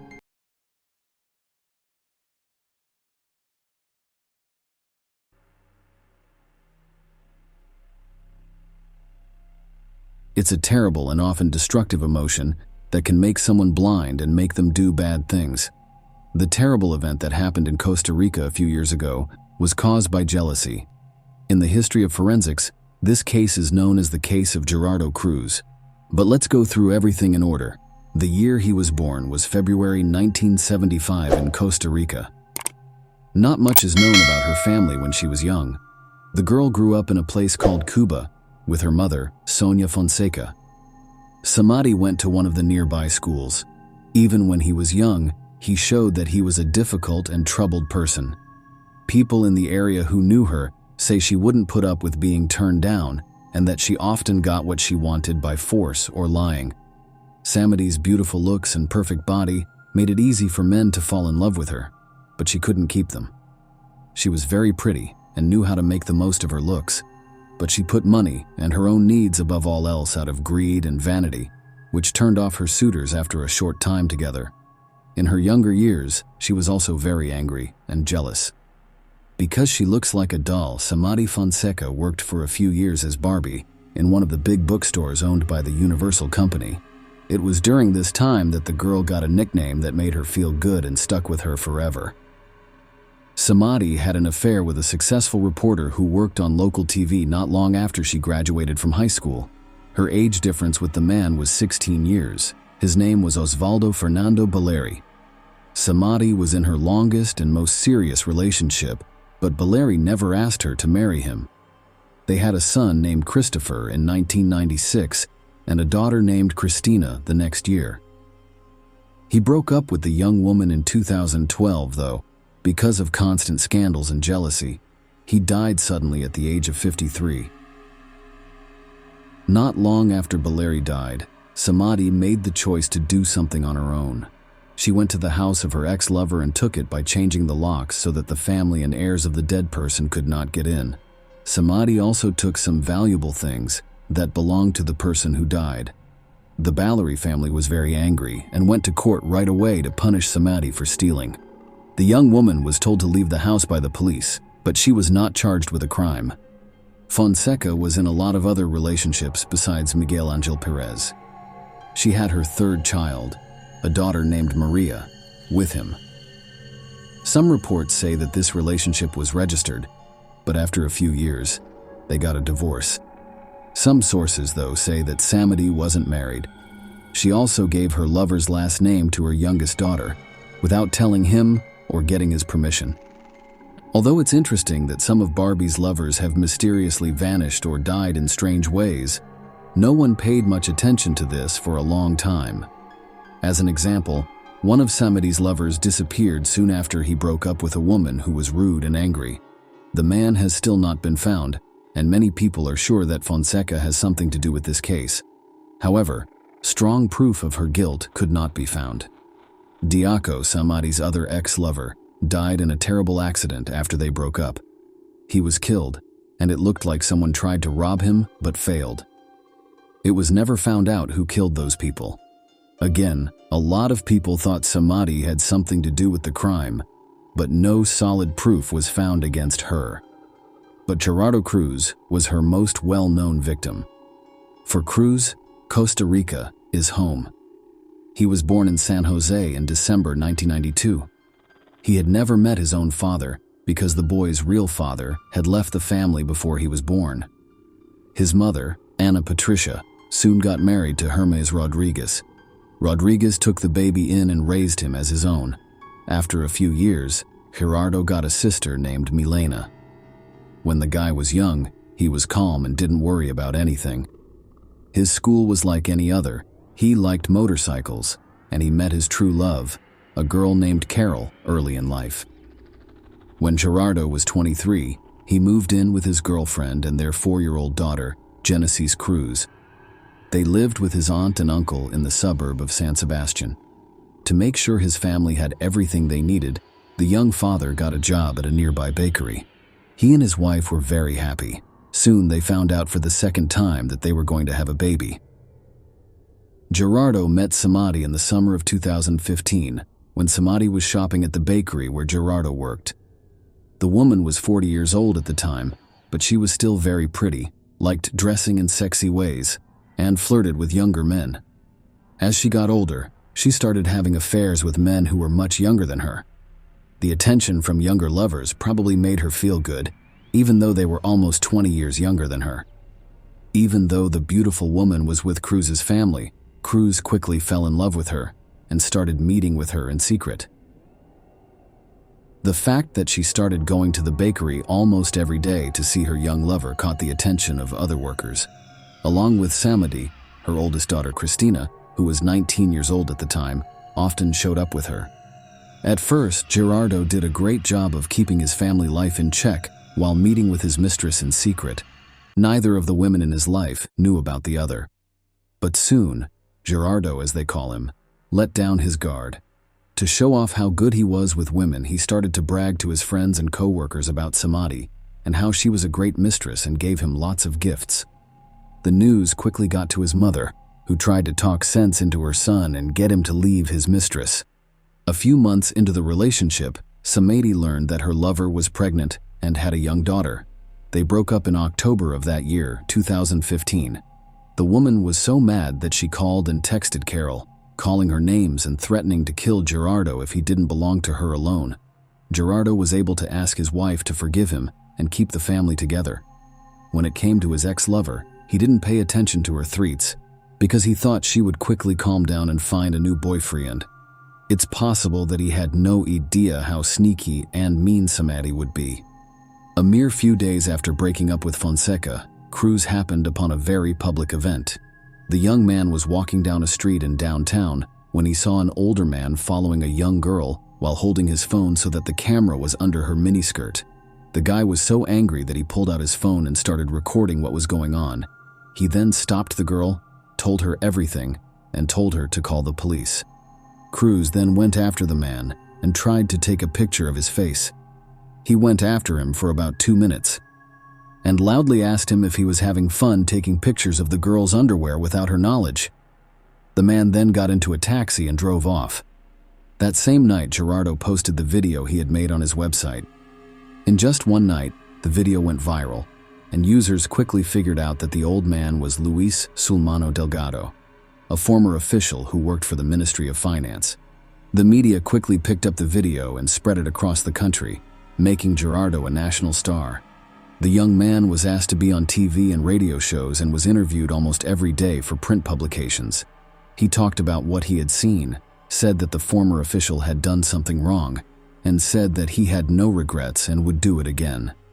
Aside from that, skilled lawyers hired by Sulmano Delgado started to work against Gerardo, accusing him of doing something wrong. They said that sharing the guy's videotape with other people was against the law, and they were getting ready to sue him in court. In fact, Cruz was shocked by what happened and didn't understand why they could judge him, but not the man who had done such a horrible thing to a girl. On October 7th, Gerardo did his last interview on the air of a local radio station. He was sure he was right and didn't think he had anything to worry about. Gerardo had planned to meet up with his friend Oswald after work the next day, but he suddenly called off the meeting, saying he had to take care of something important. Later, he learned that that day, he got a message from Samadhi. In it, the young woman tricked him into going to the park in the evening for another interview. Gerardo didn't think anything was wrong. He just believed his ex-lover. When his shift was over, he went to the agreed-upon location, but there were no reporters waiting for him. Not long after, 2 unknown men showed up and took his bag. They then beat him and stabbed him several times in the chest and stomach before running away. Before he passed out, the hurt man was able to call his friend and tell them what happened. His friend then called the police and ambulance services right away. Gerardo was taken to the hospital right away, and doctors there fought for 42 days to save his life. During this time, Gerardo had a lot of surgeries, but they were not able to save him. The 19th of November, Cruz passed away in the ICU. Since not long before the tragedy, he had become a real celebrity, and the whole country knew about his condition. In interviews that they did from time to time, Gerardo's family asked everyone to pray for his recovery. That's why they didn't know who or why could hurt Gerardo in that way. People from all over came to the young man's funeral to show their support for his family. They all hoped that the killers would be caught quickly by the police and given a fair punishment. At first, there were different stories about what happened. The first idea was that it was a murder robbery. In fact, Gerardo was attacked in the park at night, his bag was stolen, and he was stabbed with a knife, which made it look like a normal theft. But just a few days before, Cruz put out a shocking video that implicated a well-known former official. So the second idea was that the person was killed in revenge. The media said and wrote that Sulmano Delgado might have hired hitmen to kill the young man, whose actions had hurt his reputation. The murder got a lot of attention in the news, and people took to the streets to demand that the killers be caught and punished. The police thought about different stories and looked for other people who might be Gerardo's enemies or people who wanted him to hurt.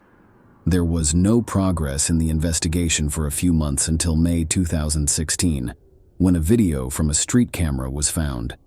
There was video of two men running away from the place where Cruz was killed.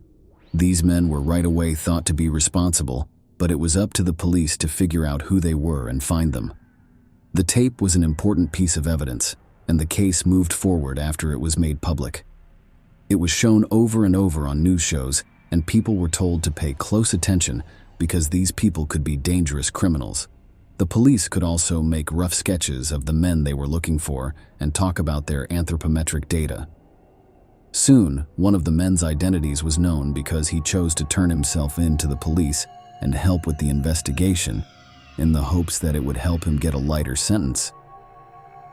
Because he gave them information, the police were able to quickly find several other criminals who worked with him and the people who planned the crime. Soon, Samadi and her daughter Christina were taken into custody. Along with the mother and daughter, 3 other men were arrested. A cab driver named Ronald Arce, who had found the murderers, a worker named Cesar Chavez, who had acted as a go-between, and a young Miner who had been directly involved in the attack. Later, Omar Costa was also arrested. He had been following the victim and telling people where he was on the day of the attack. Phone calls and text messages were used to figure out what each person's role was and how they were connected to the crime. Samedi gave the order for the murder and had carefully planned the whole thing, even including telling her daughter Christina about it. To find hitmen to kill Gerardo, they asked their friends Ronald and Cesar for help. They wanted to make it look like a failed robbery in a park at night. Later, Omar joined them. It was his job to make sure the victim went to the agreed-upon place. Samedi picked October 7th as the day of the attack. That day, she called all the people involved in the crime several times, gave them jobs, and made sure everyone stuck to the plan. In addition, the young woman demanded that they bring her some of her ex-lover's things as proof after they did the crime. Cruz thought he was going to an interview when he left work and went straight to the park. He tried not to be late for the meeting, but he was attacked and stabbed several times. His bag and jacket were then taken, and the customer was given them as proof. The texts that showed Samedi was guilty were the main proof. They clearly explained the murder plan and who was responsible for what. The woman was so sure that she could get away with it that she didn't even delete them. The woman did such a horrible thing because she was plain jealous. She didn't want to share her lover with his wife and thought that no one else would want him if he wasn't with her. She planned everything out and included her own daughter in her crime. Her daughter helped her with every part of the plan. The mother and daughter were arrested right away, and it was clear that they couldn't be freed on bail because the criminals would probably try to get away and leave the country. Their helpers were also put in jail before their trials, but Omar, who was in charge of surveillance, and the youngest person involved in the crime, were given to authorities who deal with juvenile offenders. The investigation took about a year and a half, and the trial of everyone involved in the crime plot didn't start until December 2017. It also turned out that Samadi had been charged with crimes before. In particular, she was arrested for making fake papers to get money from the government, but she only had to pay a fine. The story of Miguel Angel Perez has also come to light. He is the father of Samadi's youngest daughter. It turned out that the young woman gave the child the last name of a man she used to date without his permission.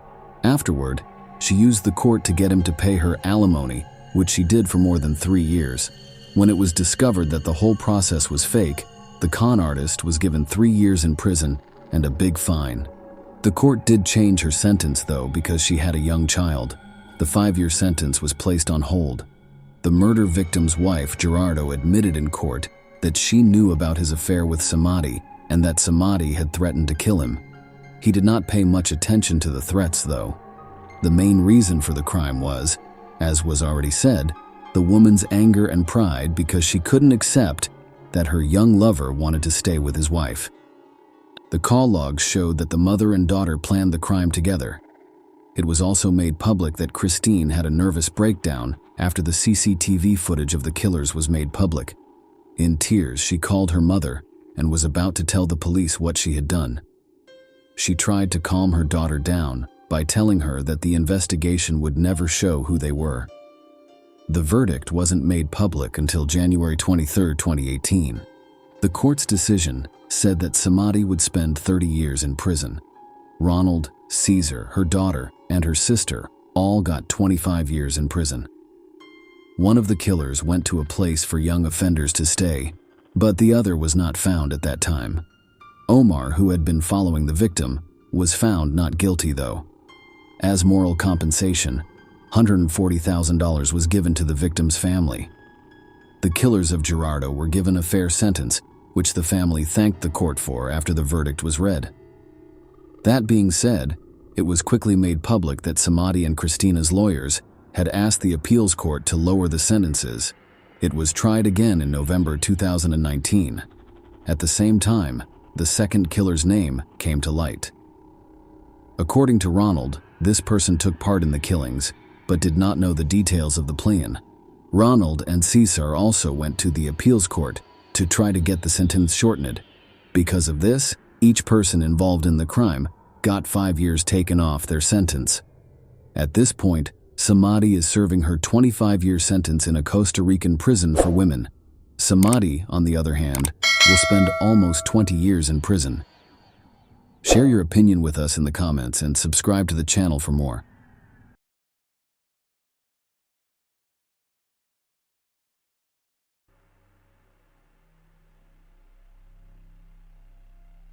Cape Town is 400 miles away from the city of Port Elizabeth, which is at the western end of Algoa Bay, on the southeast coast of South Africa. This city is a major seaport and also has the 6th most people in South Africa. When Chris Panayotu, then 18 years old, graduated from high school in this city in November 2004, he went to work for his dad's trading company. In the city and the areas around it, his father owned a large chain of stores and restaurants. Chris had always wanted to work in his dad's business, even when he was young. He was also very interested in running retail chains and growing the retail services industry. He was very active and determined, and his goals went far beyond being an executive and skilled worker under his father's supervision. Chris wanted to open his own fish restaurant near a 5-star hotel on Marina Drive and a big grocery store close to Kings Beach downtown. While Chris was helping his dad at a small diner on Market Street in the afternoon, he ran into an old high school friend. The friend invited Chris to a party on Friday night at Barney's Tavern, a popular beach spot for young people. Chris saw a pretty young girl drinking lemonade from a tall glass while sitting alone at the bar in a wicker bamboo chair and drinking beer from the establishment's specialty mug. Chris got up from his seat and went to meet her. She was 18 years old and her name was Jade Dinks. They hit it off right away, and they quickly found that they had a lot in common. Chris and Jade started dating after that party.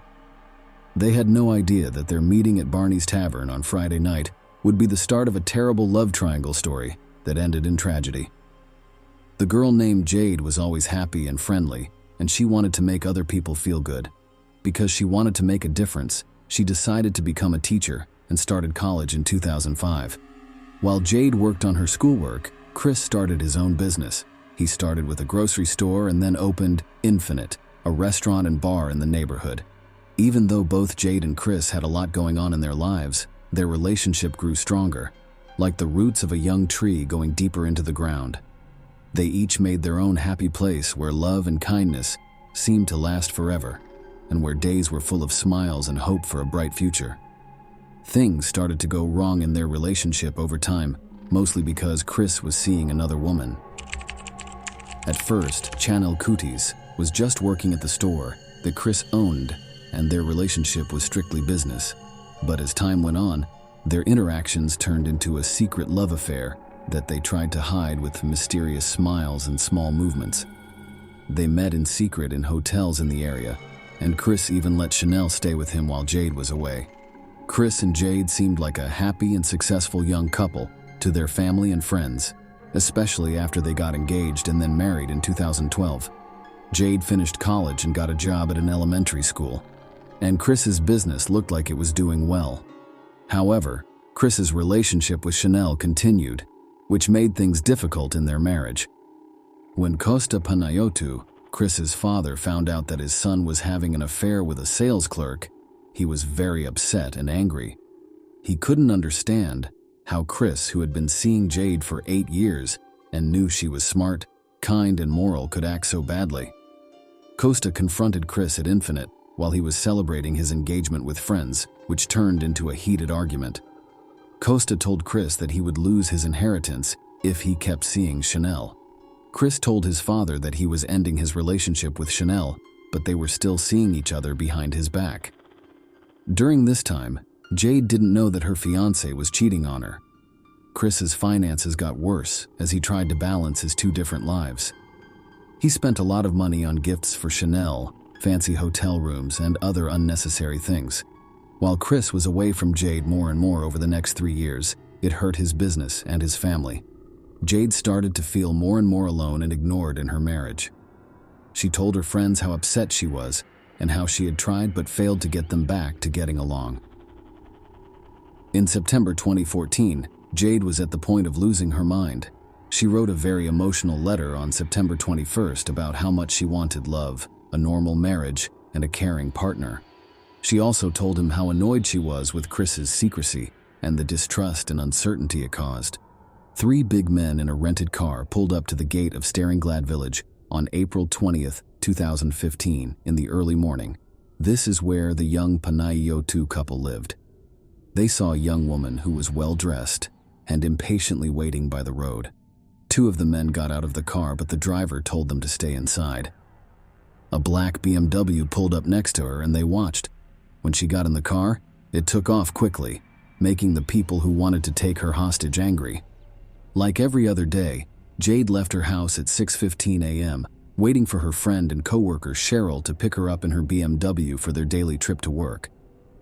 Cheryl was running a little behind, and she saw the car from the day before with tinted windows at the curb. When Jade reached for her phone to call Cheryl, she saw 2 people coming from the bushes next to the road. Cheryl was only 10 minutes late, but Jade wasn't there. Cheryl tried to call Jade's cell phone and knock on her door, but got no answer.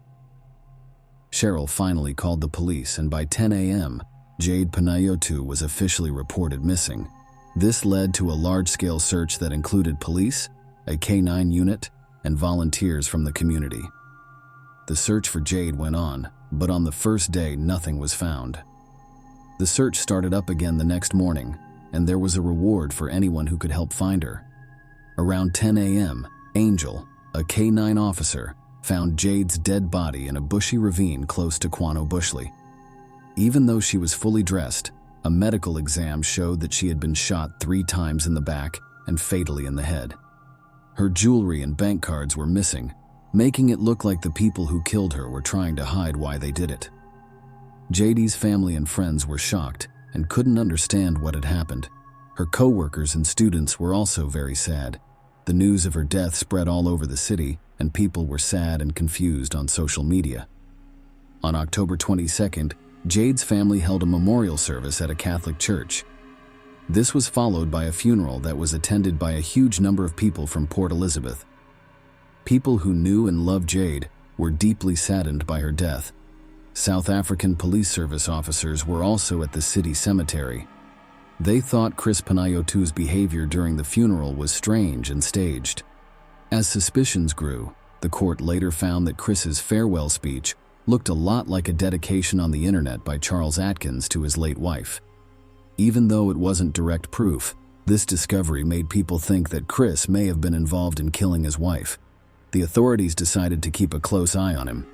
Several other strange events also pointed to Chris's involvement in the murder of his wife. Luthando Sioni, a security guard at Chris's nightclub, was arrested by the police the night before the funeral because they thought he might have worked with the killer. Luthando said Chris had asked him to hire killers for his wife, and that Chris had already found 3 friends to carry out the plan. There was proof that someone tried to use Jade's bank cards on the day she was killed, and surveillance footage showed 2 men that Luthando identified as the hired killers. As a reward for his help, the police let Luthando go on the condition that he gather more evidence, including Chris's confession to killing his wife. Because he was told to, Luthando called Chris for a private conversation that was recorded. During the conversation, Chris said something that led to his arrest. After that, 3 more suspects were caught, and the crime's details were put back together. Hit men were sent by Chris to kill Jade Panayotu in the early hours of April 20th, 2015. But because of an unplanned change in her plans, the execution was moved to the next day. On April 21st, Jade was taken hostage, taken to a remote area, and brutally killed. The thieves took her valuables and ran away. They tried to take money out of her bank cards but couldn't because the PIN they were using was wrong. The trial against Chris and the 2 mercenaries began on October 11, 2015, and was widely watched and reported on by the media. The prosecution said that Chris killed one of the women because he was having money problems that were made worse by his double life and his desire to kill one of the women. At the trial, different types of evidence were shown, such as Chanel Coutis's testimony, call logs, ATM videos, and photos. Along with the 2 hired killers, Chris was found guilty by the court and given a life sentence. On December 9, 2019, Chris's father, Costa Panayotu, died in a mysterious accident. This added another sad turn to the story. This made the story even more complicated and left a lot of questions unanswered. If Chris had anything to do with his father's death, it made an already scary story even scarier. Overall, Chris Panayotu's actions showed how far some people are willing to go to put their own needs ahead of the lives and well-being of those they care about.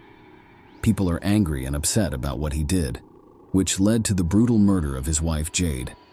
It's still not clear if Chris had anything to do with his father's death, but he is now facing the consequences of his horrible crimes, which means he will never get away. Share your opinion with us in the comments and subscribe to the channel for more.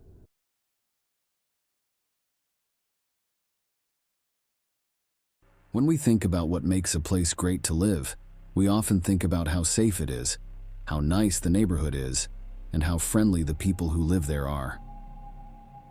One country meets all of the requirements.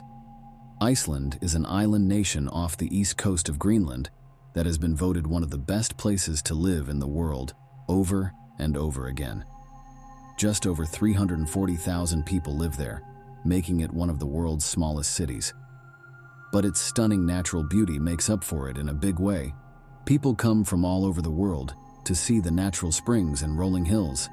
People from all over the world come to this small country to see its many attractions, such as its beautiful architecture and the aurora borealis. Because Iceland has harsh winters, there isn't always a lot of sunlight, but that just adds to the mystery of the place, which is so different from what most of us know and understand. One of the most appealing things about Iceland is the friendliness, openness, and kindness of its people. Due to the tough terrain and harsh winters, people rely on each other, value community, and take care of their neighbors. There are strong social attitudes against crime. They have no army, and their police officers do not carry guns. People often leave their doors unlocked and get lifts with strangers. The peace and quiet of Iceland would be broken one Friday night in 2017 by a brutal murder that seemed to have no reason. The country would be left in shock. We are going to talk about Birna Briansdottir. Birna Briansdottir lived in the southeast of Reykjavik. While her parents were no longer together, they remained on friendly terms, and she was the center of their world. She was bright and spirited, with her fiery personality reflected in her striking auburn hair. She was incredibly witty with a sharp sense of humor, which made her popular among her friends. She was carefree and whimsical, but always responsible, with this maturity reflected in her relationship with her family and her mature attitude toward work. Music was a big passion, and Birna wasn't picky. She would listen to anything from rap to pop and from rock to folk. It was this openness and free spirit that made so many people love her. Birna had a close group of friends and liked going out at night in Reykjavik. She worked in the fashion section of a busy department store. To relax, she would get drinks at the local bar after work and then go out to really let her hair down. For sure, this is what Birna did that night, January 13th, 2017. After closing the shop, she got drinks, played a few rounds of cards, and then went to the center of the capital to laugh, drink, and dance all night. They went to Horror, a place where new bands would play, and Berna was soon dancing on the stage. While her friends were ready to leave by 2 a.m., Berna wasn't. She wanted to keep having fun. She left the club just before 5 a.m. and walked out into the 9-degree weather. She then went to get falafel and then walked back to her house. A woman walking alone in Reykjavik was not rare. People trusted each other and looked out for each other. Due to her intoxication, she dropped coins and stumbled into a stranger on the side of the road. As she carried on walking, she turned a corner and walked down a narrow lane towards the sea. Then she vanished. Because she was known for being on time when she didn't show up for work, people were worried right away. Maria, a school friend who worked with Berna, was upset right away that she wasn't there. It got worse when she tried to call her cell phone. It wouldn't work, and Berna never turned off her phone. People thought she had just gone back to her dad's house to sleep off her hangover. Her friends who had been out with her that night also thought this, but she wasn't there. Scylla, Berna's mother, was called because she was also worried about where her daughter was. She knew Berna and knew that this wasn't like her at all. Without waiting, her family called the police right away to say she wasn't there. Realizing the power of social media, Scylla posted to her Facebook page, "Dear friends, it's not like her that we can't reach her. Please share and let's find her, Scylla." Iceland is a small community, and before long, Scylla's desperate pleas on Facebook were being shared, and news of Berna's disappearance began to circulate. The stress and worry of having a child go missing are unimaginable. Her parents couldn't sleep, and they persistently made calls to all the emergency services, desperately seeking any new information on Berna's whereabouts. The following day, the police were able to trace her last known mobile interaction before it went dead or was turned off. Just before 6 a.m., her phone pinged off a mobile tower in a port town, Hafnarfjordur, 6 miles outside of the capital. Right away, Scylla got in her car and drove there, calling out to her daughter and looking around the area. A group of family and friends worked with her to get Berna back home alive. Soon, 36 hours had passed since Birna had disappeared into the night in Reykjavik. Her friends and family were sure that something bad had happened to her. She was a trustworthy young woman, and this was not like her at all. Not much was known to the police, though. There was no proof of a murder or kidnapping, so they couldn't do much. As word of her disappearance spread, it quickly made the front page of every newspaper. Every newscaster in Iceland talked about Berna all the time. Her face was on every newspaper page. In the early hours of Sunday morning, her parents went to the police and begged them to search for her.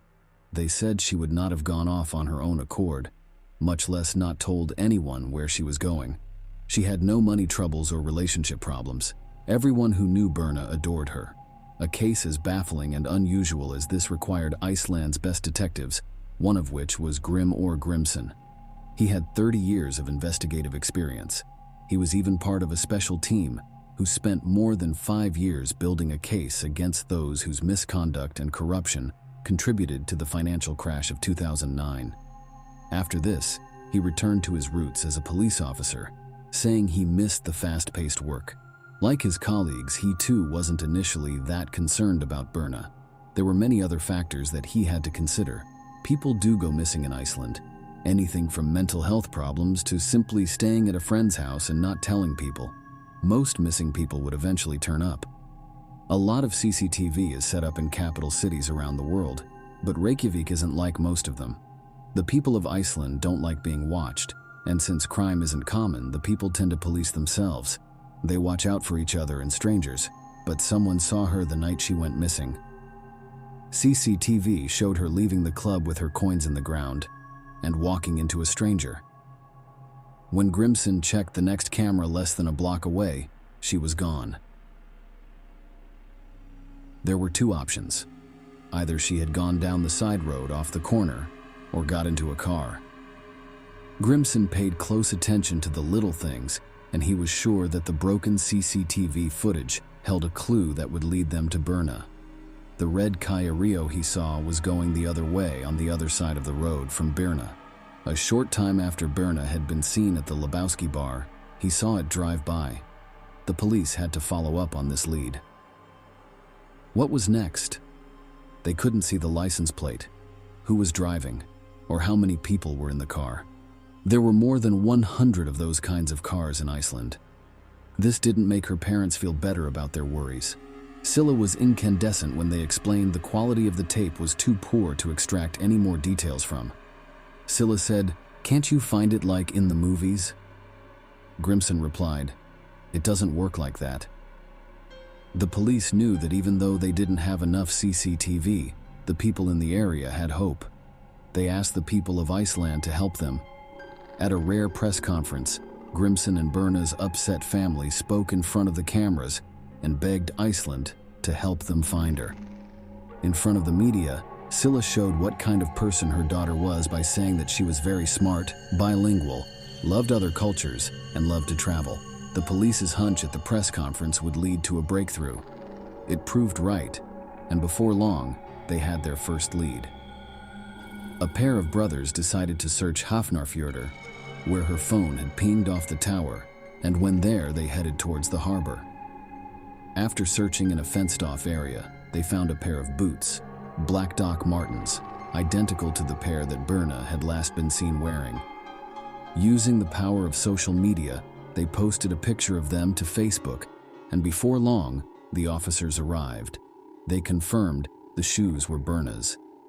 The police finally felt like they were making progress. Grimson told the police to carefully look through the CCTV footage, and soon they saw a picture they knew. At 6 a.m. on the morning Berna went missing, a red Kia Rio pulled into the harbor. A drunk man got out of the car and stumbled toward a fishing trawler that had already been docked. After that, the car drove off. Finally, they were able to read the license plate. The car had been rented by Thomas Müller Olsen, a 25-year-old fisherman from Greenland. A family had since rented the car and said there was a smell of chemicals coming from the back. After taking the car away, police were determined to find any sign of Berna. Eventually, they found a clue. There were blood spots in the back seat. So that they could find out if it was Berna, samples were quickly taken and sent to Sweden to be analyzed. For Grimson and his team, it was now a race against time. They needed to find the trawler and their only suspects, Thomas Müller Olsen and Nikolai Olsen.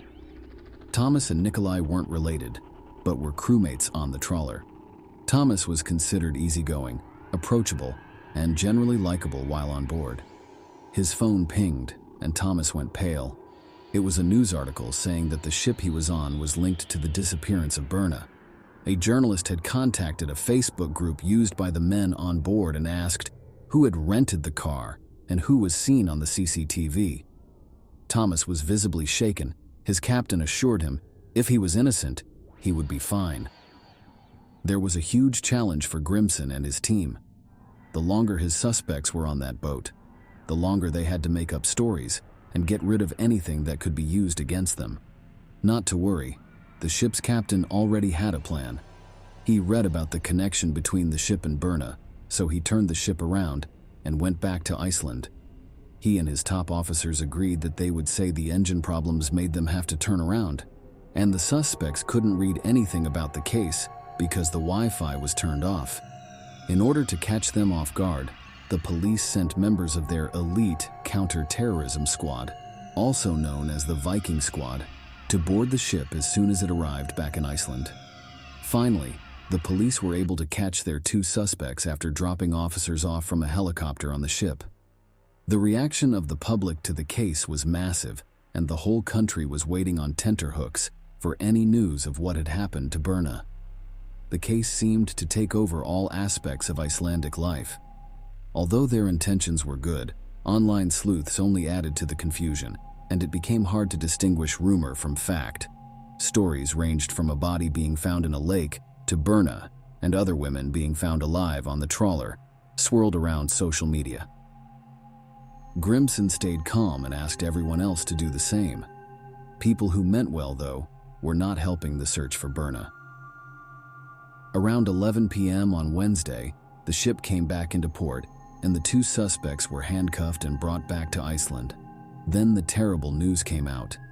Birna's blood was found in the rental car.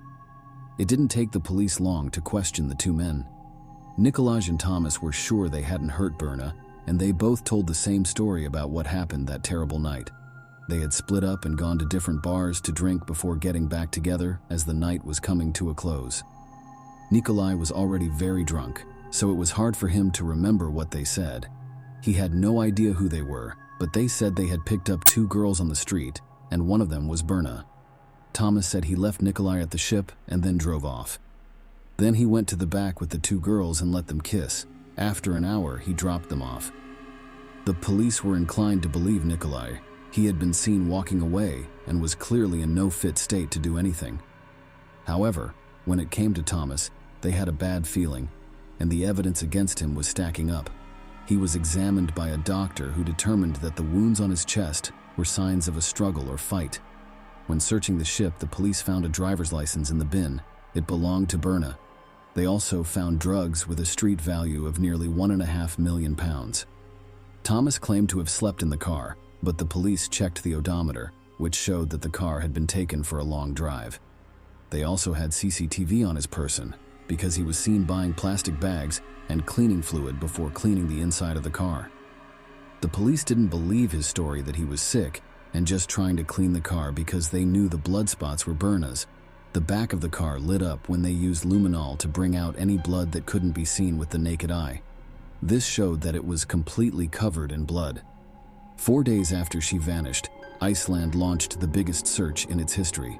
The search and rescue project manager said, "Today, she is our sister, our daughter," and that became the mantra. We don't live in a society where we tolerate a 20-year-old woman being abducted in the night. It wouldn't be long before the police found what they were looking for.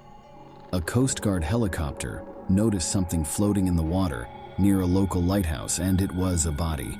They had found Birna. When this news came out, Iceland went into mourning, and people were shocked and couldn't believe what they were hearing. Things like this only happened in movies and other places. In Iceland, they didn't happen. People in Greenland were shocked and saddened along with their Nordic neighbors. The main street in Reykjavik, where Birna had gone, was turned into a shrine with candles lit up. The funeral for Birna took place at the Hallgrímskirkja, which is the country's largest church.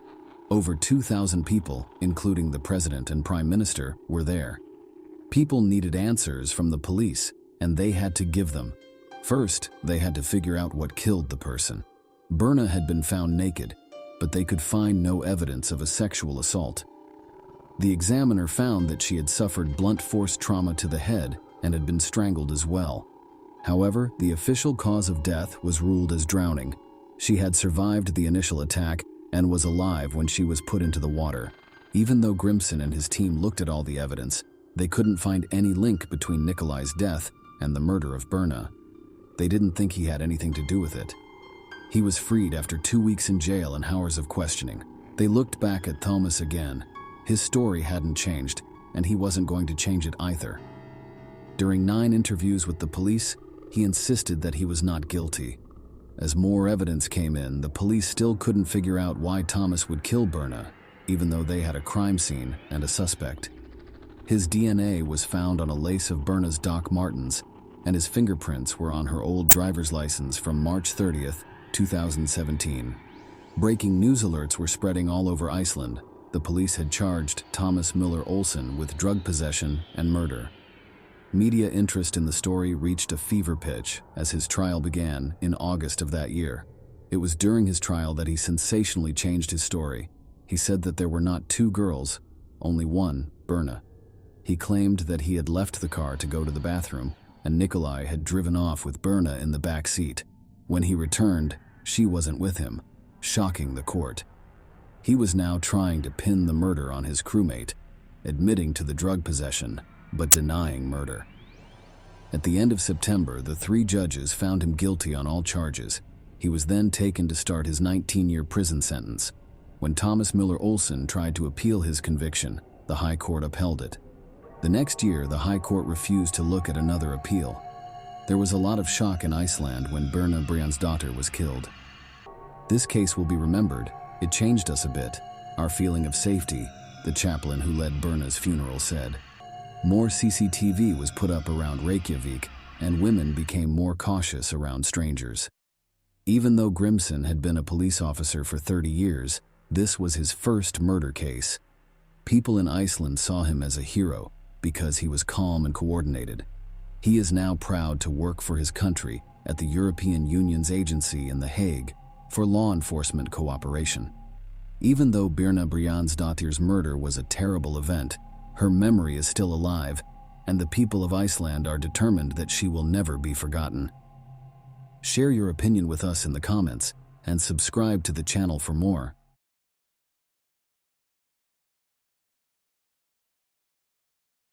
Limer Township, named after the first settler William Evans, is one of thousands of small and cozy towns scattered across the country in January 2023, in the state of Pennsylvania. A measured and quiet life flows here, and nothing appears to disturb this harmony. The inhabitants of such places know each other by sight, and their friendships unite many of them into one family. Jennifer and Blair's friendship began while they were working as business partners on joint projects. Even after Blair decided to become a simple chef, their bond remained strong. Their friendship developed beyond the confines of business and became more than just a working relationship. Jennifer's friendship with Noah, her autistic 8-year-old son, took on added significance. Blair had always shown his friend genuine concern and assistance in caring for Noah. Their children were friends as well. They frequently spent time together, and when the children's games ran late, Noah would spend the night at the Watts house. Jennifer Brown, born in 1979, was a vibrant and active woman. She was always smiling and exuded a positive energy that spread to everyone around her. Friends and family often wondered how she managed to do so much and be so active. Her true calling, however, was motherhood. Nothing was known about her son Noah's father, but this situation did not overshadow their lives. On the contrary, it strengthened Jennifer. Taking care of her young son, Jennifer became a reliable support and best friend for him, especially after Noah was diagnosed with autism in early childhood. Mom and son were inseparable friends who spent a lot of time together, sharing happy moments and helping each other in times of need. Everyone who knew them felt tenderness and admiration for them because of their friendship. The people of the small town noticed their closeness and admired this family for their joy and genuine kindness. Unfortunately, none of them could have predicted what happened to Jennifer on January 3, 2023. She vanished without a trace. The Limerick Township Police Department received a disturbing call from Antonio Blair Watts Richardson on the morning of January 4, 2023. He was deeply concerned about his close friend's disappearance. Despite the fact that it had only been less than 24 hours since he had last seen her or heard her voice, his anxiety was growing by the minute. Tony had been attempting to contact Jennifer for several hours and had received no response. This was completely unlike her. She was always active and responsible, always answering calls or messages, especially when it came to her son Noah. However, for some reason, the boy's mother did not meet him after school on this particular day. The missing person's family and friends knew what a loving mother and caring woman she was. As a result, her sudden disappearance alarmed everyone who knew her and left no one indifferent. Antonio's 911 call was the first step in a long and mysterious investigation that would soon engulf and shake the entire city. A massive search was launched immediately after Blair reported his girlfriend missing. Police officers, family members, and friends banded together in the hope of uncovering any evidence that could shed light on Jennifer's disappearance. Many questions remained unanswered, the main one being what could have caused the caring mother to abandon her son without explanation. Officer Stephen Crawford of the Limerick Township Police Department went to the Brown family's home at 4 p.m. that afternoon to see what was going on. He discovered her vehicle parked by the porch of the family home.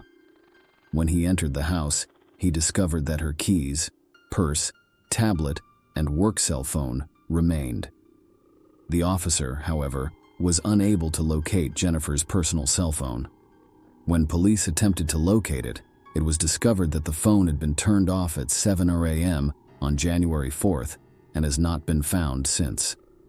The last location where the signal was received was near Lewis Road and Ridge Pike in Limerick. This was the investigation's first significant lead, and it indicated that something terrible had happened to Jennifer.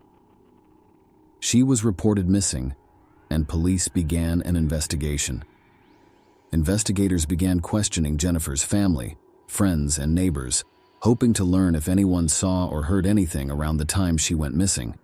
However, none of the young woman's loved ones or acquaintances could offer any useful information. Jennifer's Aunt Diane Brem, as well as her friends Tiffany Barron and Blair Watts, claimed that the young mother would never have left her son alone. This was a woman who was completely devoted to her child. All efforts by authorities and volunteers were futile. They couldn't find any traces or clues to Jennifer's whereabouts. Her family members appealed to the public via the media for any information on the young woman's possible whereabouts. A prize was set up, but it was also inconclusive. Jennifer Brown's mysterious disappearance was just getting started, leaving investigators and family members with questions and anxious expectations. The police investigation began with a thorough examination of all of the events of that day, and her close friend Blair Watts, who was the last person to see Jennifer alive that day, was brought to the forefront. Jennifer and Blair sat in their cozy living room on an ordinary January day, discussing life, future plans, and their children. Their children frequently played together, and Jennifer had asked a friend to pick up her son Noah from school so that they could spend the evening together. This was a common occurrence among friends. Blair, being the loyal friend that he was, agreed and immediately headed to the school to pick up Noah after they finished their conversation. But then something strange happened at school the next day. Noah's behavior was unusual, which worried his teachers. They discovered that the boy had missed 2 doses of his medication, which helped him manage his illness-related condition. Jennifer had always been a devoted mother, never neglecting her son's caregiving responsibilities and always keeping in touch with teachers if anything went wrong at school. The school staff attempted to locate his mother and were informed by Noah that she had gone to the grocery store and had not returned. This raised even more concerns because the sensitive woman's behavior was out of character. She never left her son alone. Jennifer's friend Blair Watts tried unsuccessfully to contact her at the same time. Blair decided to go to the bus stop to pick up her son after not hearing back from Jennifer or contacting her. However, when the woman failed to appear and Blair's concern grew by the minute, he was forced to go to the police station and report his friend missing. As time passed, no new information about the missing woman's whereabouts emerged. Hopes for her return had been fading with each passing day since the investigation began. Jennifer appeared to have vanished without a trace and might never be found. However, 2 weeks after her disappearance was reported, on January 18th, 2 employees working in a warehouse near Roseford in the neighboring municipality of Limerick Township discovered something strange. They came out of the building to get some coffee and noticed a freshly dug hole in front of them. They were horrified to discover the body of a woman buried in a shallow grave when they went closer to inspect it. The workers immediately called the cops, who arrived at the graveyard. After examining the body, police identified Jennifer Brown as the young woman they had been looking for the past 2 weeks. The sheriff called her family to inform them that the body of the missing woman had been discovered partially buried near a warehouse in Roseford. Jennifer's death was clearly violent, according to an autopsy. Her death was caused by asphyxiation, and she suffered from 3 broken ribs. This indicated that Jennifer had most likely fought her assailant, who had beaten her to subdue her. The investigation's focus has shifted. The missing person case was reclassified as a murder investigation, and police interviewed everyone who knew the murdered woman, including her family and friends. These interviews, however, provided no new information about the case, and the police had no suspects. The investigation appeared to be coming to an end, and the police had no one to follow up on. However, when the detectives least expected it, they received a tip from an unexpected source. After the news of Jennifer's disappearance and murder broke, Police asked anyone with information that could help them solve this mysterious case to come forward. Noah's teacher stood up. She recalled a case that, at first glance, appeared unimportant to her, but raised serious suspicions after Jennifer's death was discovered. Noah, according to the teacher, told her an important detail about Jennifer's disappearance on January 4th. Little Noah told her that when Blair Watts picked him up from the bus stop on January 3rd, he noticed his mother's personal cell phone among Blair's belongings. Noah recognized it right away because the lock screen displayed his own childhood photograph.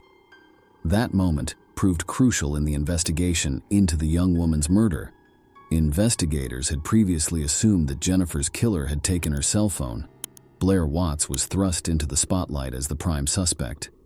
The police began to investigate Jennifer and Blair's relationship, and mysterious details began to emerge, shocking even experienced investigators.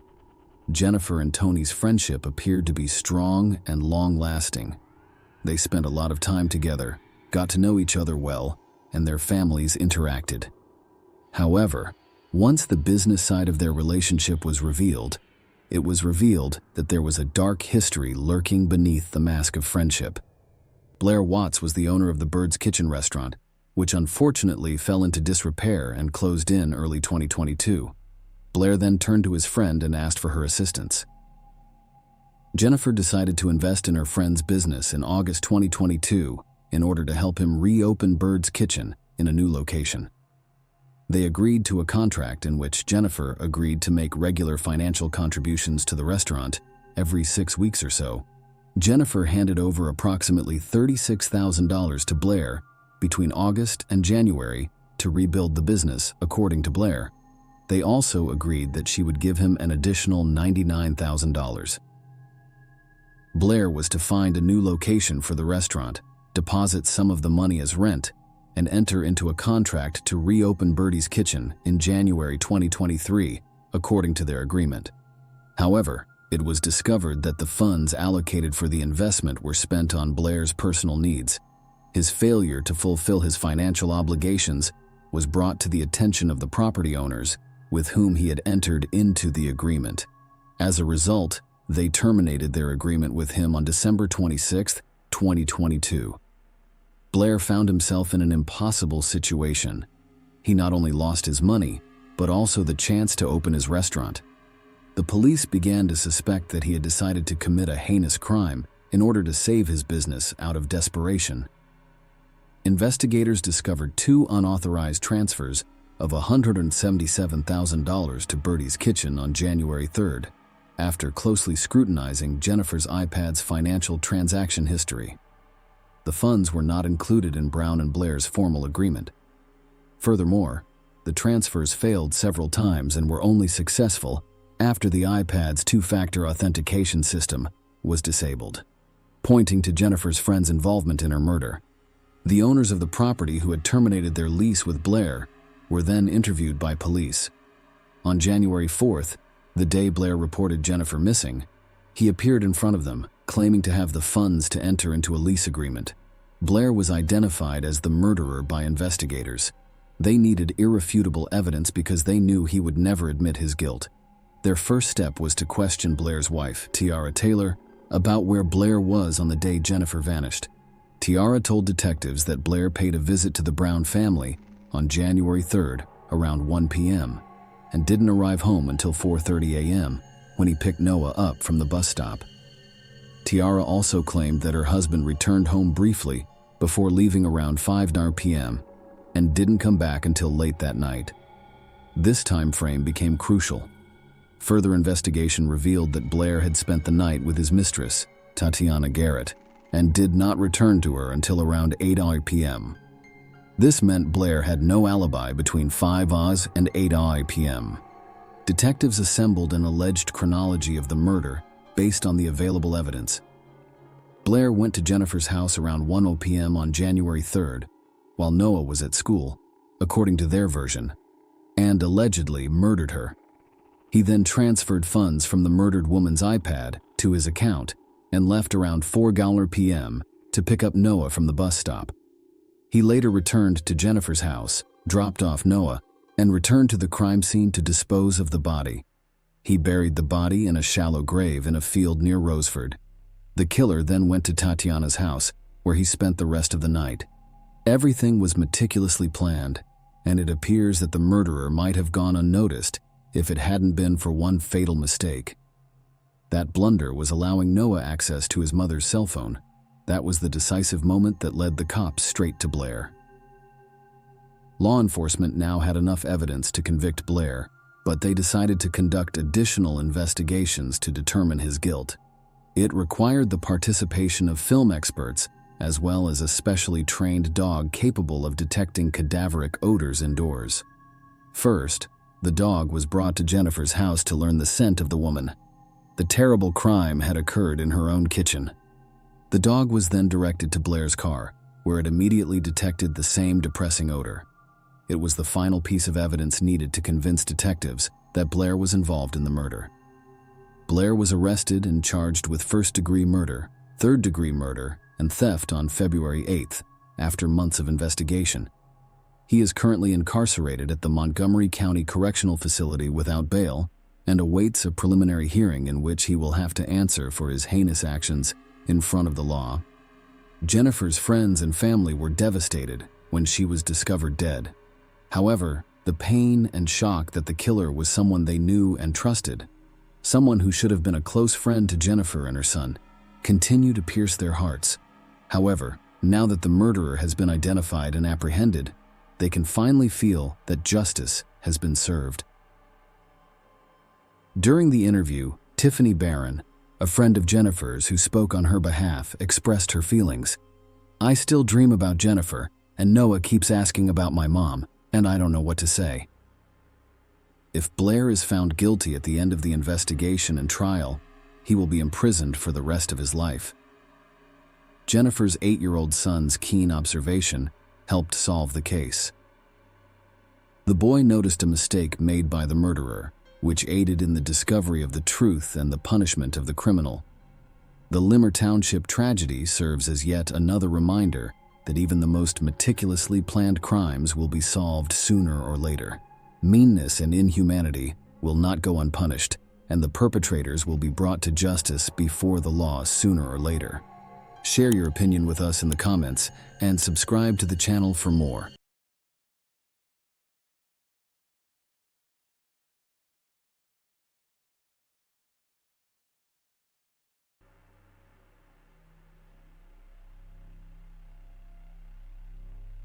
Parents can be very pushy, rude, and demanding in what they want. It's helpful sometimes and not so helpful other times. There are times when being so demanding can even be dangerous. Brett Ryan found himself in a just such case. He grew up in a wealthy and big Canadian family with 4 other sons. His parents were Bill and Susan. It might seem like having a lot of kids, especially boys, is a lot of hard work as a parent, but it wasn't for everyone. Their parents tried to show the younger Ryan the right way to do things. In addition to his well-known job at the Toronto Star Daily newspaper, his dad was interested in many things, like sports, yoga, and psychology. In terms of Susan, she worked very hard, and the whole family home depended on her. She spent all of her time with her husband and children and kept their huge house in a nice part of Toronto in perfect shape without any help from gardeners or craftsmen. As people walked by the family home, they would stop and look through the fence at the huge flowering garden. It's not fair to say that Brett was the family favorite, because Susan loved everyone the same. However, it might have looked like Brett got in the most trouble for disobeying. He was always able to get out of trouble, even when there was a lot of proof that he was involved. He found a way to show that he wasn't fully involved, and it's amazing how that skill helped him make a lot of friends. Brett was well liked at school, and everyone wanted to be friends with him or at least be able to handshake with him like his brothers. Brett went to college after high school. With the goal of being better than his brothers, he put an ad in the newspaper offering to paint people's homes and fences in Toronto. Things were going great at first, and the young man made his first dollar. Susan was so proud of her son that she used him as an example for other people. It's one thing to make this much money from a part-time job, though, and quite another to quit college and paint houses full-time instead of going to school. Brett stopped going to college after a while. In the beginning, Brett felt sure of himself around his older brothers. But once Christopher and Leland graduated and got jobs in their fields, Brett's authority started to slip. Christopher worked as a transit officer for the city of Toronto, and Leland became an artist and designer for the family. After school, they moved out of their parents' house. Brett stayed with his father, mother, and younger brother, who went to a school for gifted kids so he wouldn't have to spend some of his money on rent. Brett was getting more and more desperate as the years went by because he couldn't pay off his debts. He fell into depression. Brett owed more than $60,000 by 2007 when he was 26 years old. People thought Brett was smart, but he didn't know how to use his brain. He didn't show how bad he was either. He always had a smile on his face, helped everyone, and took part in volunteer work. His soul was such a huge black hole that no one could believe it. At last, the terrible moment arrived when there was no way out. At least, not legally. Brett did not have any work around the house or paint the house on October 28, 2007. In the fall, there were almost no orders because everyone who wanted to paint their house had already done so in the spring or summer. Winter was coming, so you shouldn't expect to make a lot of money. We couldn't wait for anything. Brett put on all the old clothes in his closet, like a hat, a long sweater that his older brother had given him, and a scarf that his mom had knitted. The scarf was way too long, and Brett had never worn it before, but it came in handy in the end. It fit around his face just right, leaving a small opening for his eyes. He then walked to the bank on the edge of his neighborhood. He walked funny on his right foot while holding a thick folder. Brett waited his turn at the bank. When an employee finally called for him, he went up to her and told her in a low voice that he had a gun on him. Besides that, he told her to get all the cash from the bank register and give it to him. If she didn't, he said, he would shoot her and kill her first. He took all the cash from the register from the girl, whose hands were shaking. Brett then quietly left the building so as not to alert the security guards. As he ran down the street, he looked at the money he had stolen. A little over $1,000 wasn't much. He would have to rob about 60 banks to pay off his debts. It sounds great, but there was no other way out. The new thief didn't show up at home for a few days because he thought the police would still be able to catch him. He drove all night in his car because he had an order in a nearby town, which he told his mother. Brett would sneak up on his house every once in a while to see if there was a police car in the bushes. He wasn't being looked for because it was quiet. He was going in the right direction, which was good. After the first theft, there were 2 more, then 3 more, and finally 4. Every time, Brett changed clothes because he no longer wore his old ones. He either bought them used or found them in the trash. He burned the used clothes after each crime. A store that sold costumes for parties is where Brett also bought a beard. The bank workers he threatened always noticed his beard, and later said that the attacker was a man with a beard. Many articles were written about the bearded robber in Toronto newspapers, but the robber never made a lot of money from heists. $3,000 was the most that could be stolen. Brett finally made a mistake. He was followed all the way home by the police after seeing his car on surveillance footage. At that point, they still didn't have any direct proof that he was guilty. It was chosen to just keep going after the suspect. As if Brett knew he was being watched from outside, he didn't commit any more thefts for 15 days. Before that, he usually went 3 or 4 days without committing a crime. The police felt like they were going in the wrong direction and wasting time by suspecting someone who wasn't guilty. But finally, good luck came their way. After leaving the house, Brett got into a car and drove off. He got out of the car near the bank wearing a new, strange outfit. He went into the branch and stayed there for a while. When he came out, he was met by police who handcuffed him and said that the much-talked-about bearded robber had been caught. Brett was being looked into for 7 months. It was charged against him to rob with a gun. The bearded robber always came to the bank empty-handed, even though he had a gun permit. He didn't even have a knife with him in. He was told he was guilty on 19 counts and sent to prison. After that, Brett and his family filed several appeals. Only 8 of the 19 counts were upheld after this was done. Brett didn't stop there, though. As soon as he had the chance to ask for parole, he did so. Brett asked that the fact that he committed these crimes while he was deeply depressed from 2 failed relationships and having a lot of debt be taken into account in his petition. But he also said again that he didn't bring any weapons to the crimes and wasn't planning to hurt anyone. His comments were taken seriously, but he had to meet with a psychologist in order to get out of jail early. It was good for Brett that the sessions helped him. While he was in jail, he didn't talk to his family. Now that he was out, he had taken a step toward getting closer to them and fixing things with them. The commissioners saw the changes for the better. Brett was finally freed on November 24th, 2010. The young man had fought so hard for freedom, but it turned out to be even more bitter and hard than before. Brett, what was his name before? A painter who has a lot on his mind. What was he doing now? Brett, the thief. Brett is the former prisoner with such a bad past. He was never hired by a business, and people who hired him to paint houses turned him down as soon as they saw the suspicious beard. Even Susan's neighbors who used to visit and compliment her garden started to spread some bad rumors about her. The Ryan family sold their house quickly and moved to Scarborough. Susan got back to working in her new garden, and Brett did get a job with a trading company, but the pay wasn't great. His parents also gave him money to help pay for his college education again. Brett kept seeing a psychologist, and every time, the expert told him the same thing: don't cut ties with your family. Brett's advice from the psychologist really helped, but his money situation still needed a lot of work. It was September 2011 when he had his first lucky accident. His name is Kristen Bechter. Kristen was a really great girl. She had her own apartment with windows that looked out over the sea, so the young couple could enjoy the view. And most importantly, she didn't care about Brett's past. She played sports, which kept her body in shape. They also took trips together from time to time and had even been to Australia. While Brett was seeing the girl, his parents were very happy about his relationship with her. For another thing, they were sure that their son would finally grow up and find his place in society. Kristen would push him to do so.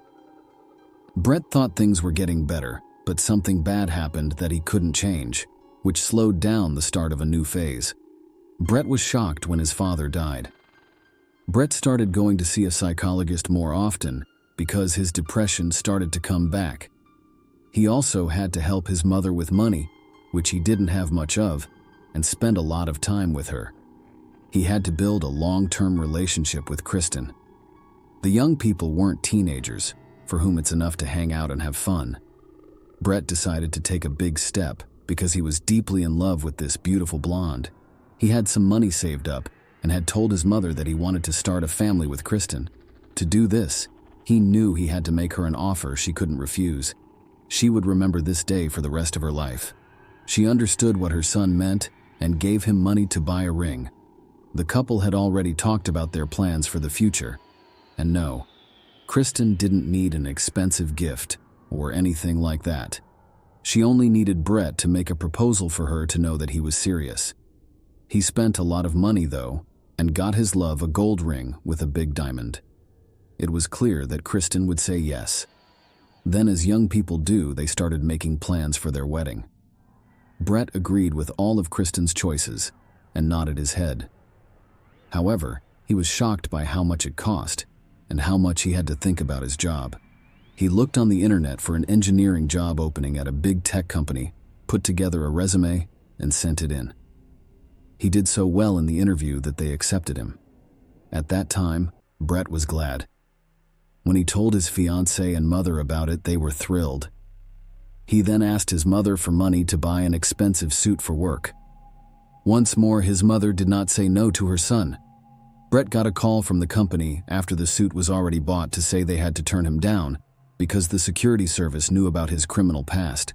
Brett felt like thunder hit him. Right away, his mood started to get worse and he finally gave up. Why go through all of these interviews and wait for answers when no one wants to hire a criminal, even if they have changed? The most important question is, why study? Brett thought that the money his mother and older brothers gave him for college should be used for his wedding to Kristen, so that's what he did. Brett was back in the situation he had just gotten away from. Not only did he not tell his counselor, but he also did not tell his family that he had quit college. He also didn't tell anyone that an engineering job had turned him down. He dressed up with a shirt, tie, and suit, and went to paint houses. On the way, he changed his clothes. He told his family that he was at work in an office. Brett also constantly shared different photos from the office or business events on his social networks. Of course, these were downloaded from the web before. When he was with his family, he often pretended that his phone was ringing and that he had to get to work right away. No one would have thought Brett was just a normal painter because he was so good at getting dust in their eyes. Brett was going to get married in September 2016 after being with Kristen for 5 years. Even more, he agreed to rent a fancy restaurant where each guest would have to pay $100. Brett finally took matters into his own hands, got a great job, moved into a nice apartment, and married a beautiful woman. This made the whole Ariane family very happy. But they didn't know that Brett's lies had gone too far, and there was no way out without getting hurt. That time, the wedding was only a month away, and it would cost a lot to put on. It happened over and over again. Our hero borrowed money from his mother. When he realized she could no longer help him, he told her she had to get a better-paying job. Another thing he did was plan a bachelor party for August and invite all of his brothers and friends. Brett still chose to tell his counselor everything, even though the bombshell was about to go off. Brett had been telling his family lies for a year about being an engineer at a tech company. The psychologist felt bad that the client he had been working with for a long time had gone off track again. He told Brett that he had to tell his mom the truth. Brett put it off for a long time and thought about it for a long time. His mom was so mad because she had spent so much time telling everyone what a great son she had. Brett had to tell Kristen everything too, because she would keep quiet if he didn't. Her son was warned that his brothers already knew what was going on and were on her side. Brett was not able to do that. He had a hard time telling his mother the truth, and he couldn't tell Kristen the lies he told her. He did know that the wedding wouldn't happen because he lied about it being less than a month away. It would have been better for Kristen to know everything ahead of time, but he didn't say anything.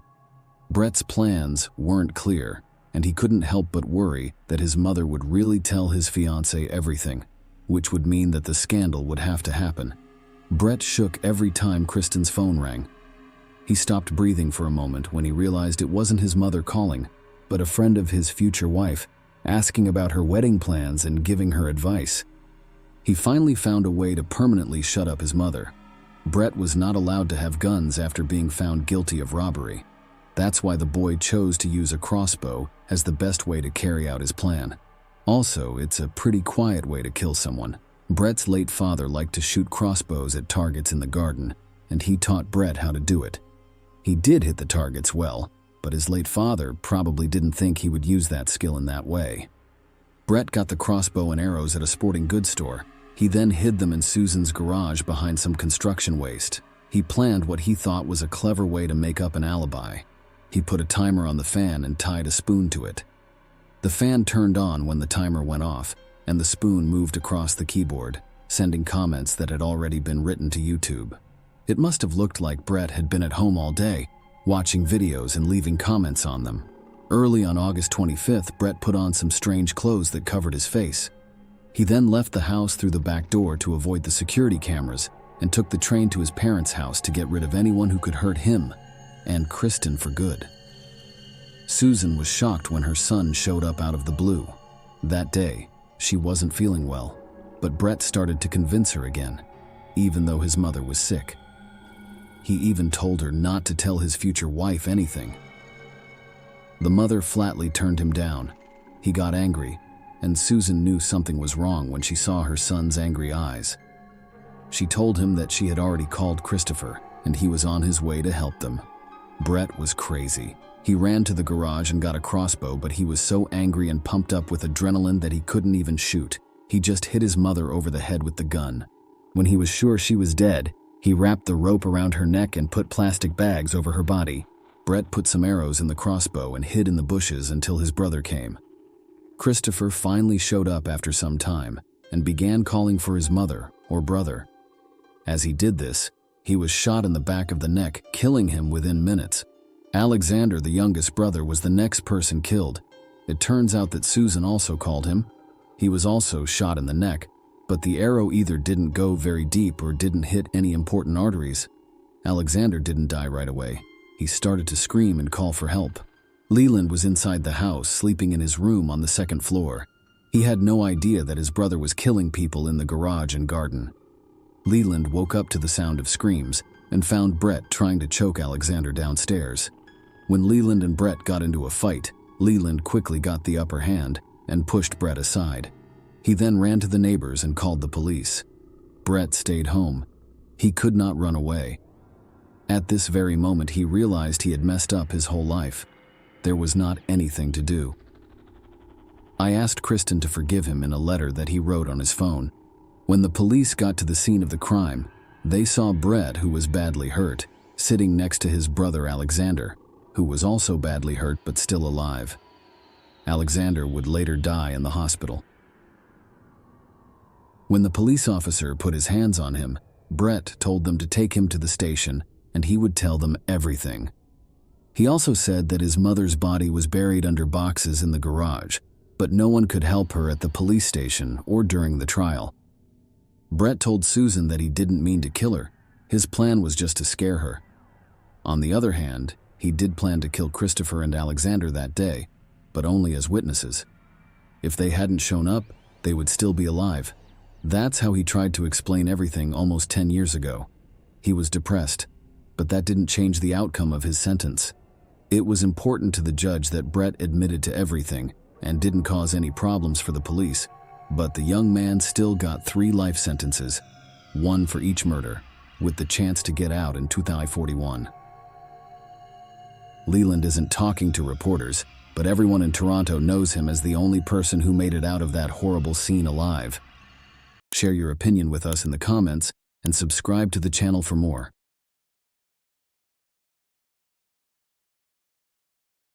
The exception was Cassandra and her twin brother Rob.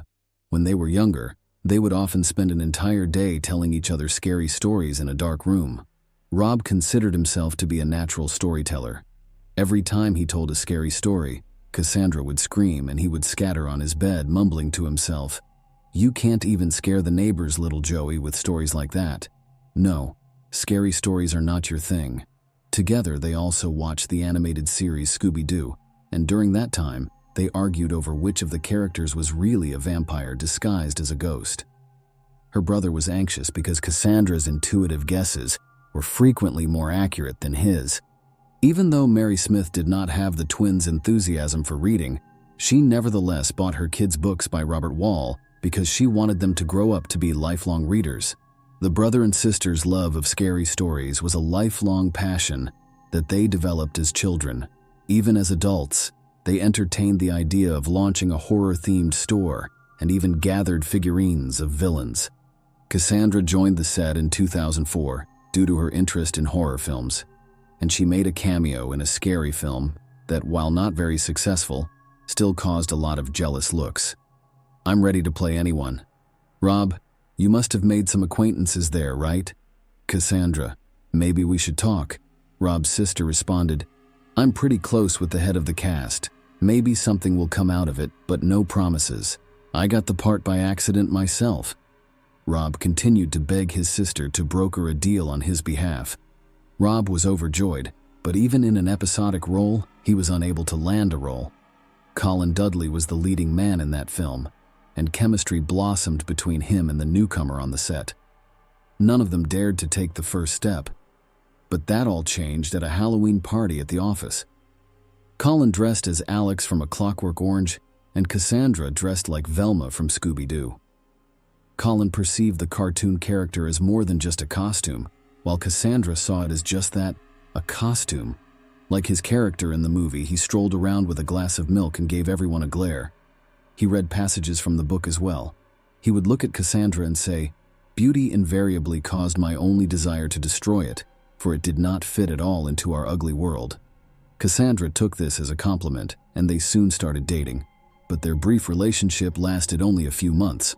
Colin began dating Rebecca, another actress, after finding her. The pair eventually moved in together. 2020, August 25th, Cassandra Cannell vanished.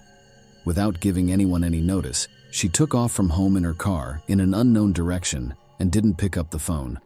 For a very long time, the police refused to accept her mother's report, attempting to console the distraught mother by explaining that kids grow up and don't always tell their parents when they go out with friends. But Mary Smith was certain that something horrible had occurred, and perhaps she could still see her daughter alive if the indolent police would finally get to work. It took 2 days for the police to start looking for Cassandra, and on the third day, they discovered her car in an undesirable location beneath a bridge. The bad news gets even worse. The keys were inside the unlocked car. It was hard to know what Cassandra was up to there. This area was thought to be a homeless community, and the police regularly discovered bodies there that had either overdosed on illegal drugs or been killed in domestic violence. The police had to patrol the neighborhood, questioning a large number of homeless people who attempted to flee when they saw them. All of them were unaware of the time the car appeared there, though, and none of them had seen Cassandra.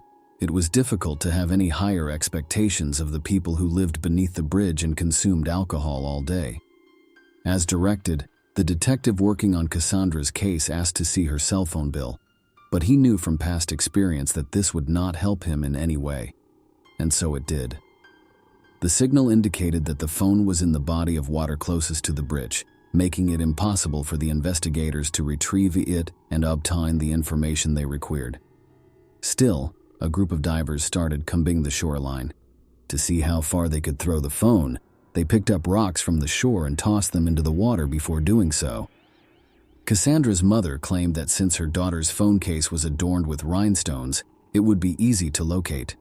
While it is true that the phone was located quickly, Cassandra's body was not in the water. Although her mother was told this was good news, she did not feel any better. Her daughter's death appeared to have become second nature to her, and all she wanted was for her body to be discovered and for this terrifying period of uncertainty to end. She replied, "I was looking forward to my granddaughter. I wanted to be a grandmother sooner, and I didn't even have time to give her a crib. It's just sitting in the garage in a box. What should I do with it now?"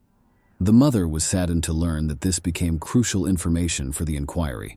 Pregnant women are frequently the victims of crimes committed by their partners, the expectant fathers, according to statistics.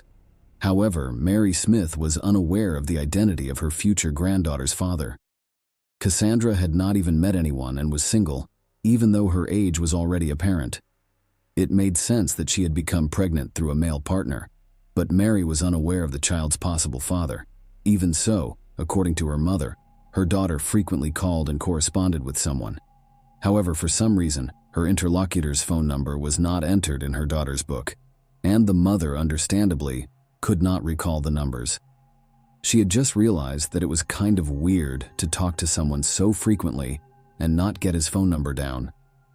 It was common knowledge that girls could not maintain complete confidentiality in their relationships, so Cassandra should have at least one friend with whom she could share her secrets, particularly if those secrets involved a pregnancy.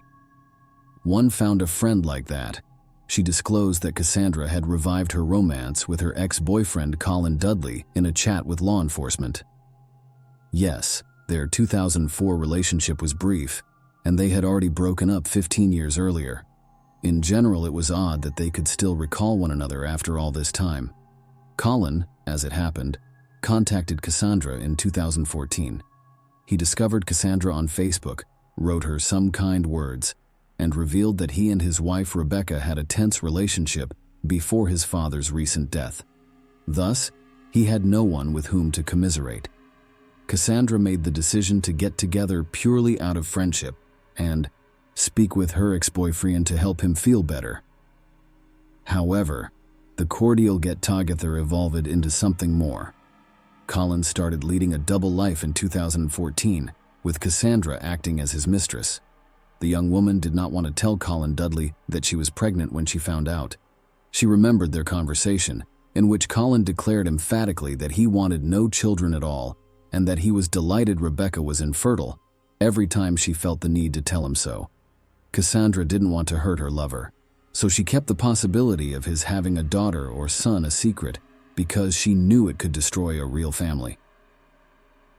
In the meantime, Her tummy continued to swell and protrude beyond the baggy sweaters. Cassandra stopped seeing him so that Colin couldn't figure out anything. But how can one go on? She knew that hiding it would not last long, and that lying to Colin about having another boyfriend would be hurtful and lead to their breakup. Cassandra told Colin over the phone that she was expecting a child with him after deciding that the bitter truth was preferable to a charming lie. After a long period of silence, Colin finally expressed his happiness at the news. Though it sounded very strange, Cassandra deduced that Colin was actually happy. When the detective knocked on Colin's door upon arriving at his residence, his wife answered. Resolving that discussing a missing mistress with Colin's legal wife wasn't entirely moral, the detective presented himself as a longtime friend of Dudley's. Colin emerged at once, closed the door behind him, and left the house accompanied by the detective, who had not even made an introduction. He appeared to have been anticipating this encounter. "Thank you for not making your credentials public in front of Rebecca. You're a man of honor, a true officer. My compliments to you," Colin said in brief phrases. "I heard Cassandra is missing. It's weird, bloody weird. I can't even guess where she might have gone. She told me she'd had a big fight with her brother and was really worried about it. I advised her to stop by and make up with him. I don't know if she listened to me or not." Rob had told him about the fight. As far as the detective knew, it was just a family dispute, nothing serious. Still, Cassandra's twin brother had been devastated by her disappearance because the day before, Cassandra had called him and asked to come talk to him. But now that his arrogant brother had declined, he held himself responsible. His sister would not have vanished if she had visited him that day. "You know, officer, I'm not the nicest person. I think you realize that, dating my ex-girlfriend in secret from my wife for such a long period of time. I'm sure I'll be punished for it in the next world. But the human heart doesn't decide who you fall in love with. In 2014, my father died. He literally hated Rebecca with all his soul, and the feeling was mutual. But he really liked Cassandra. He often remembered her, reproached me for the fact that we broke up with her almost immediately after Christmas. We often fight with our parents, accusing them of not understanding, and then it turns out that it's us, their children, who don't understand, and it hurts. My father was right, of course. And after he died, I just wanted to fulfill one of his wishes, and so I resumed my relationship with Cassandra. Rebecca needed to be broken up with. It was a conversation I kept putting off, you know. This family stuff sucks you dry, so I kept stalling. I've been living a double life for 5 years. It was hell. I had to make excuses for coming home late all the time, to hide it. I'd tell her about some fictitious business trips, and even bought a fishing rod, even though I hated fishing. A stupid pastime, and I'd tell Rebecca I was going to the lake while I went to Cassandra's. Before coming home, I'd buy fish at the supermarket for extra convincing, and Rebecca would bake it in the oven, and I'd eat it even though the smell of fish makes me sick. Did you know Cassandra was pregnant? What? Pregnant by whom? I don't have that information, but she told a close friend of hers that it was from you. That can't be true. She's been adamantly refusing to see me lately, and I guess I understand her, and can't blame her for that. Naturally, she was tired of being in the background and wanted a family, which unfortunately I couldn't give her. I guess that the reason she refused to see me was because she had found someone else. Detective asked, "When was the last time you saw her?" Honestly, I can't even remember. I think it was about 3 months ago, maybe 4, if you don't count the time we literally ran into her at the mall by chance. But that was fleeting because my wife was in the fitting room, and I just got tired of waiting for her and decided to take a walk to the coffee shop. Tell me, officer, is there any chance you'll find her alive? Dudley continued. We're doing everything we can, believe me. Colin had more interactions with the detective after this one. Despite the fact that Cassandra's phone was recovered from the bottom of the pond, the police still asked for the missing person's call logs. The unsigned number her mother had informed her about actually belonged to Colin Dudley. Cassandra called him most of the time, and they even spoke on the day she vanished. Furthermore, the CCTV footage from the train station near the bridge, where Cassandra's abandoned car had been discovered, was given to the police that day. A strange man who stood out among the other passengers on the platform was observed by them. He had on a long cloak, gloves, a scarf covering his face, and a hat with the sides pulled down over his eyes. The detective claimed that although he couldn't see the man's face, Colin Dudley's gait was strikingly similar to that of the man. Regarding the hat, it bore a striking resemblance to the one donned by Alex in A Clockwork Orange. The investigators noticed that the strange man actually entered the cafe for a short while before exiting and heading toward the parking lot, where he got into his car and drove off.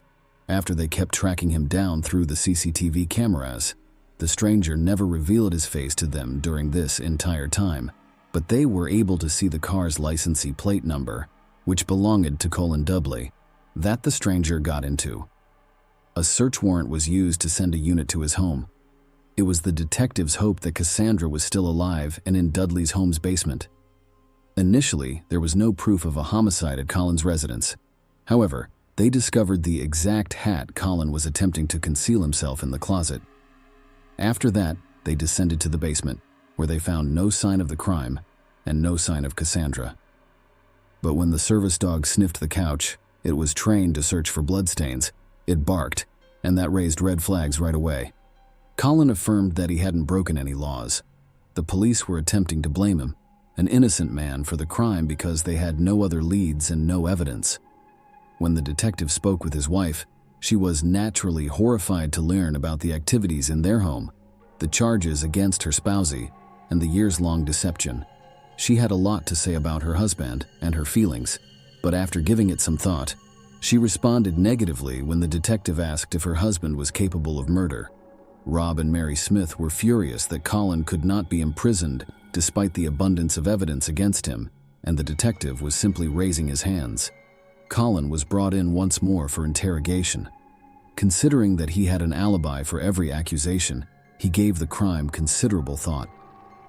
Colin visited a hardware store early on August 25th at 6:30 a.m. and bought trash bags and household cleaning supplies.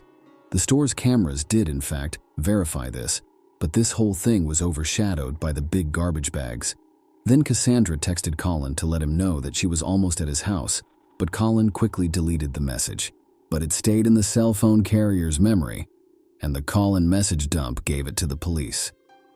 Additionally, the couple did not leave the house for several hours that morning, based on their cell phone bill. Subsequently, Colin switched off his phone, but unintentionally left his mistress's phone on. This allowed the police to track Colin's entire path of movement, including his location as captured by the station's CCTV cameras. It was already known by the police that he had visited the cafe, likely using the restroom to clean up after the murder. Colin hopped in his car and headed to the pond where he had thrown Cassandra's phone, which was where the cell phone's last signal had come from. Now was the time to find Cassandra's body. The GPS tracker from Colin's car was taken by the police so they could follow the route precisely. The gadget accurately mimicked Cassandra's mobile signal movement. However, his actions the next day provided fresh evidence in the case. When the police followed his route through the woods, they came across a large trash can that was rope-tied in a ravine.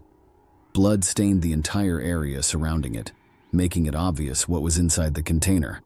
It was a month after the murder by that point, and the body was hard to identify.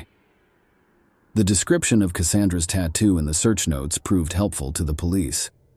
The same day, Colin was arrested and accused of murder. After performing a forensic examination, forensics determined that blunt force trauma to the skull resulted in a fracture that caused death. The police discovered bloodstains in the basement of the Dudley house that were impossible to remove entirely. Rebecca was unaware of the homicide. She spent the entire day in a different area of the house where the sounds from the basement were muffled. She also stated that Colin's claim that she was infertile was untrue and that she had never desired children. This was seen by the police as the crime's motivation. The absence of witnesses and tangible evidence, like the murder weapon, made it impossible to persuade the jury that Colin Dudley was the murderer during the trial. The murderer was then offered a reduced sentence by the court in exchange for his guilty plea. Colin received a 26-year prison sentence. The fact that the murderer would probably live to see the day he could be freed caused great distress to Cassandra's mother and brother, who were still upset about his refusal to meet with his sister prior to her death. Share your opinion with us in the comments and subscribe to the channel for more.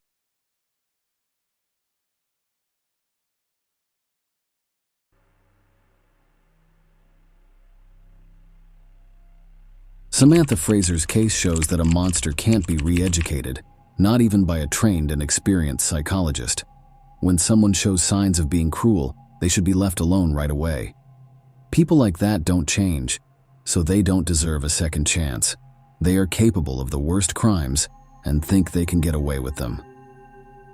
The terrible events took place in the summer of 2018 on Phillip, a quiet island in Australia close to Melbourne. But let's read the story in the right order. Adrian Basham was born in 1973 in Australia, where he grew up. The boy grew up in a family with a police officer. While he didn't do anything wrong in the eyes of the police in his early years, many people now believe that his cruel and violent attacks are linked to his family and childhood.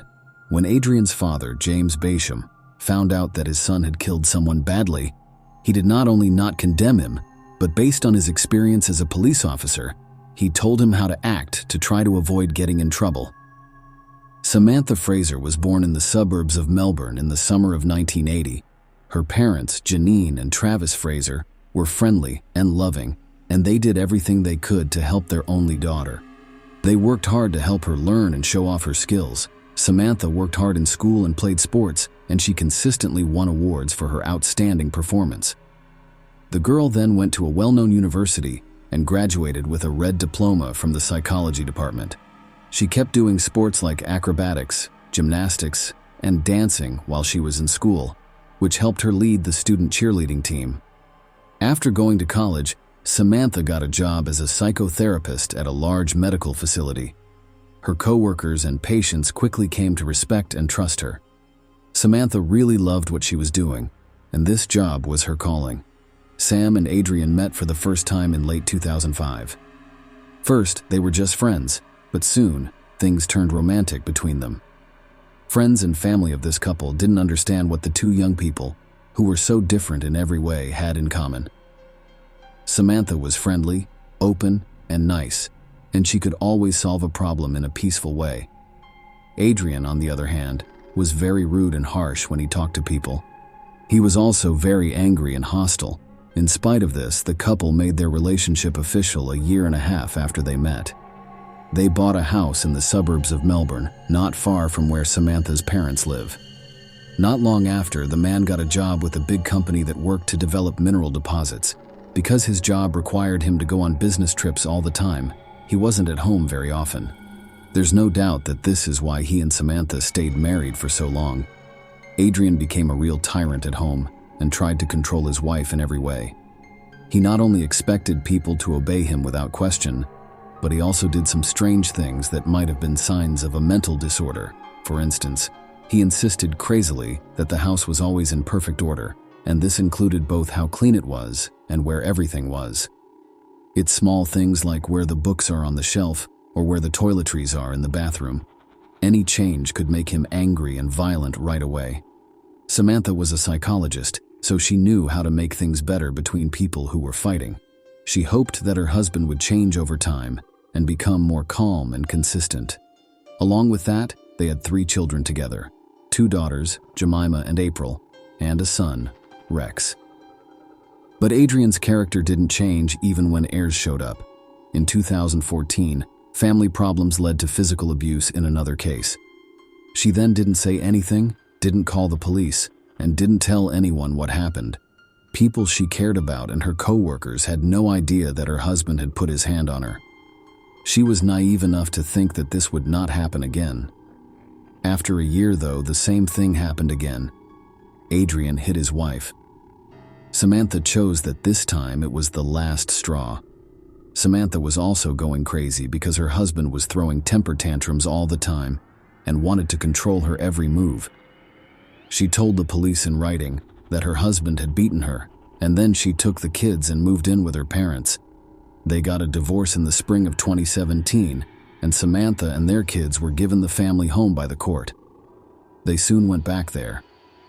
But Adrian had no plans to leave his ex-wife alone. He kept after her, making her life miserable. The young woman was always afraid for her life and the lives of her children because she didn't feel safe. She went to court and got an order that her ex-husband couldn't talk to them or try to get involved in their business in any way. But that didn't stop Basham. He stayed nearby and did everything he could to bother Samantha. At least one of Adrian's friends said that he promised to take away from his ex-wife everything she cares about, from the house to the kids. He also openly threatened to hurt her physically. The man told his friend again not long before the tragedy that Samantha would soon pay for everything. He also seemed dangerous, but the friend didn't take what he said seriously until he heard that the woman had died. Because Samantha was always scared and tense, she put bars on her windows, put an alarm system in her house, and put surveillance cameras outside her house. The woman told him that she was scared that her ex-husband would break into her house and hurt her or the kids. Samantha started to think that her ex-husband had calmed down a bit about a year after they got divorced. He disappeared from her view less often, which made her feel safer. Samantha even started an affair and made plans for a better, happier life. For Fraser's 38th birthday on July 22, 2018, she spent the day with close friends and a man she loves named Wayne. People who spent the holiday with her remember that she looked happy and in good spirits for herself and her family. A few days before the wedding, the man had proposed to the woman. After the wedding, they were going to take a long vacation and travel to forget about their problems. Samantha had already taken her kids to school the next morning and was on her way to work when she got a call from a friend telling her that Adrian was nearby. Samantha was worried about this, but she chose not to freak out and instead decided to be more careful. Her ex-husband was due to appear in court in a couple of weeks on charges of domestic violence. She was afraid that he would hurt her in some way because of the lawsuit. The woman told her best friend about her worries over the phone, but her friend reassured her. Samantha was never seen alive again after that talk. Samantha wasn't there to pick up her kids from school that day, so the teacher, who knew that things were tough in Samantha's family, called the police. The police went to their house right away to check on everything. At first, it looked like the mistress hadn't come back yet, but when the police chose to check the garage next to the house, which showed a very bad picture. The homeowner, who was 38 years old, was found dead hanging from the garage door chain. In general, the picture might have made it look like the young woman had killed herself, but Samantha looked like she had been hit by a truck. Samantha had not a single living thing on her, and the hair on her head was wet and falling over her face. She wasn't wearing the clothes she had on when she left the house in the morning, and she didn't have any shoes on. It was clear that someone else had been in the garage, and they had tried to make it look like Samantha had died on her own. It did a lot of wrong things, though. Say, a broken-down stepladder was lying next to the body, but the rope was so long that the woman's feet were touching the ground. Samantha had deep bruises under her eyes and on her temple. She had scrapes and hematomas all over her body from falling down and hitting things. The forensic medical examination later showed that the deceased had a serious head injury, which means that she was either already unconscious or dead when she was hanged. Experts in forensics found blood and epithelial particles under the victim's fingernails. This means that she desperately fought back and scratched her abuser. A lot of blood and small splatters of blood had been washed up on the floor, walls, and body of the car in the garage. In later tests, blood was also found on the rope that the body was hanging from in several places. Adrian Basham rode his motorcycle to his dad James's house in the evening of the same day. He looked stressed, and there were new scratches on his face. When his father asked him about it, he dodged the question. And when asked about the cuts, he said that he got them from riding his motorcycle without a helmet and scratching himself with tree branches. Then he got a big pack of wet wipes and began wiping down his car, saying that he wanted to get rid of the gnats that had stuck to it during the ride.